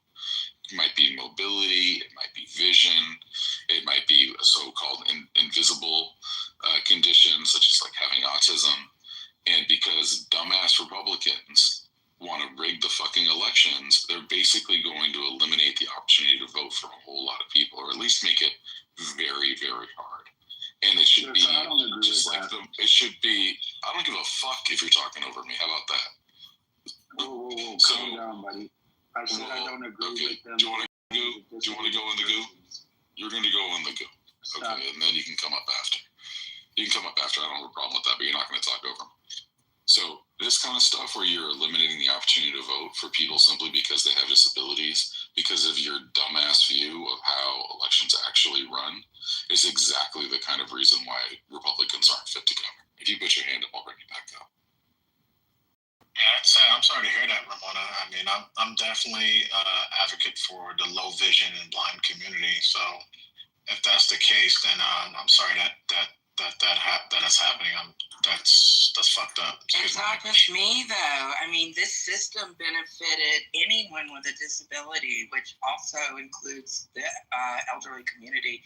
Because if you get to a certain point, you're going to be disabled regardless. Because being old and it disables us all. But it is true that the vote is being suppressed for people with disabilities. It is true that people in rural areas are having less access to polls and have to go farther to be able to cast their vote, as is their constitutional right. So for someone to say they don't believe that's true, I would really like to know why they don't believe that's true and what evidence they have to support that, other than the 105,000 blind individuals in the state of Nevada alone that will be affected by this, not to mention people with other disabilities and challenges on getting to the polls and having their voice heard. So, yeah, I would say I definitely disagree with any efforts to limit the ability of disabled persons to vote. My son is disabled, and I would hope that, you know, when he becomes of age, time to vote, that there's a necessary accommodations for him to vote. So that's bullshit. I don't care if they're Republican, Democrat, if they're trying to limit the ability of anybody to vote, that's just bullshit, and I don't stand for that. Well, it's not an if, though. We're telling you it is an actual thing that is happening. This isn't an if. This isn't hypothetical. This isn't a hope and dreams and bubblegum and tape. This is really happening. People are being suppressed from their vote. I don't think it's that hard to believe when they have been redlining, gerrymandering, and trying to maintain a grip on any minority getting their vote in. And so, I mean, I don't know why it's that difficult to understand or know that it is really happening, and it's going to get worse. I mean, the most famous example of this is what the Republicans did in North Carolina, where they were trying to remove the powers of people who won elections. And they also, I believe, if I remember right, they delayed the certification of someone who won way beyond where it should have been. They've been playing so many games around the most basic elements of this, and it is an enormous problem. Aaron, if you can correct me if I'm wrong, didn't some Republican elected officials get accused of that and actually convicted of fake electors? Well, there's fake electors. I think what you're referring to, Quinn, is the race a while back, maybe 18. Okay. The Dan McCready race. And there was a guy who absolutely was convicted. And the messed up thing is that McCready, who was the Democrat, probably would have won in that wave election in 2018. But because of the cheating, the Republican, I think it was the Board of Elections or something, said they had to rerun the race. And then he ended up losing on the rerun. So yeah, that was North Carolina. Is like barely a democracy. Barely. So the only cases of voter fraud that we've had generally have been by the people who tend to rail against voter fraud on a regular basis and have actually implemented things like voter ID and things of that to be able to verify that people are actually voting and not this make-believe voter this make-believe voting effort to disenfranchise other people by voting multiple times with one person. And another thing that happened was that the main agencies that protect our elections were gutted. So CISA and the EAC, which are the two most important agencies when it comes to the free and fair administration of our elections, both were gutted. And the people who have been acting in those capacities are not basically they're not going to be supporting our elections, not in the way that they used to be. And one of the things that's true about our elections is that they're run across, it's over 10,000 jurisdictions across the country. And lots of times there's people who need help. They just need support because it's hard to run these elections, especially in counties that aren't really big. And they're not going to get the support that they need. And, that could lead, cheating is almost secondary. Like the incompetence and the mistakes that are going to get made are going to be off the chart. Yeah, that's definitely something that we deal with every 2 years, whether it's our general election or it's our local elections or midterm elections. You've got to make sure that when you go into your polling place, that those machines are set up and that they're available for people with disabilities. And half the time when you go in there, either they don't have the machine hooked up, they don't know how to use the damn thing, or it's broken. And they're supposed to have 2 accessible machines per polling place, regardless, period, end of report. And so they get really fucking nervous when we go in to vote, because when we go in person, there'll be people standing all over that polling place with canes and waiting, because we're not leaving until you fix that fucking machine. And so you've got to have people that are willing to do that and willing to stick it out. And also the fact that our elections have gotten so damn hinky in the last 12 years because of you-know-who. We had, not only did we have the institution of paper ballots, which have been going on for 150 years, we have had that absolutely destroyed and absolutely put into a light that will never recover, because you had enough people that were treating it dishonestly, and all these damn scandals of all these paper ballots being in ditches and shit. It's just crazy. Not only that, but you had Elon Musk sitting there selling people on signing up as Republicans, paying them, and then putting them into a drawing for $1 million. You guys remember that? That was so illegal, it's unreal. Not to mention the fact that after the election, Trump even stood on a podium and said, Elon worked those machines really good in Pennsylvania, didn't he?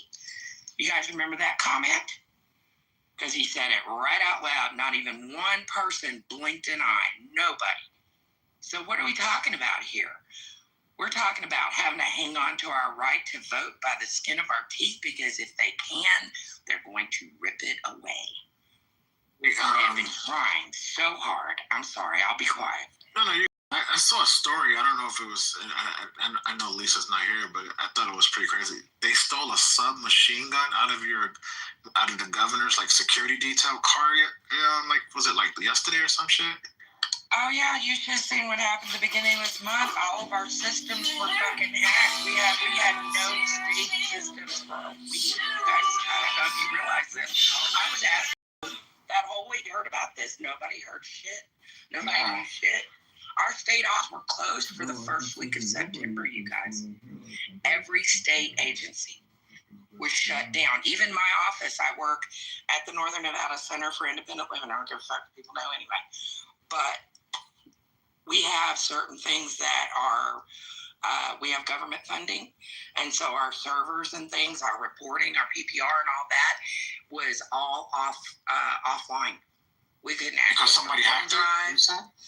Huh? Somebody hacked it, you said? Yeah, our state was hacked the first week of September.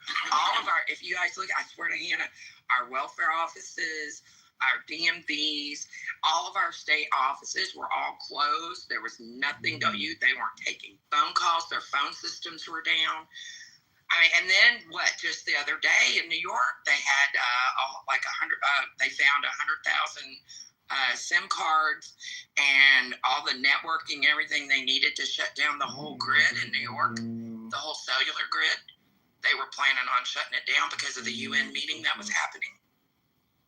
I saw that. Lisa talked about that yesterday. I saw that. Yeah. On the internet, but I thought it was some mean. What? Type of joke, so I didn't pay more. No, that's not a joke. That was real. Oh, no, it's real. It's real. They had 100,000 SIM cards so that they would be able to have 100,000 phones under their control. So if you do the math, they said, Tom, the population of the United States, they could dial everyone in America within 42 seconds. That's really, really a mighty system. I'm glad they shut that down. That's really bad. Whoa. Yeah, they weren't trying to reach out to a bunch of it. They were trying to prevent that many people from using their phones and communicating. And they were using They were using an outside network for encrypted messages back and forth, but they were planning on shutting the whole cellular program in New York State completely down. I don't know what they planned on doing with it, but they were stopped. To go after a particular person with this network or whatever this thing. Yeah, there was a UN conference. There was a UN conference in New York. That's what the target was. Reach beyond that. You're saying it would have shut down the entire state? Oh, that's bad. Yeah, but that was to cover up who they really were trying to control, and that was that UN conference. Was it a UN? What was the meeting called that they had? The UN General meeting where. There you go. That's it. Where all the leaders meet up. Yeah, it was sophisticated. I mean, I was pretty impressed that they had all that equipment. Yeah, they had it all over the place, covering their ass, So it could have been really, really, really, really bad. And eventually somebody's going to be successful. I mean, this month alone, like I said, it was just the state of Nevada, but next thing you know, it could be anybody else, in their systems. And that's my fear. I think that's the only thing I don't like. I think when you have a president that's a little bit more like aggressive, I think he said to Russia, tell Poland to go ahead and shoot him down. I think when you start doing that, you kind of put the country at risk. I think I don't like that. Those are kind of some things I'm not really feeling right now because I don't need Russia fucking with New York City or California, things like that, trying to shut down the economy or Wall Street. Okay, guys, let me bring you guys back around to make sure we covered everything before we I hope you guys have enjoyed the room because I have very much enjoyed the conversations that you guys have been having. Yes, they've been contentious. Yes, they've been spicy. Yes, we don't agree. I didn't expect us to agree. I have never been in a room on Clubhouse where everybody agreed. But it's the way it's handled. And then I've been even in religious rooms where it gets a little spicy and contentious. But we seem to be able to come here every single day and talk about what's going on in our country.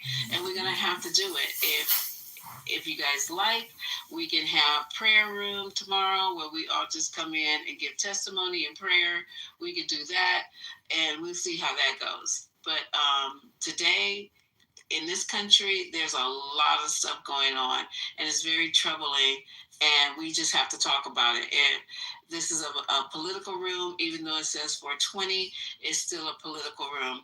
It's definitely a political room, and we try to deal with facts as much as possible. And I'm sorry I didn't get a chance to fact check everything everybody was saying tonight, but I'm trying to juggle things around over here. So we did talk about the person that shot up the detainee facility, and I forgot how many were killed. One killed, one injured, and he killed himself. Okay, so that takes care of that. It's an open and shut case. And we don't know why he did it. We don't know what. I'm sorry? Because that's in Dallas. In downtown Dallas, they already had a shooting before where a man opened fire on the crowd of people at a march. It's just really bad from a perched position. It's really, really concerning. But you guys don't want to give up your guns, though. So what do you guys want to expect? We've tried to at least. Beto O'Rourke, I know I've always wanted sensible gun laws and that kind of stuff, but at the minute that you try to say anything, you get shouted down or whatever out here. It's the state doesn't want to change it, but there are people that want sensible gun laws. And even when that Uvalde shooting happened, people argued and wanted laws changed because kids lost their lives. And so it's up to the state to budge and make these changes because people are now losing their lives, from positions that you no longer can defend. People are no longer going to walk into this or that. They're shooting from rooftops. That's really concerning. And it's very scary. But you guys don't want to give up your guns. So it's going to keep happening in this country. It is not going to stop.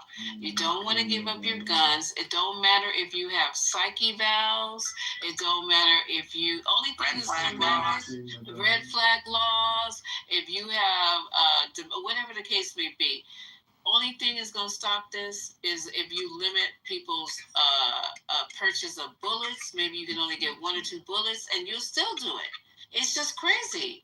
And you don't want to give up your guns. So people in this country are going to die. Children, adults, elderly, dogs, anything and everything that could be killed is going to be killed in this country. So I don't even know why we keep having these conversations like we really care, because you really don't care. Because it's not the officials, y'all. It's the voters. Because they wouldn't be able to do this shit if you would vote. Like, if people would actually use their right to vote and vote correctly instead of being so scared to lose their rights. Because that's the thing, is that you love something enough, you let it go. If it was meant to be, it'll come back. People are holding on to these damn gun rights like there's nothing else on the other side.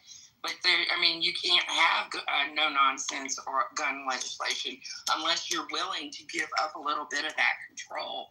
So it's like a fucking chicken and egg scenario where gun violence is concerned, and it's not the state that is making these laws; it's the people voting. It's why we're being so particular about these redlining and gerrymandering. That's why we don't want these districts redrawn, is because they're making it so that they can keep their gun rights, and so that there can't be no nonsense gun legislation in place. So if you want to be fussing at people, fuss at the voters. Because those politicians ain't gonna do nothing but shake your hand and smile to your face. But you get people voting. That's what makes the difference. I'm gonna be quiet now. Oh, Lisa, but before I stop, were you in here when TC admitted that he was booty clapping for Biden? That he admitted that he was booty clapping girl, for Biden? I got him. No, tell me. You mean he was lying? He admitted that he jumped the fence, that he was booty clapping for Biden up till whenever he decided to change his mind, and now he's a Trump. So he was always a Republican. Is that what you said? But he's a wishy-washy flip-flopping motherfucker. No, he was all about Biden. You remember when we first started on Clubhouse, when we were all in Million Marathon, and then they started the Debate the News, and he was all in there about Biden, da-da-da. And then when we came up for the election the first time with Trump, it was like he flipped a switch in him or something. I don't know. Man, he pretend like it happened in this room. I don't know. No, it was before this room even was made, Miss Lisa. No, but that's what he tells everybody. I know. That's why he tried on the room tonight. Oh, Mona and I doesn't know he didn't. Mm-hmm. Don't put that collar on me. But no, it was kind of funny actually. I'm gonna go back and listen to the replay. You gotta listen to it. Y'all, let me tell you something. There's been the only numbers that are in are from 2023, and almost 50,000 people have died of gun-related injuries in the United States. It's 47,000, but I just rounded up. That's just ridiculous. It's just no goddamn excuse for it, and it's gonna be what it's gonna be. So the next thing, let's see. Oh yeah. I don't know if anybody heard that we were talking about Jimmy Kimmel, and because it was going back and forth so long, I wanted to play the actual clip, but we'll save that for another day because I think we exhausted the Jimmy Kimmel conversation. But there was a Trump Epstein statue that was on the National Mall. They were given permission to put it up there. It was supposed to be up there for 5 days. I don't know if it, but it's actually Trump and Jeffrey Epstein holding hands and looking like they're running through a field of miners. I put that in. But that is removed from the National Mall. I'm surprised it lasted a day, but it's been taken down. Let's see. You got to keep it and take it home. You know somebody did. I hope whoever took the time out to make it, because it's very lifelike. So I hope they got that would be I so hope they got it. funny. Oh my God, put it in their front yard. Yeah, and that weirdo Trump is demanding an investigation into what he's called the triple sabotage at the United Nations. He made a fool of himself. Now he's saying that somebody tried to stop the escalator on purpose, that somebody tried to sabotage the mic, because when he started talking, remember, he didn't have any audio. I don't know what the third one was, but he thinks everything. The teleprompter? Yeah, the teleprompter went out too. He can't read anyway. How ridiculous does this sound to you, MAGAs in here? How ridiculous does that sound? That somebody is trying to rig his so-called speech at the UN. In addition, Really? Have you watched the video? I've seen it. I played clips on it. I have heard it so many times. So what are you trying? Are you guys just innate? No, have you watched the video of the what do you call it? The escalator. Did you see when the escalator went out? Right when it got on? And do you know why it went out? Why? Because his cameraman triggered that button. Let me go and get this for you guys. You guys never try to investigate. Which cameraman? His cameraman. Let me find out. Let me hunt. Okay. He accidentally hit the emergency button. There's a button down every fucking escalator. Okay, let me do it. Yeah, if you can find that video, because I did not know that, because they're still investigating it. So I'm surprised. Like, that would have been an easy, like, okay. Yeah, it's too easy. Yeah, because the cameraman, you could find a cameraman, like, you're fired. You're fired. And he probably will be. But so then you have the escalator, and then you have the teleprompter, and then when the teleprompter went back up, the mic was low, so people couldn't hear him. That was the Matrix trying to suck his ass. Do you know how many times that happens, though? I don't know. Yeah, I mean, it's like we're acting like you guys want to be some unusual event. Okay. I think there was an article. Okay, there it is. Right now. Here it is. I found the article. And please don't ask me to put it in the chat. Okay, it's ABC News, and it's by Abigail Williams, and September 23rd at 7 p.m. The United Nations has concluded its one-day investigation into mysterious halt of President Donald Trump's escalator Tuesday as he arrived at the UN General Assembly. The accidental culprit, a videographer who most likely tripped the safety mechanism. I've seen people do that in the fucking mall. If you touch that button that's there for an emergency, it's actually usually covered with when those things like the fire pools are, and that's what happened. We're in here trying to blame it on some conspiracy to have him and Melania fall down the stairs. It would only be so nice, but that's not what happened. The escalator stopped after a built-in safety mechanism on the cone step triggered at the top of the escalator. The escalator mechanism is designed to prevent people or objects accidentally being caught or stuck or pulled into the gearing. Now, okay, that's fair. That's a good one. So the cameraman, it sounds like, was trying them. He stepped on it and that triggered it. Okay, that makes sense.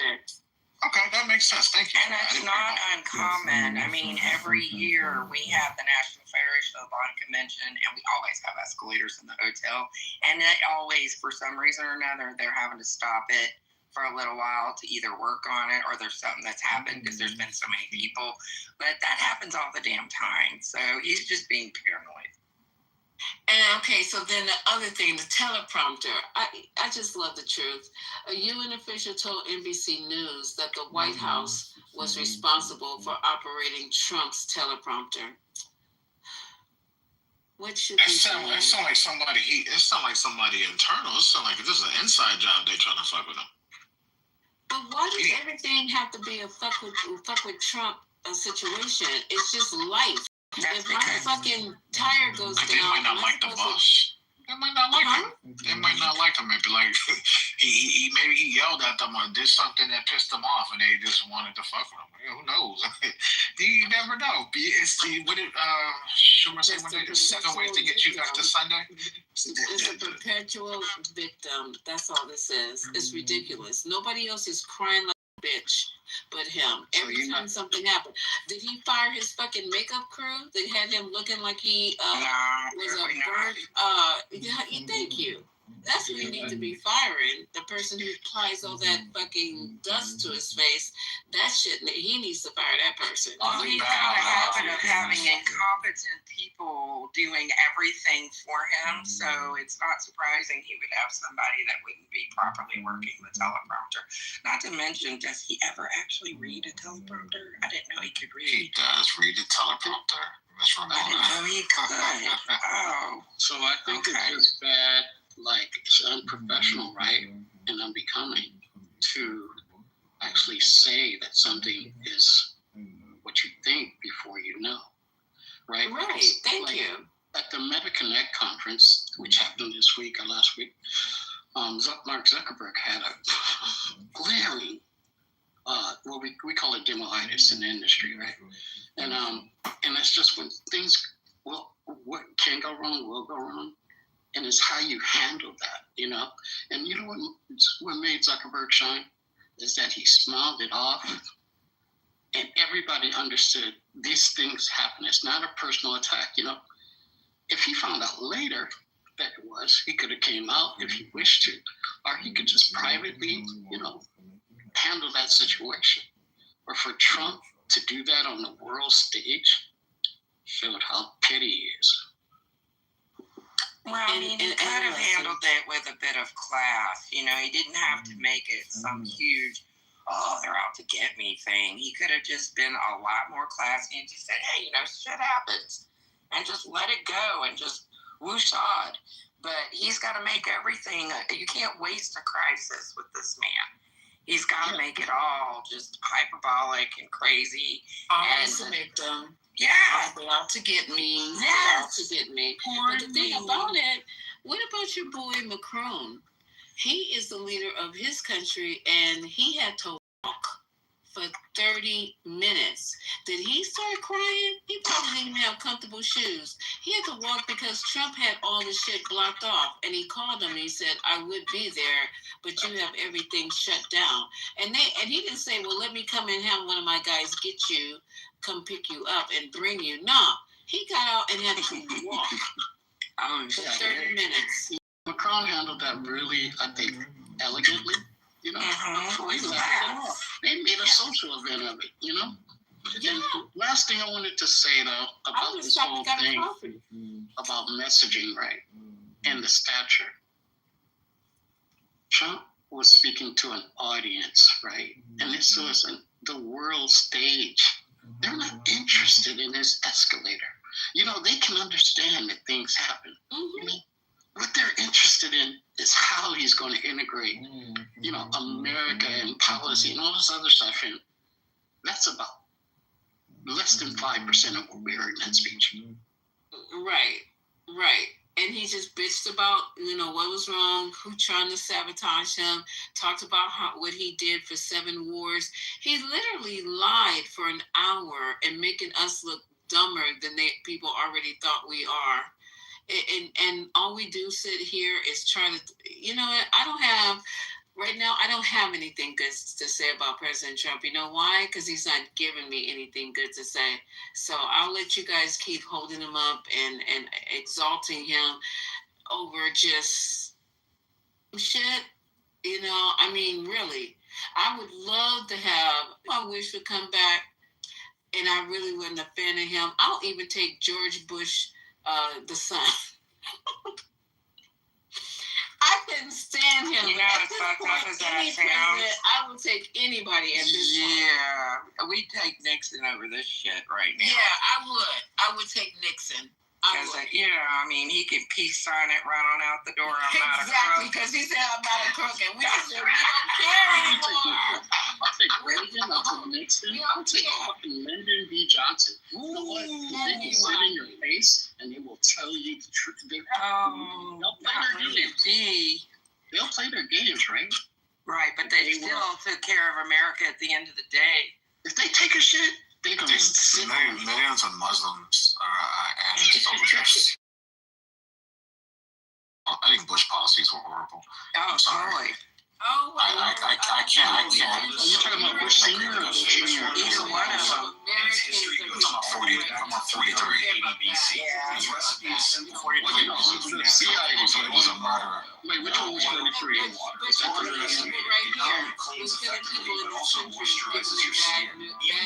giving them bad information about Tylenol. You might be surprised how labor-intensive this becomes. Craftsmen first press almonds into a boiled water mixture, then continuously heat and stir for 3 they want to days shut down the until it becomes government, a thick so paste. they'll be able to cut the benefits that are going to people who really need them. What are you talking about? This is a game here, and a lot of us are suffering behind it. I have a headache.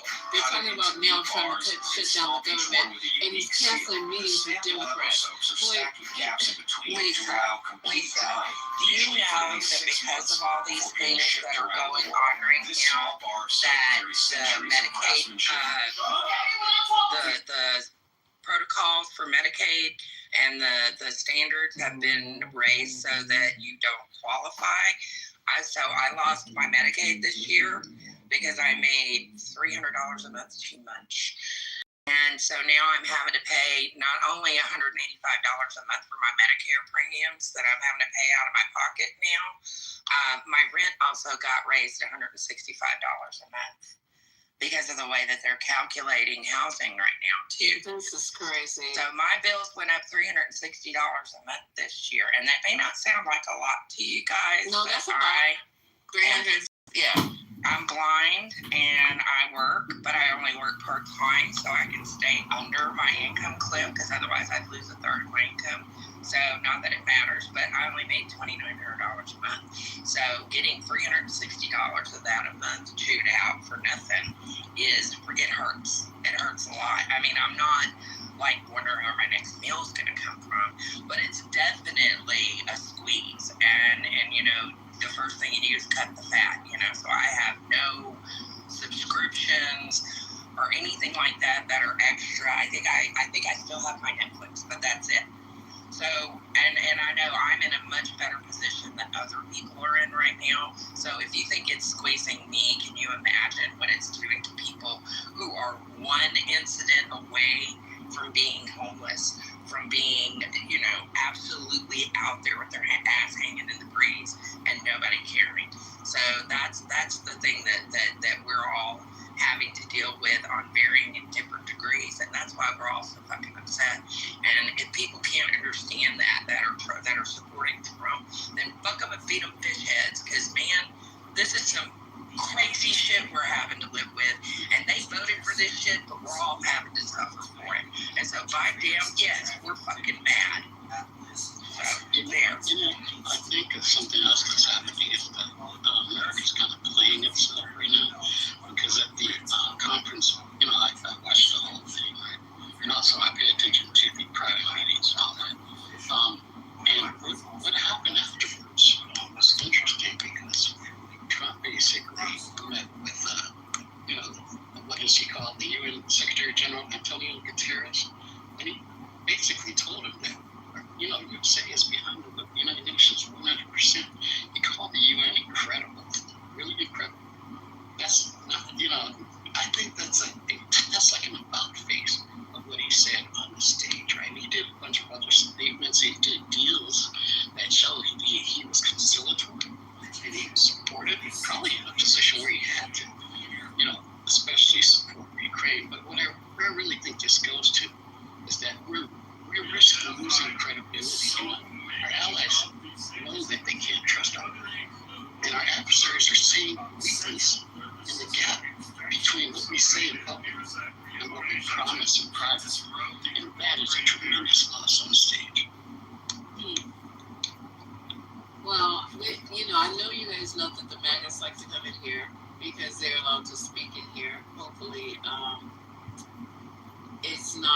disrespect to you guys, but I think I work with people who have certain views as well, and I have to listen to them for 8 hours, so sometimes 16. So you guys have to listen to these MAGAs for 5 to 6 hours, while you're in for 20. There should be a room where we will allow the MAGA people to educate us on how Trump is a positive, has positive outcomes for our country. They need to go down one by one and tell us everything he's done that has been positive for this country. And I don't mean the wealthy. I'm about the quote-unquote working class people, how they're benefiting from his presidencies, the different outcomes, how schools have improved, how healthcare has improved, how infrastructure has improved. And I want to see tangible things. I just don't want to hear podcasts going left and right and all front and center. I want to see how the Trump presidency has really progressed and moved us forward as people, because all I'm hearing is cuts this, cut there, eliminate that, get rid of this, and I just see a lot of suffering. So you guys get your talking points together, do your research. We have to back it up with data, and don't put stuff in the chat like Pink Pill did in the first paragraph we read. Counterclaimed her claim. You have to be able to tell us exactly how you feel this country has advanced and moved forward since Donald Trump's been in office. I like that. Lisa, I would like to. Oh, go ahead. No, go ahead. No, go ahead. I said, Lisa, when are you going to tell me? Because I can imagine. I noticed since you've been allowing us to come on the stage, there has been an absence of some of the people. I don't know if I'm just my hope and is that we're not causing any rift amongst anybody. No, this is the 420, and it's been the 420. It's been the same room ever since we opened it, but we just have more of you. I mean, there was just Infinity was coming in, and then we had an occasional. Who else? Infinity, Anthony, TC.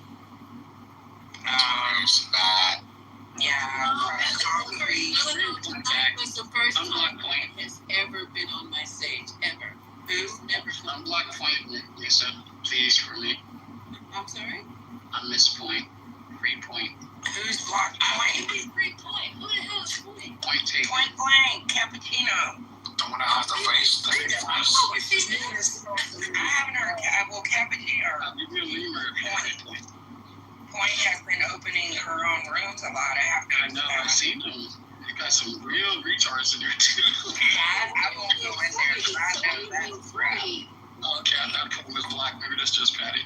But Lisa, you missed it last night. I think you might went to sleep, but yeah, of course. Actually, the room turned into a very actionable, problem-solving, forward-looking space. Positivity. You mean when the CEO came in here and your honor was in here, but there was some guy down at the bottom who was howling and screaming?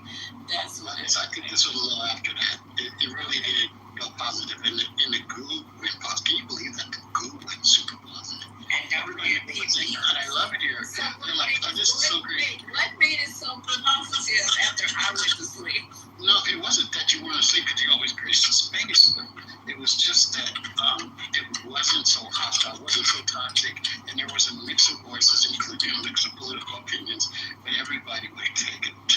Basically, there was a protocol that people had self-organized about, and I think it would be worth it to try to adapt that, because I think a big part of it. It was already about this year about when okay, so tell me how this went. Here with me, okay. To all of us.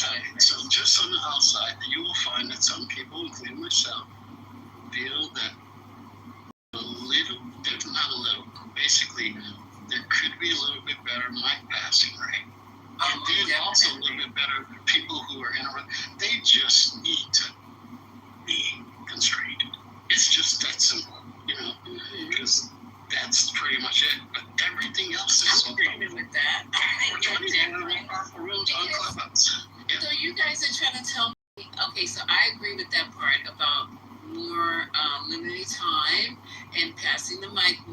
there are some people who just don't feel that they should shut up. But as far as having them in the room, you guys would prefer to just have only one opinion and one voice in the room? Is that how you guys? No, somebody say that. I'm asking. Oh, no. I don't think anybody wants that. I think everybody believes that discourse is the way, right? And even dissent is healthy, right? I just don't think that, people should. Well, anyway, you know what I just said. I think the difference is that we had gotten to the end of the day, so we had less people, and the people that remained that were on opposite sides might have been a little bit more mature, like that. More amicable, willing to listen. Yeah, able to actually have a conversation and not at each other. So that makes a huge difference. It has that.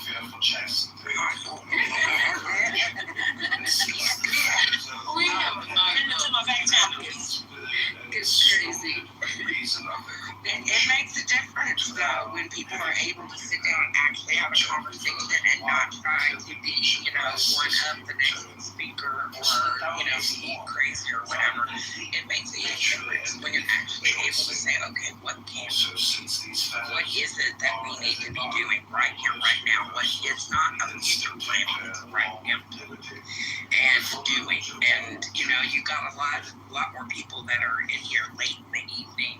One, they're exhausted and they don't want to fight, bitch, and argue at each other anymore. And two, a lot of times it's people who actually are supporters on one side or another, because I think you have a lot of people that are conservative when it comes to spaces like this. They will act a certain way. They're basically trolls. And later you have people that really actually want to talk, that have salient points, whether they're right, wrong, or different. And so I think that's the big difference, and I don't know how you can make that happen during prime time, because I think that's, you've got people that are so much in here just to be, noticed, and so that they can run their head. And I know I'm talking, so I will be quiet on that note. So contentious times and coming up. We got the midterms coming up. There's so much going on in this country. I didn't even talk about the Jasmine Crockett thing where she was called out of her name. I didn't even want to start that in my room because I knew that it would get completely out of control. We have people who are just literally, like now, trying to shut down this government and not even want to include our party in the conversation. There's going to be cuts in your health care. Let's get it together, people. They're cutting Medicaid. They've already started cutting food stamps and SNAP. I have had my patients tell me that they have been cut off of SNAP already, that they've changed whatever qualifications are needed to get SNAP. We are not talking about the Department of Education, how that's affected the school systems in your state. We are not talking about all the things that are going on that has happened, because there's so much shit every fucking day. You turn on the news, there's another shooting. A man got shot in his neck.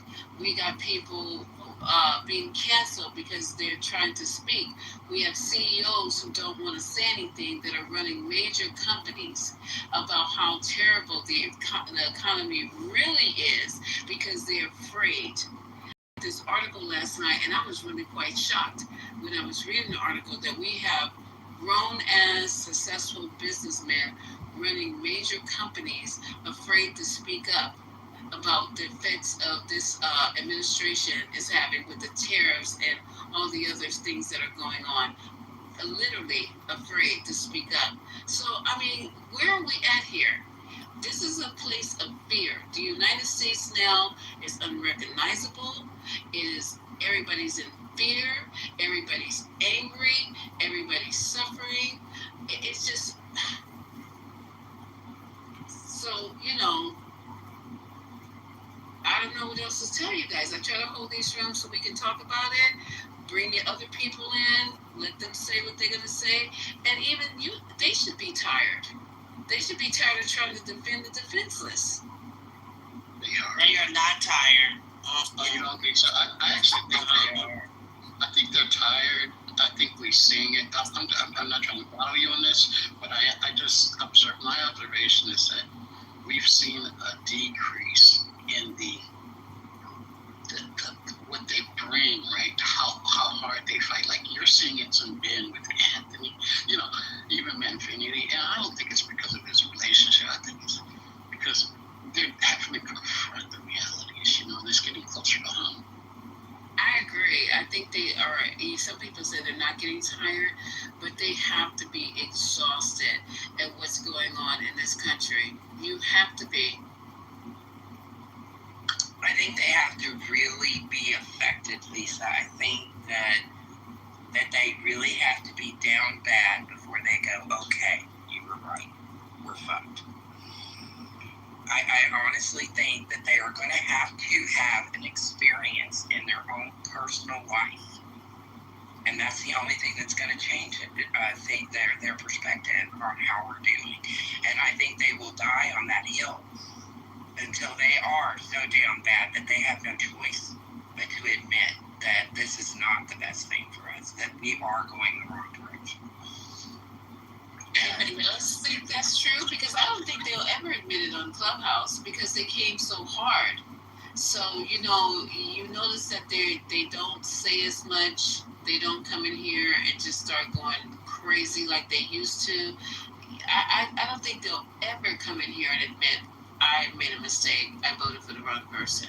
What do you guys think? I don't think they would, but I also know that I had a disagreement, from a Democrat when Kamala was running, and I was like, and who I voted for, but I was like, it wasn't fair what the Democrats did to her, right? Like the amount of time that she had to run a whole presidential campaign, that wasn't fair. And it argued me down. She was built for this. Well, so you can't be honest that it wasn't fair that this woman only had 100 and something days to put a campaign together, and then she writes a whole book about the 107 days. You know what I mean? So it's like, why couldn't you admit that? And I would say it's far worse on the left.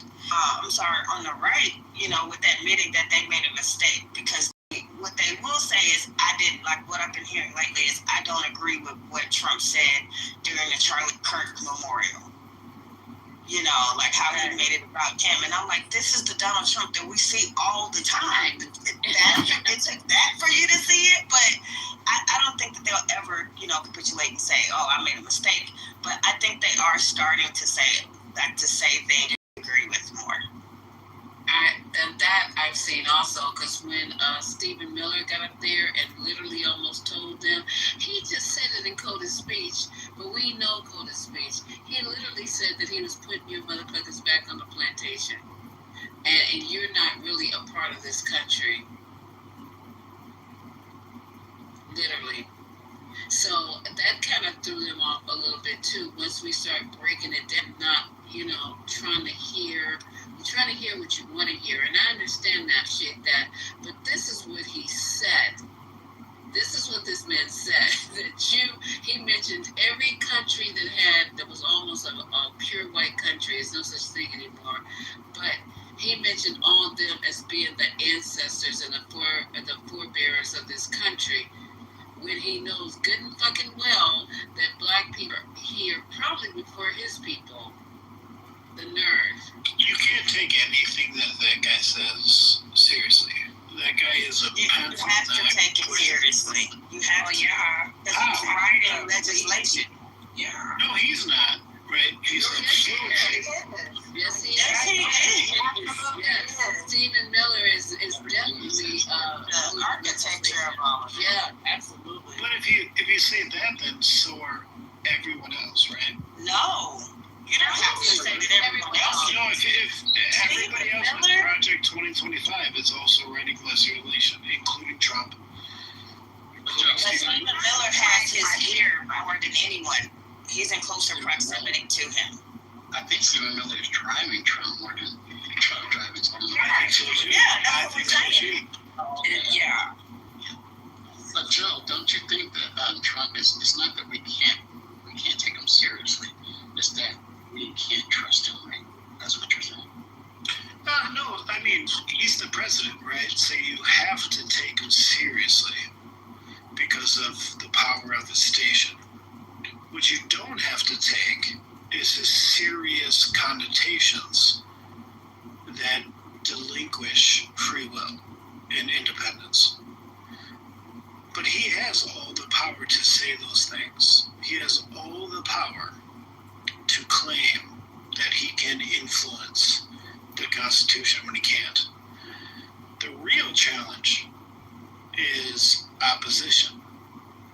When are the American people going to organize and realize that he wants to be a dictator and he does not want to be a president? No other president has done this, has tried to limit the media when he speaks, has tried to do all these things in direct violation of the Constitution, including the suspension of due process. And we were speaking on that earlier, what that keyboard do to you. So that's laughing hard, man. Okay, sorry about that. And that's cool. I'm like, and so Joe, we were talking about that earlier. You know, it's no president in history that has basically tried to get somebody fired from their job on a TV late night talk show, and then says after, when he thought it was all said and done, he said that everybody who says something about him or who goes up against him should be fired. When does that happen? What? Oh, that's happening quite a bit. Putin did the same thing. Did the exact same thing. American president. When is it? Oh, no American president has, because America used to be where the comedic group, late night television in America is as constitutional as presidents. It's been there since fucking Don Rickles. Well, look at the congressional dinner where they have the roast. Yeah. I mean, it's a tradition to roast. Yes, it is a tradition. And they stand there and smile and graciously accept that shit, you know? Because they were duly elected. Doesn't matter. This year with him, can you imagine that dinner? They did. He didn't show. Yeah. Actually, he wasn't invited. I'm sorry, he wasn't invited. That's Putin. That's exactly Yeah, he wasn't invited to this year's correspondence dinner. Wow.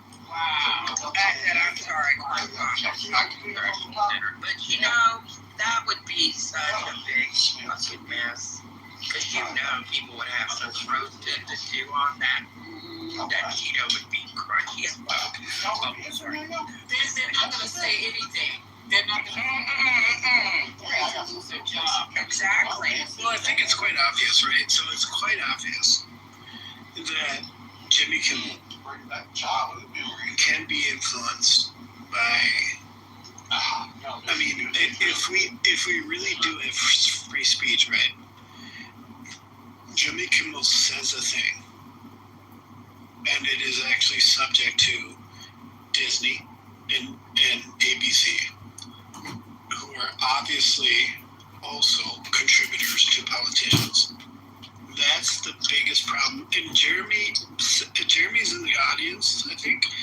Jeremy says this better than I can.